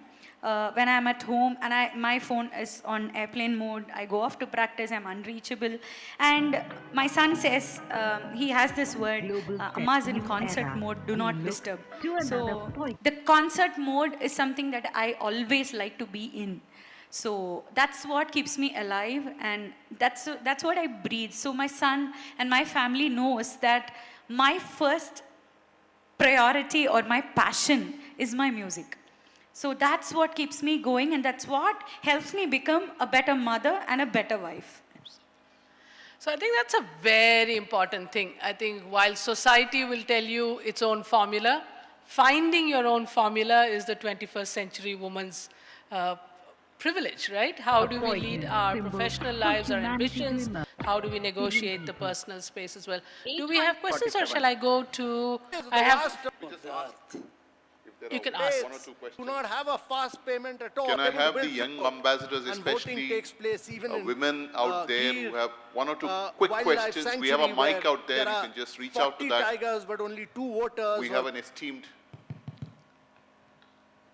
Yeah. 2 quick questions. Yeah. Yeah, that lady has the mic. Yeah, ma'am, you. Please go ahead. Please go ahead. And climate. Good afternoon. Today, I'm almost Sneha Janathan. 80% of the women I'd like have to say I'm bank very accounts in honored to it. be asking you a question today. All 4 of you are pioneers in your fields, and I wanted to ask that being an entrepreneur or being in your fields are very scary things to do. What has been your personal mantra getting through the tough times, or when you're scared or don't know Thank you, what to Honorable do? Minister. What's your for your personal very mantra? inspiring talk on India's role in the future. You showed us how, as a state, we play a tremendous role in coming together as one family in building our nation. India Actually, holds I the was listening presidency of to, G20. when I was driving, I was listening to the radio chatting saying, உங்களுக்கு நீங்க பண்ற வேலை பிடிக்கணும்னா ஒரு loan எடுத்துக்கோங்க, அதுக்கு மேல அதை love பண்ணணும்னா இன்னொரு பெரிய லோன் எடுத்துக்கோங்க. So let it be family, let it be your profession, let it be your entrepreneurship. What are you investing in it? Your dreams, your finances, and the human resources who are relying on you. So if you are aware of that, already you love something, that's why you are going to do. If you love it more, it's going to treat you well. Symbol for So humanity to all these emerge. small challenges. Even the last seminar, someone asked me, why ma'am at this age? Since the patient didn't die, I hard-earned this passion, the money for it, the team, the dream team who is creating whatever I want to create, everything you earn hard.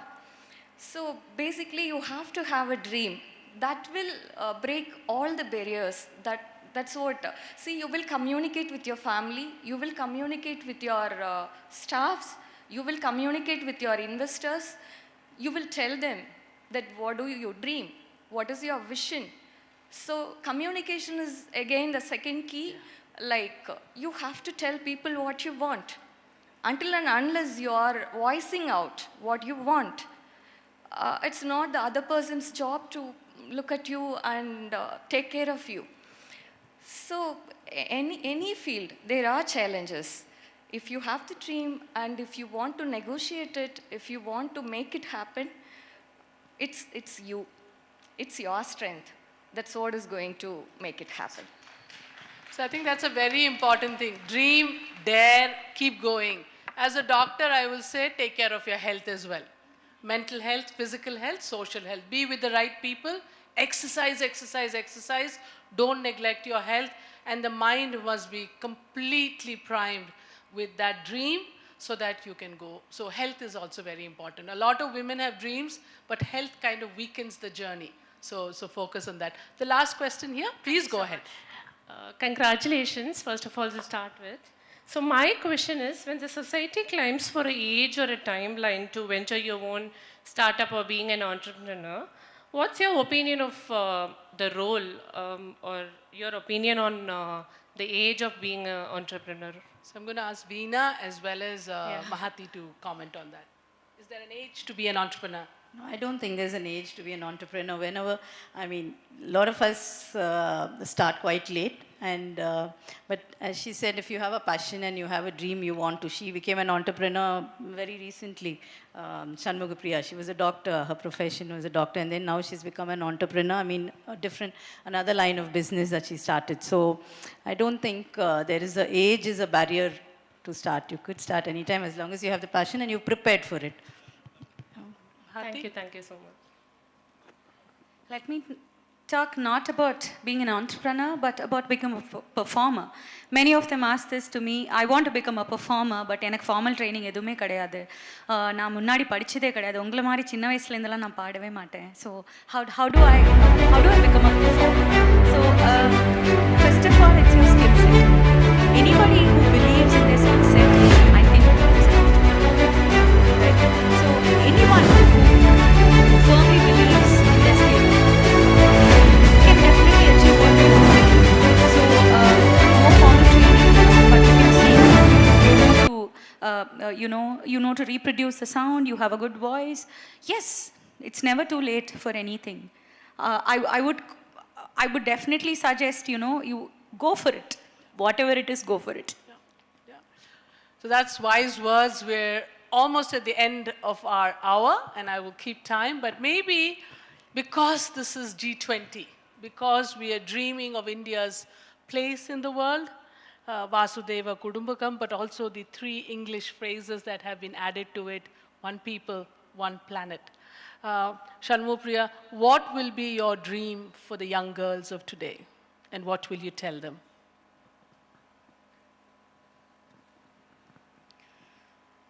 Pursue your dreams, but more than that, communicate with your parents, with your partner, whatever you want to get it, ask for it. Don't hesitate to ask help. That should be my advice.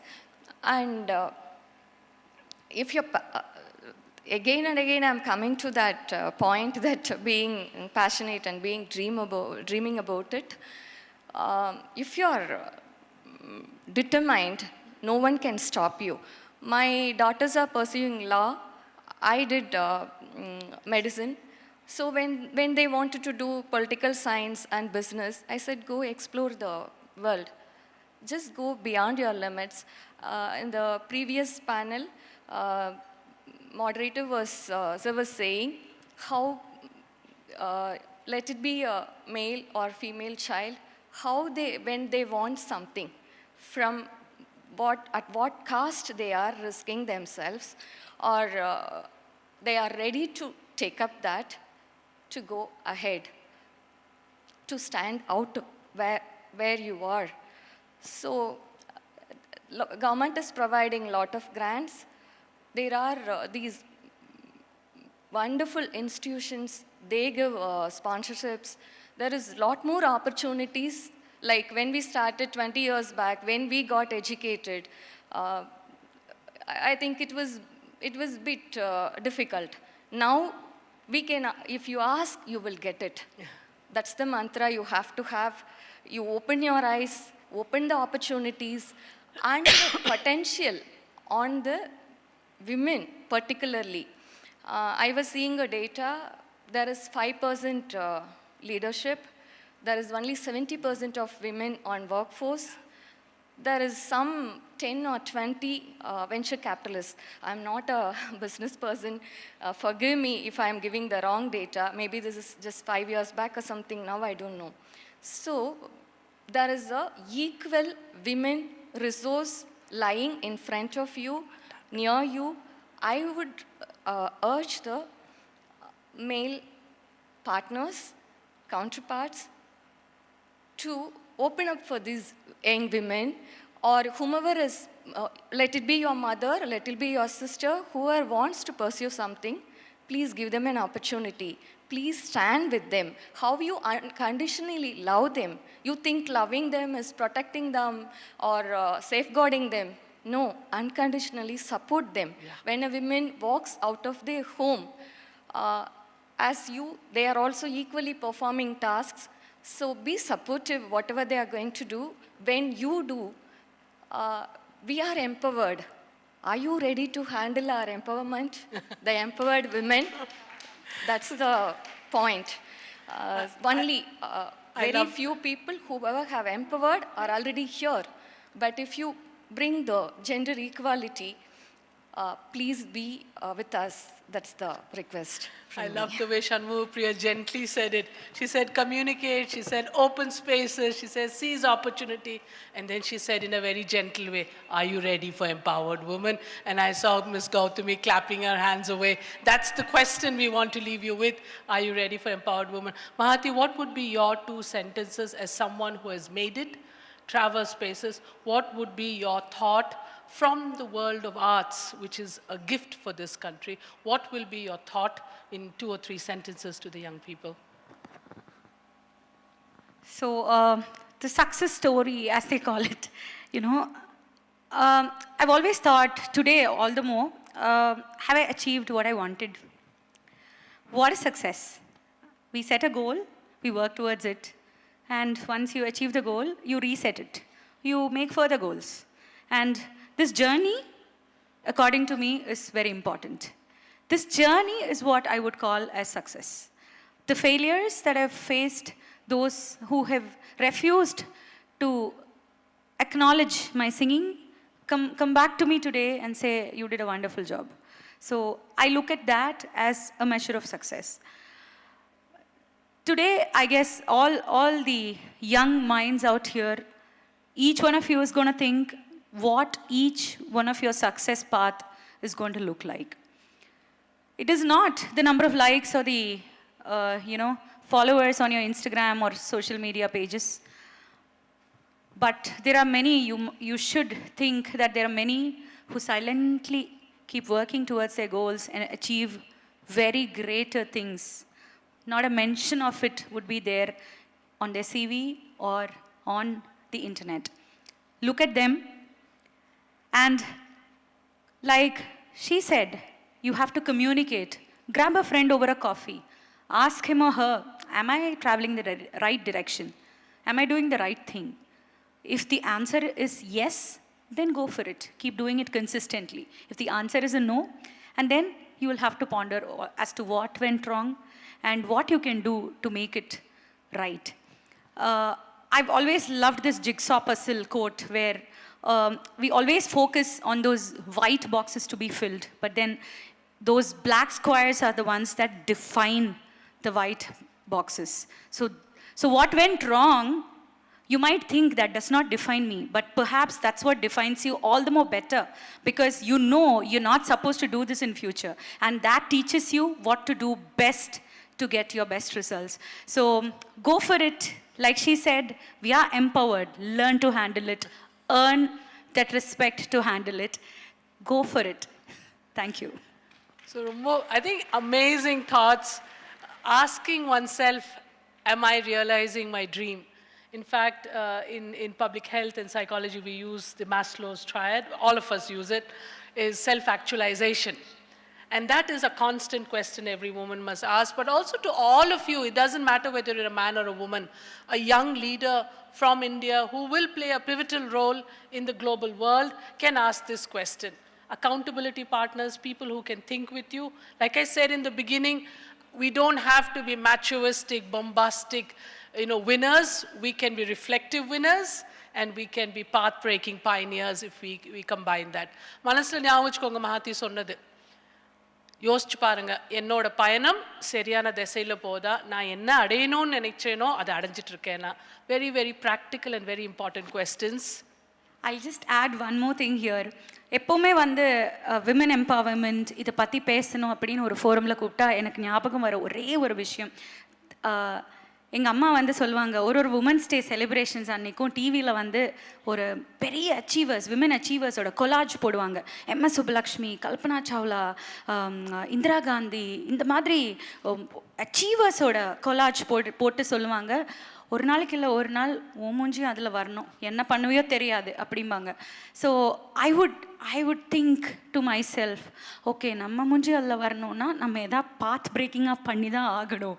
So இன்றைக்கி morning governor சொன்ன மாதிரி don't go for that same old road, go break that path and do something new னு சொன்ன மாதிரி that's what I would think. What can I do to get my face there? And what can I achieve in my area of expertise, my music? What should I do better? So each one of us have that passion. So just kindle it. Wonderful. Veena, you are an achiever. The 1,000th salon will not be far away. The 1,000th entrepreneur will not be far away.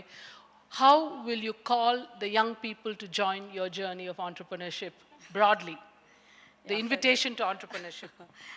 The invitation would be that all of you should become financially independent, and for that you'll all have to become entrepreneurs or do something. It doesn't have to be just entrepreneurship, but of course you can always find something which will make you financially independent, which is that all women should be independent in that way. It gives you confidence, and yeah, that's how it will grow. But just get away from your inhibitions. A lot of times our inhibitions hold us back from doing what we really want to do.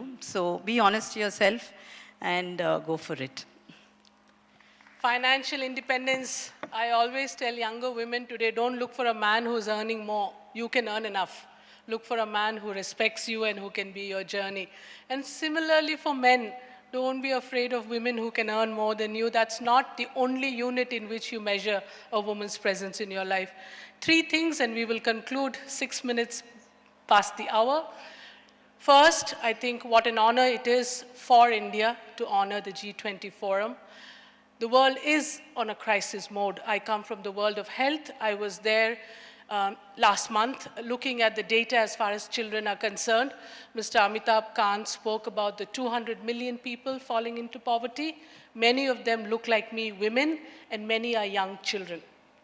So our work for our society will define how the world deals with the crisis. 1 billion of us in the 8 billion global family live here.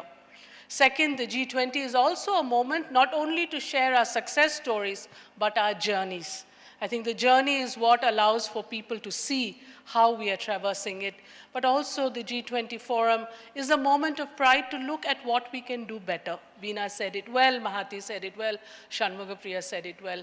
And I think in this institution, which is surrounded by villages, this is a living dream. Many young people can see this as a journey towards their own dreams. And finally, I think I must remember Mahatma Gandhi. It was his generation of men and women who decided together that men and women could vote. And 75 years later, imagine in a society where women were kind of kept in a certain space. We have women-headed families as a recognized name in the census. Property can be inherited by a boy or a girl, no difference anymore. Women make up 30% of local governments. That law can be put to greater use.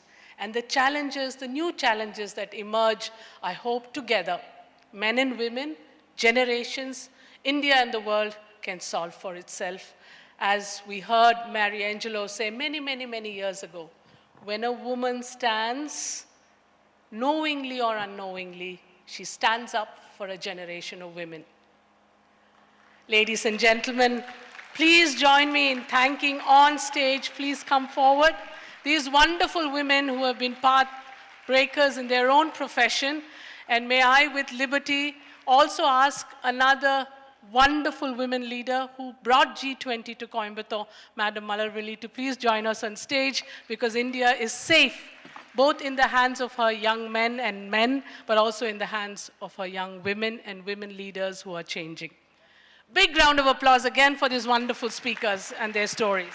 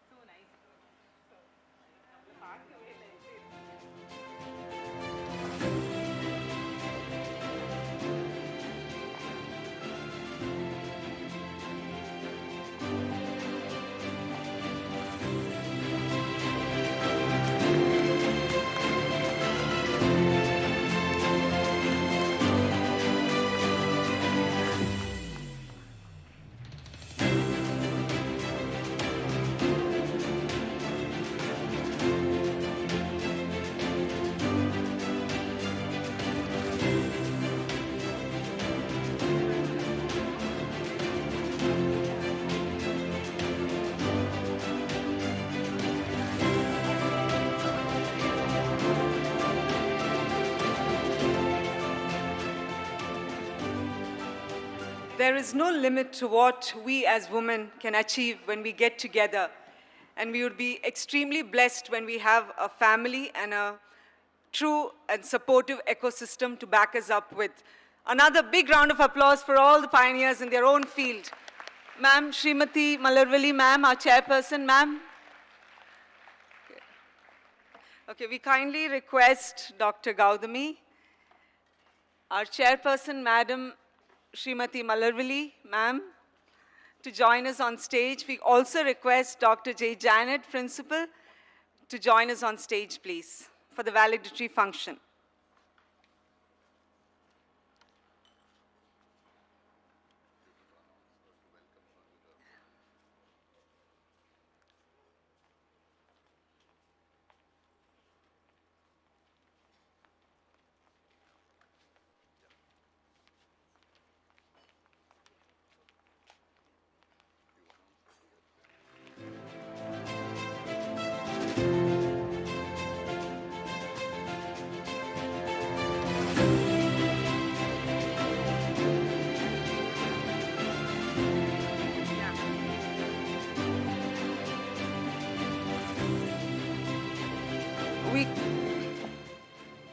We kindly request our chairperson, Madam Srimati Malarvili, to welcome Dr. Gaudami with a token of our love and care. Please, ma'am.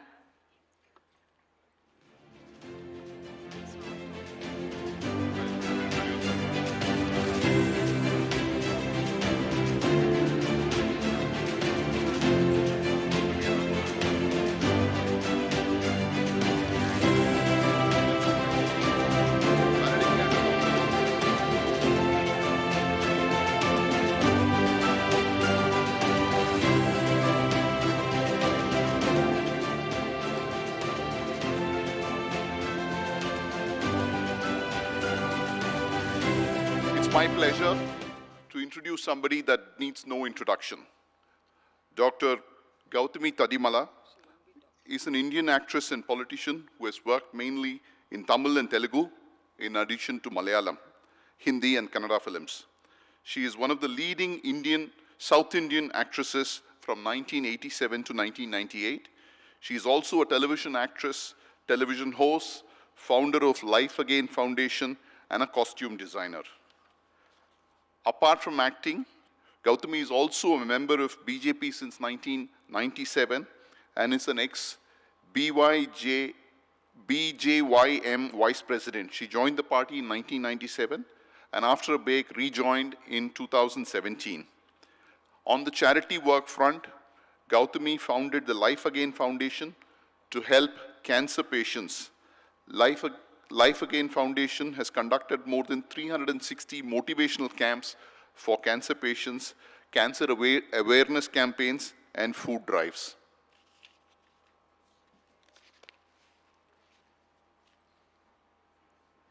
Ma'am, we request you to share a few words with us, ma'am. Is it okay if I just use the hand? Yes, sure. I can see everyone better when I stand up. Wow, what a day it's been. First of all, my warmest felicitations and congratulations to your chairperson, Srimati Malarvili ji. Mr. Janet, your team of faculty, staff, admin, everybody, and I think most especially your student body, you guys have done an amazing job today.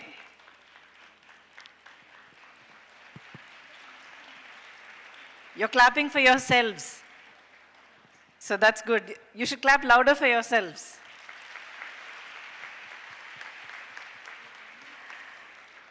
Right from the morning to this last session that I was able to watch and participate in, it's been an amazing day.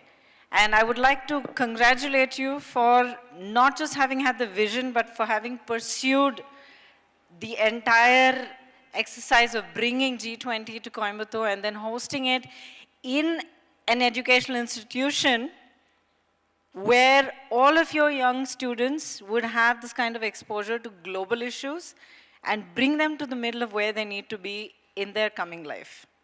So congratulations for that. I believe I have just a few minutes, so if someone can, ring my timer when I'm done, that'll be great. I think the buzzword, every year generally has a buzzword, Oxford Dictionary or one of these organizations generally flags them. The frequency and the application with which I am hearing this particular word from 2022 onwards into this year, I think this is going to be a strong favorite for several years to come. And that is the word empowerment.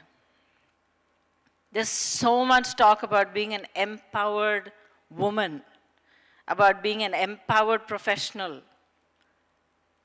What does empowerment mean? To be able to succeed in your job, to be able to have a home life and a professional life, to be able to do well and be recognized for doing your job well. Yes, it is all of these things. But somewhere I think one very, very critical thing that's being overlooked in many places that I've heard this discussion is at the root of it, it's not about saying, I was allowed to study what I want, or I was supported in the life choices that I'd made. No. The root of empowerment is inherently having the strength and the right to make your own choice and to be respected for making that choice, regardless of what anybody around you thinks or says or feels. Are you guys understanding me at the back? I'm not talking to any of the front benchers. I'm talking to all of you guys at the back. Do you understand me? புரியுதுங்களா? நான் சொன்னது புரிஞ்சுதா உங்களுக்கு? I'm sorry, நான் உங்களுடைய டீச்சர்ஸை விட கொஞ்சம் ஸ்ட்ரிக்டாக இருப்பேன். அதில் எனக்கு பதில் வேணும். நான் சொன்னது உங்களுக்கு புரியலன்னா நான் வேறு மாதிரி சொல்கிறேன். பட் உங்களுக்கு இந்த விஷயம் புரியணும். பிகாஸ் கோயிங் ஃபார்வர்ட் இந்த அடிப்படை உண்மையை வந்து நம்ம புரிஞ்சுக்கலன்னா அடுத்தடுத்த முடிவுகள் வந்து we will keep repeating the same mistakes.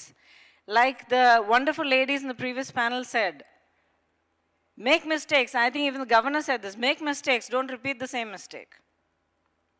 So புரிஞ்சுதா உங்களுக்கு? Yes, no? Your students are very, very soft spoken and well behaved. Hats off. Really good. உண்மையான எம்பவர்மெண்ட்டுங்கிறது உங்களுடைய முடிவுகள், உங்களுடைய விருப்பப்படி, உங்களுடைய கனவுகளின்படி, உங்களுடைய எதிர்கால எதிர்பார்ப்பின்படி நீங்கள் எடுக்கக்கூடிய முழு உரிமை உங்களுக்கு இருக்கு அப்படிங்கிறது நீங்கள் உணர்றது தான் உண்மையான எம்பவர்மெண்ட். அது உங்கள் பேரண்ட்ஸுக்கு பிடிச்சாலும் பிடிக்கலனாலும், உங்கள் லைஃப் பார்ட்னருக்கு உங்களுக்கு சப்போர்ட் பண்ணாலும் பண்ணலைனாலும், உங்கள் குழந்தைங்களும் உங்களை பற்றி என்ன நினச்சாலும் நினைக்கலனாலும், உங்கள் ஃப்ரெண்ட்ஸ் வந்து அது கூலாக இல்லையா அப்படின்னு நினச்சாலும் நினைக்கலனாலும், when you want to do something, it is your right to make that choice, and that is the root of empowerment. So நான் என்ன சொல்ல வரேன்னா, நம்மளுடைய choices are what is going to define everything in our life. It's not about, oh, எங்கள் வீட்டில் இது வந்து என்னை செய்ய விட்டாங்க, என்னை இது படிக்க விட்டாங்க, இல்லை இது படிக்க வேணாம் அது படிக்க சொன்னாங்க, ஆனால் பரவாயில்ல அதுலேயும் நல்லா தானே வந்திருக்கேன் அப்படிங்கிறது we are consoling ourselves. உங்களுடைய சாய்ஸ் என்னவோ, உங்களுடைய ட்ரீம்ஸ் என்னவோ, உங்கள் லைஃப்லேருந்து நீங்கள் என்ன எதிர்பார்க்குறீங்களோ அதுக்காக முடிவெடுத்து போராடக்கூடிய முழு உரிமை உங்களுக்கு இருக்குது. நீங்கள் ஒரு ஸ்டெப்பு எடுத்து அதில் ஒரு தவறு நடந்து ஒரு ஃபெயிலியர் அடைஞ்சால் அதுக்கு எப்படி உங்களை வந்து பொறுப்பு எடுக்க வைக்கிறாங்களோ அதே மாதிரி உங்களுடைய சக்ஸஸுக்கும் நீங்கள் முழு பொறுப்பு, நீங்கள் முழு கிரெடிட் எடுக்கணும். நான் சொன்ன இந்த விஷயம் வந்து பல பேருக்கு ஆரம்பத்தில் புரியாமல் இருக்கலாம். ஆனால் என்னுடைய ரிக்வெஸ்ட் என்னென்னா, என்னுடைய வார்த்தைகள் இப்போ நான் சொல்கிற விஷயங்கள் வந்து மனசில் வச்சுங்க, யோசிங்க, அப்பப்போ யோசிங்க. அதாவது சில விஷயங்கள் வந்து உடனே பல்ப் எரியும், சில விஷயங்கள் வந்து அந்த ஹாலஜன் லேம்ப் மாதிரி கொஞ்சம் ஸ்லோவாக பிக்கப் ஆகும். It doesn't matter. நான் ஜோக்காக சொல்லலை. But this is a truth that everybody has to realize. நான் எதுக்காக இவ்வளோ அழுத்தி சொல்கிறேன்னா, இப்போ ஐம் அ பேரண்ட், இங்கே இருக்கிறவங்க நிறைய பேர் வந்து parents, they are responsible for this present generation. அதே மாதிரி அடுத்தடுத்த தலைமுறைகளுக்கான ஒரு முழு பொறுப்பு உங்கள் கையில் தான் இருக்கும். Because you are tomorrow's parents. So நீங்கள் உங்கள் லைஃப் வந்து எப்படி பார்க்குறீங்களோ, எப்படி நீங்கள் வாழ்கிறீங்களோ, எப்படியெல்லாம் நீங்கள் முடிவெடுக்கிறீங்களோ, எப்படி பொறுப்பெடுக்கிறீங்களோ, எப்படி சந்தோஷமாக இருக்கீங்களோ, அதை வச்சு தான் அடுத்தடுத்த தலைமுறைகளை வந்து நீங்கள் பெற்று நீங்கள் வளர்க்க போகிறீங்க. ஸோ என்னுடைய எதிர்பார்ப்பு வந்து ரொம்ப செல்ஃபிஷுங்க. என் நாடு நல்லா இருக்கணும், தேசம் நல்லா இருக்கணும், உலகம் நல்லா இருக்கணும். அதுக்காக ஒவ்வொரு தலைமுறையும் நல்ல சந்தோஷமாக, பேலன்ஸ்டாக, கான்ஃபிடெண்ட்டாக, they should be focused on the right things, priorities கிளியராக இருக்கணும். இப்படிப்பட்ட எஜுகேஷனல் இன்ஸ்டிடியூஷன்ஸில் படிக்கக்கூடிய ஒரு ப்ரிவிலேஜ் உங்களுக்கு கிடச்சிருக்கு. இது வந்து உங்களுடைய உழைப்பு இருக்குது, உங்களுடைய பேரண்ட்ஸோடைய சப்போர்ட் இருக்குது, உங்களுடைய டீச்சர்ஸ் அண்ட் உங்களுடைய ஃப்ரெண்ட்ஸோடைய இன்ஸ்பிரேஷன் இருக்கலாம், உங்களுடைய ஹீரோஸோடைய இன்ஸ்பிரேஷன் இருக்கலாம். வாட் எவர் இட் இஸ், நீங்கள் இருக்கீங்க. இன்றைக்கி இந்த G20 சம்மிட்டில் பங்கெடுக்கக்கூடிய ஒரு வாய்ப்பு உங்களுக்கு கிடச்சிது. This is a very rare and very, very special thing that you have. இன்னைக்கு கவர்னர் அவர்கள் முதல் கொண்டு டாக்டர் முருகன் அவர்கள், he's a union minister, and mostly, I mean, இங்கே especially economics and current affairs follow பண்ணுறவங்க ஸ்டூடெண்ட்ஸ் எத்தனை பேர் இருக்கீங்க?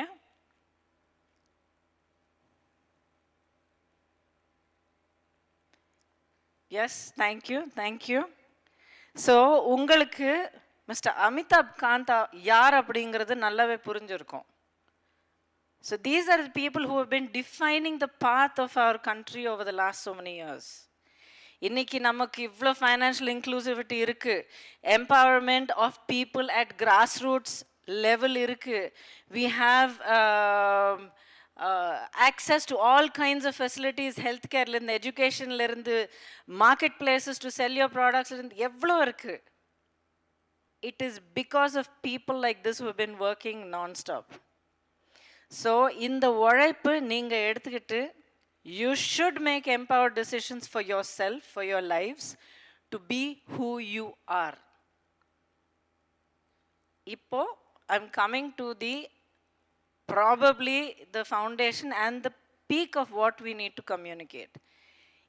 Each one of you is an individual.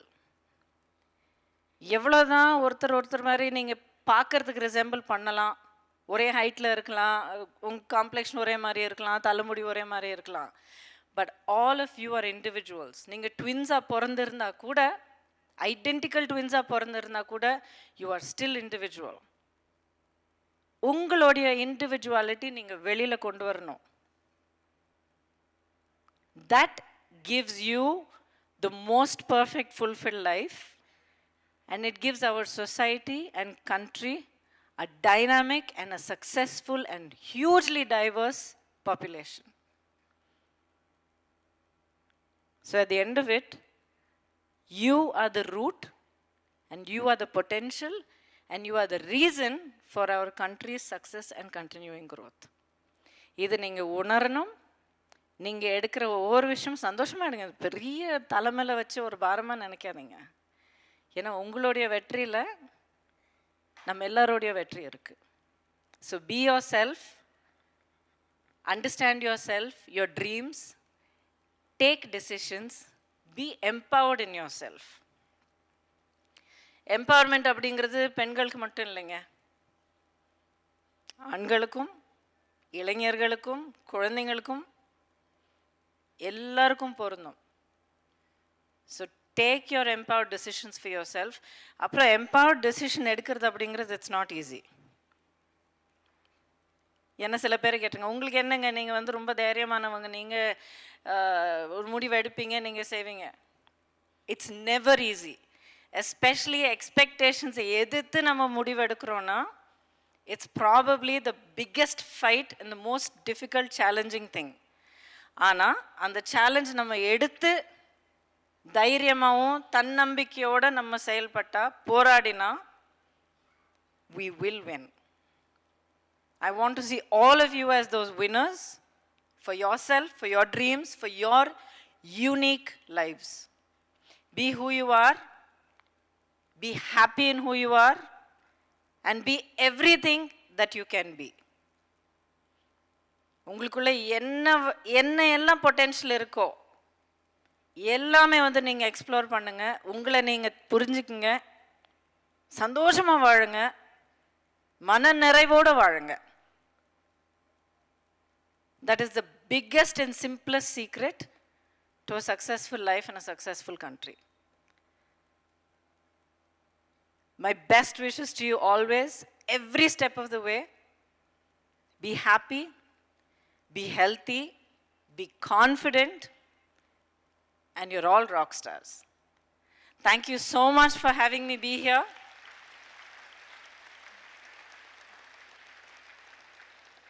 It is always an honor to speak to students, to young people, and to share what I have. And I hope somewhere we have connected and this helps you a little bit on your journey. Thank you so much. God bless everybody. Jai Hind. Thank you, ma'am, for inspiring our youth to make a decision and have an empowered life. Thank you so much, ma'am. Next, may we call upon Dr. J. Janet, Principal, Sri Krishna College of Engineering and Technology, to deliver the vote of thanks. Please, ma'am.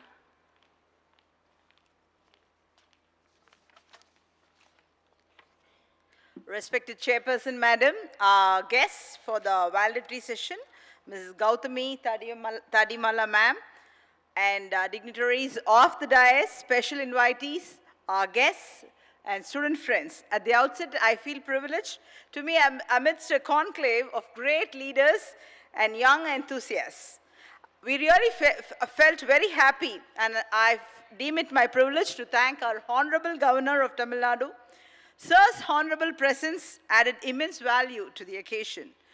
We also deem it an honor to thank through Dr. L. Murugan, Ministry of State, in Ministry of Information Broadcasting and Ministry of Fisheries, Animal Husbandry and Dairying, Government of India, and Mr. Amitabh Kant, India's G20 Sherpa, for their august presence and their enlightening speech in the inaugural session. Our special note of thanks to the esteemed panelists, Mr. Kalpadi S. Suresh, Chairman, CEO Kalpadi Investments, Dr. Anbu Ratnavel, Head and Co-Founder, School of Design Thinking, Chennai, Mr. Seraj Singh, Managing Director, Naspers Limited, India, Mrs. Veena Kumarvel, Founder, Naturals Beauty Salon, India, Mrs.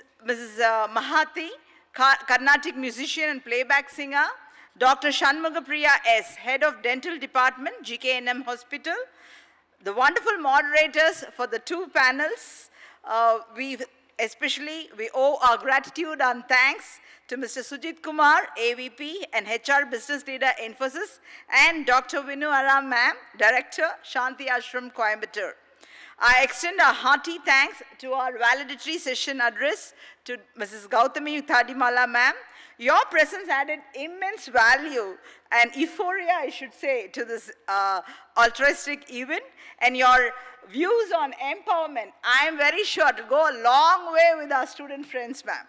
With a deep sense of gratitude, I also place on record our thanks to our chairperson and managing trustee, madam, and our trustee, sir, for being with us through the day and being a pillar of support in conducting this event. My sincere gratitude to all the esteemed guests and special invitees, press and media fraternity, and my dear participants from various parts of the state. It was a delight to see the enthusiasm and passion that the student fraternity have for bringing about the change in the world. As young people, you have energy, creativity, and passion to challenge. You have the power to drive innovation and shape the world around you. Your ideas and opinions are invaluable. I would like to end my speech with the Honorable Prime Minister Modi ji's quote, "We walk together, we move together, we think together, we resolve together, and together let's take the country forward." May the spark ignited in these young minds spread like wildfire and transform each and every one of us as trailblazers and game changers. I encourage the young students gathered to rise to the occasion and march out as the young ambassadors to solve global issues and challenges. Arise and shine, student friends. Thank you, one and all.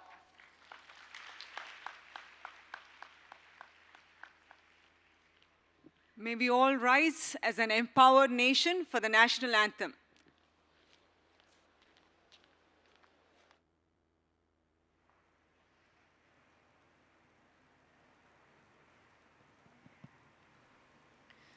जनगण मन अधिनायक जय हे भारत भाग्य विधाता पंजाब सिंध गुजरात मराठा द्राविड उत्कल बंगा विंध्य हिमाचल यमुना गंगा उच्छल जलधि तरंगा तव शुभ नामे जागे तव शुभ आशीष मागे गाए तव जय गाता जनगण मंगलदायक जय हे भारत भाग्य विधाता जय हे जय हे जय हे जय जय जय जय हे।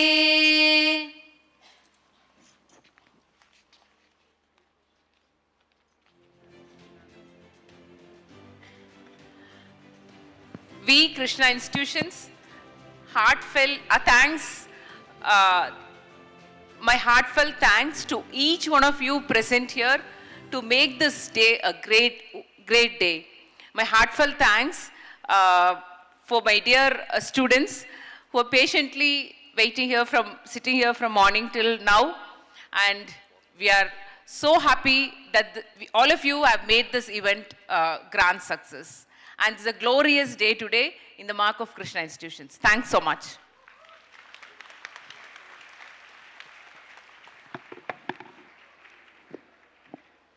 Friends, this concludes the exciting day of G20 Young Ambassador Summit at Sri Krishna Institutions, Coimbatore. We had a great day of learning and hope you have a great year.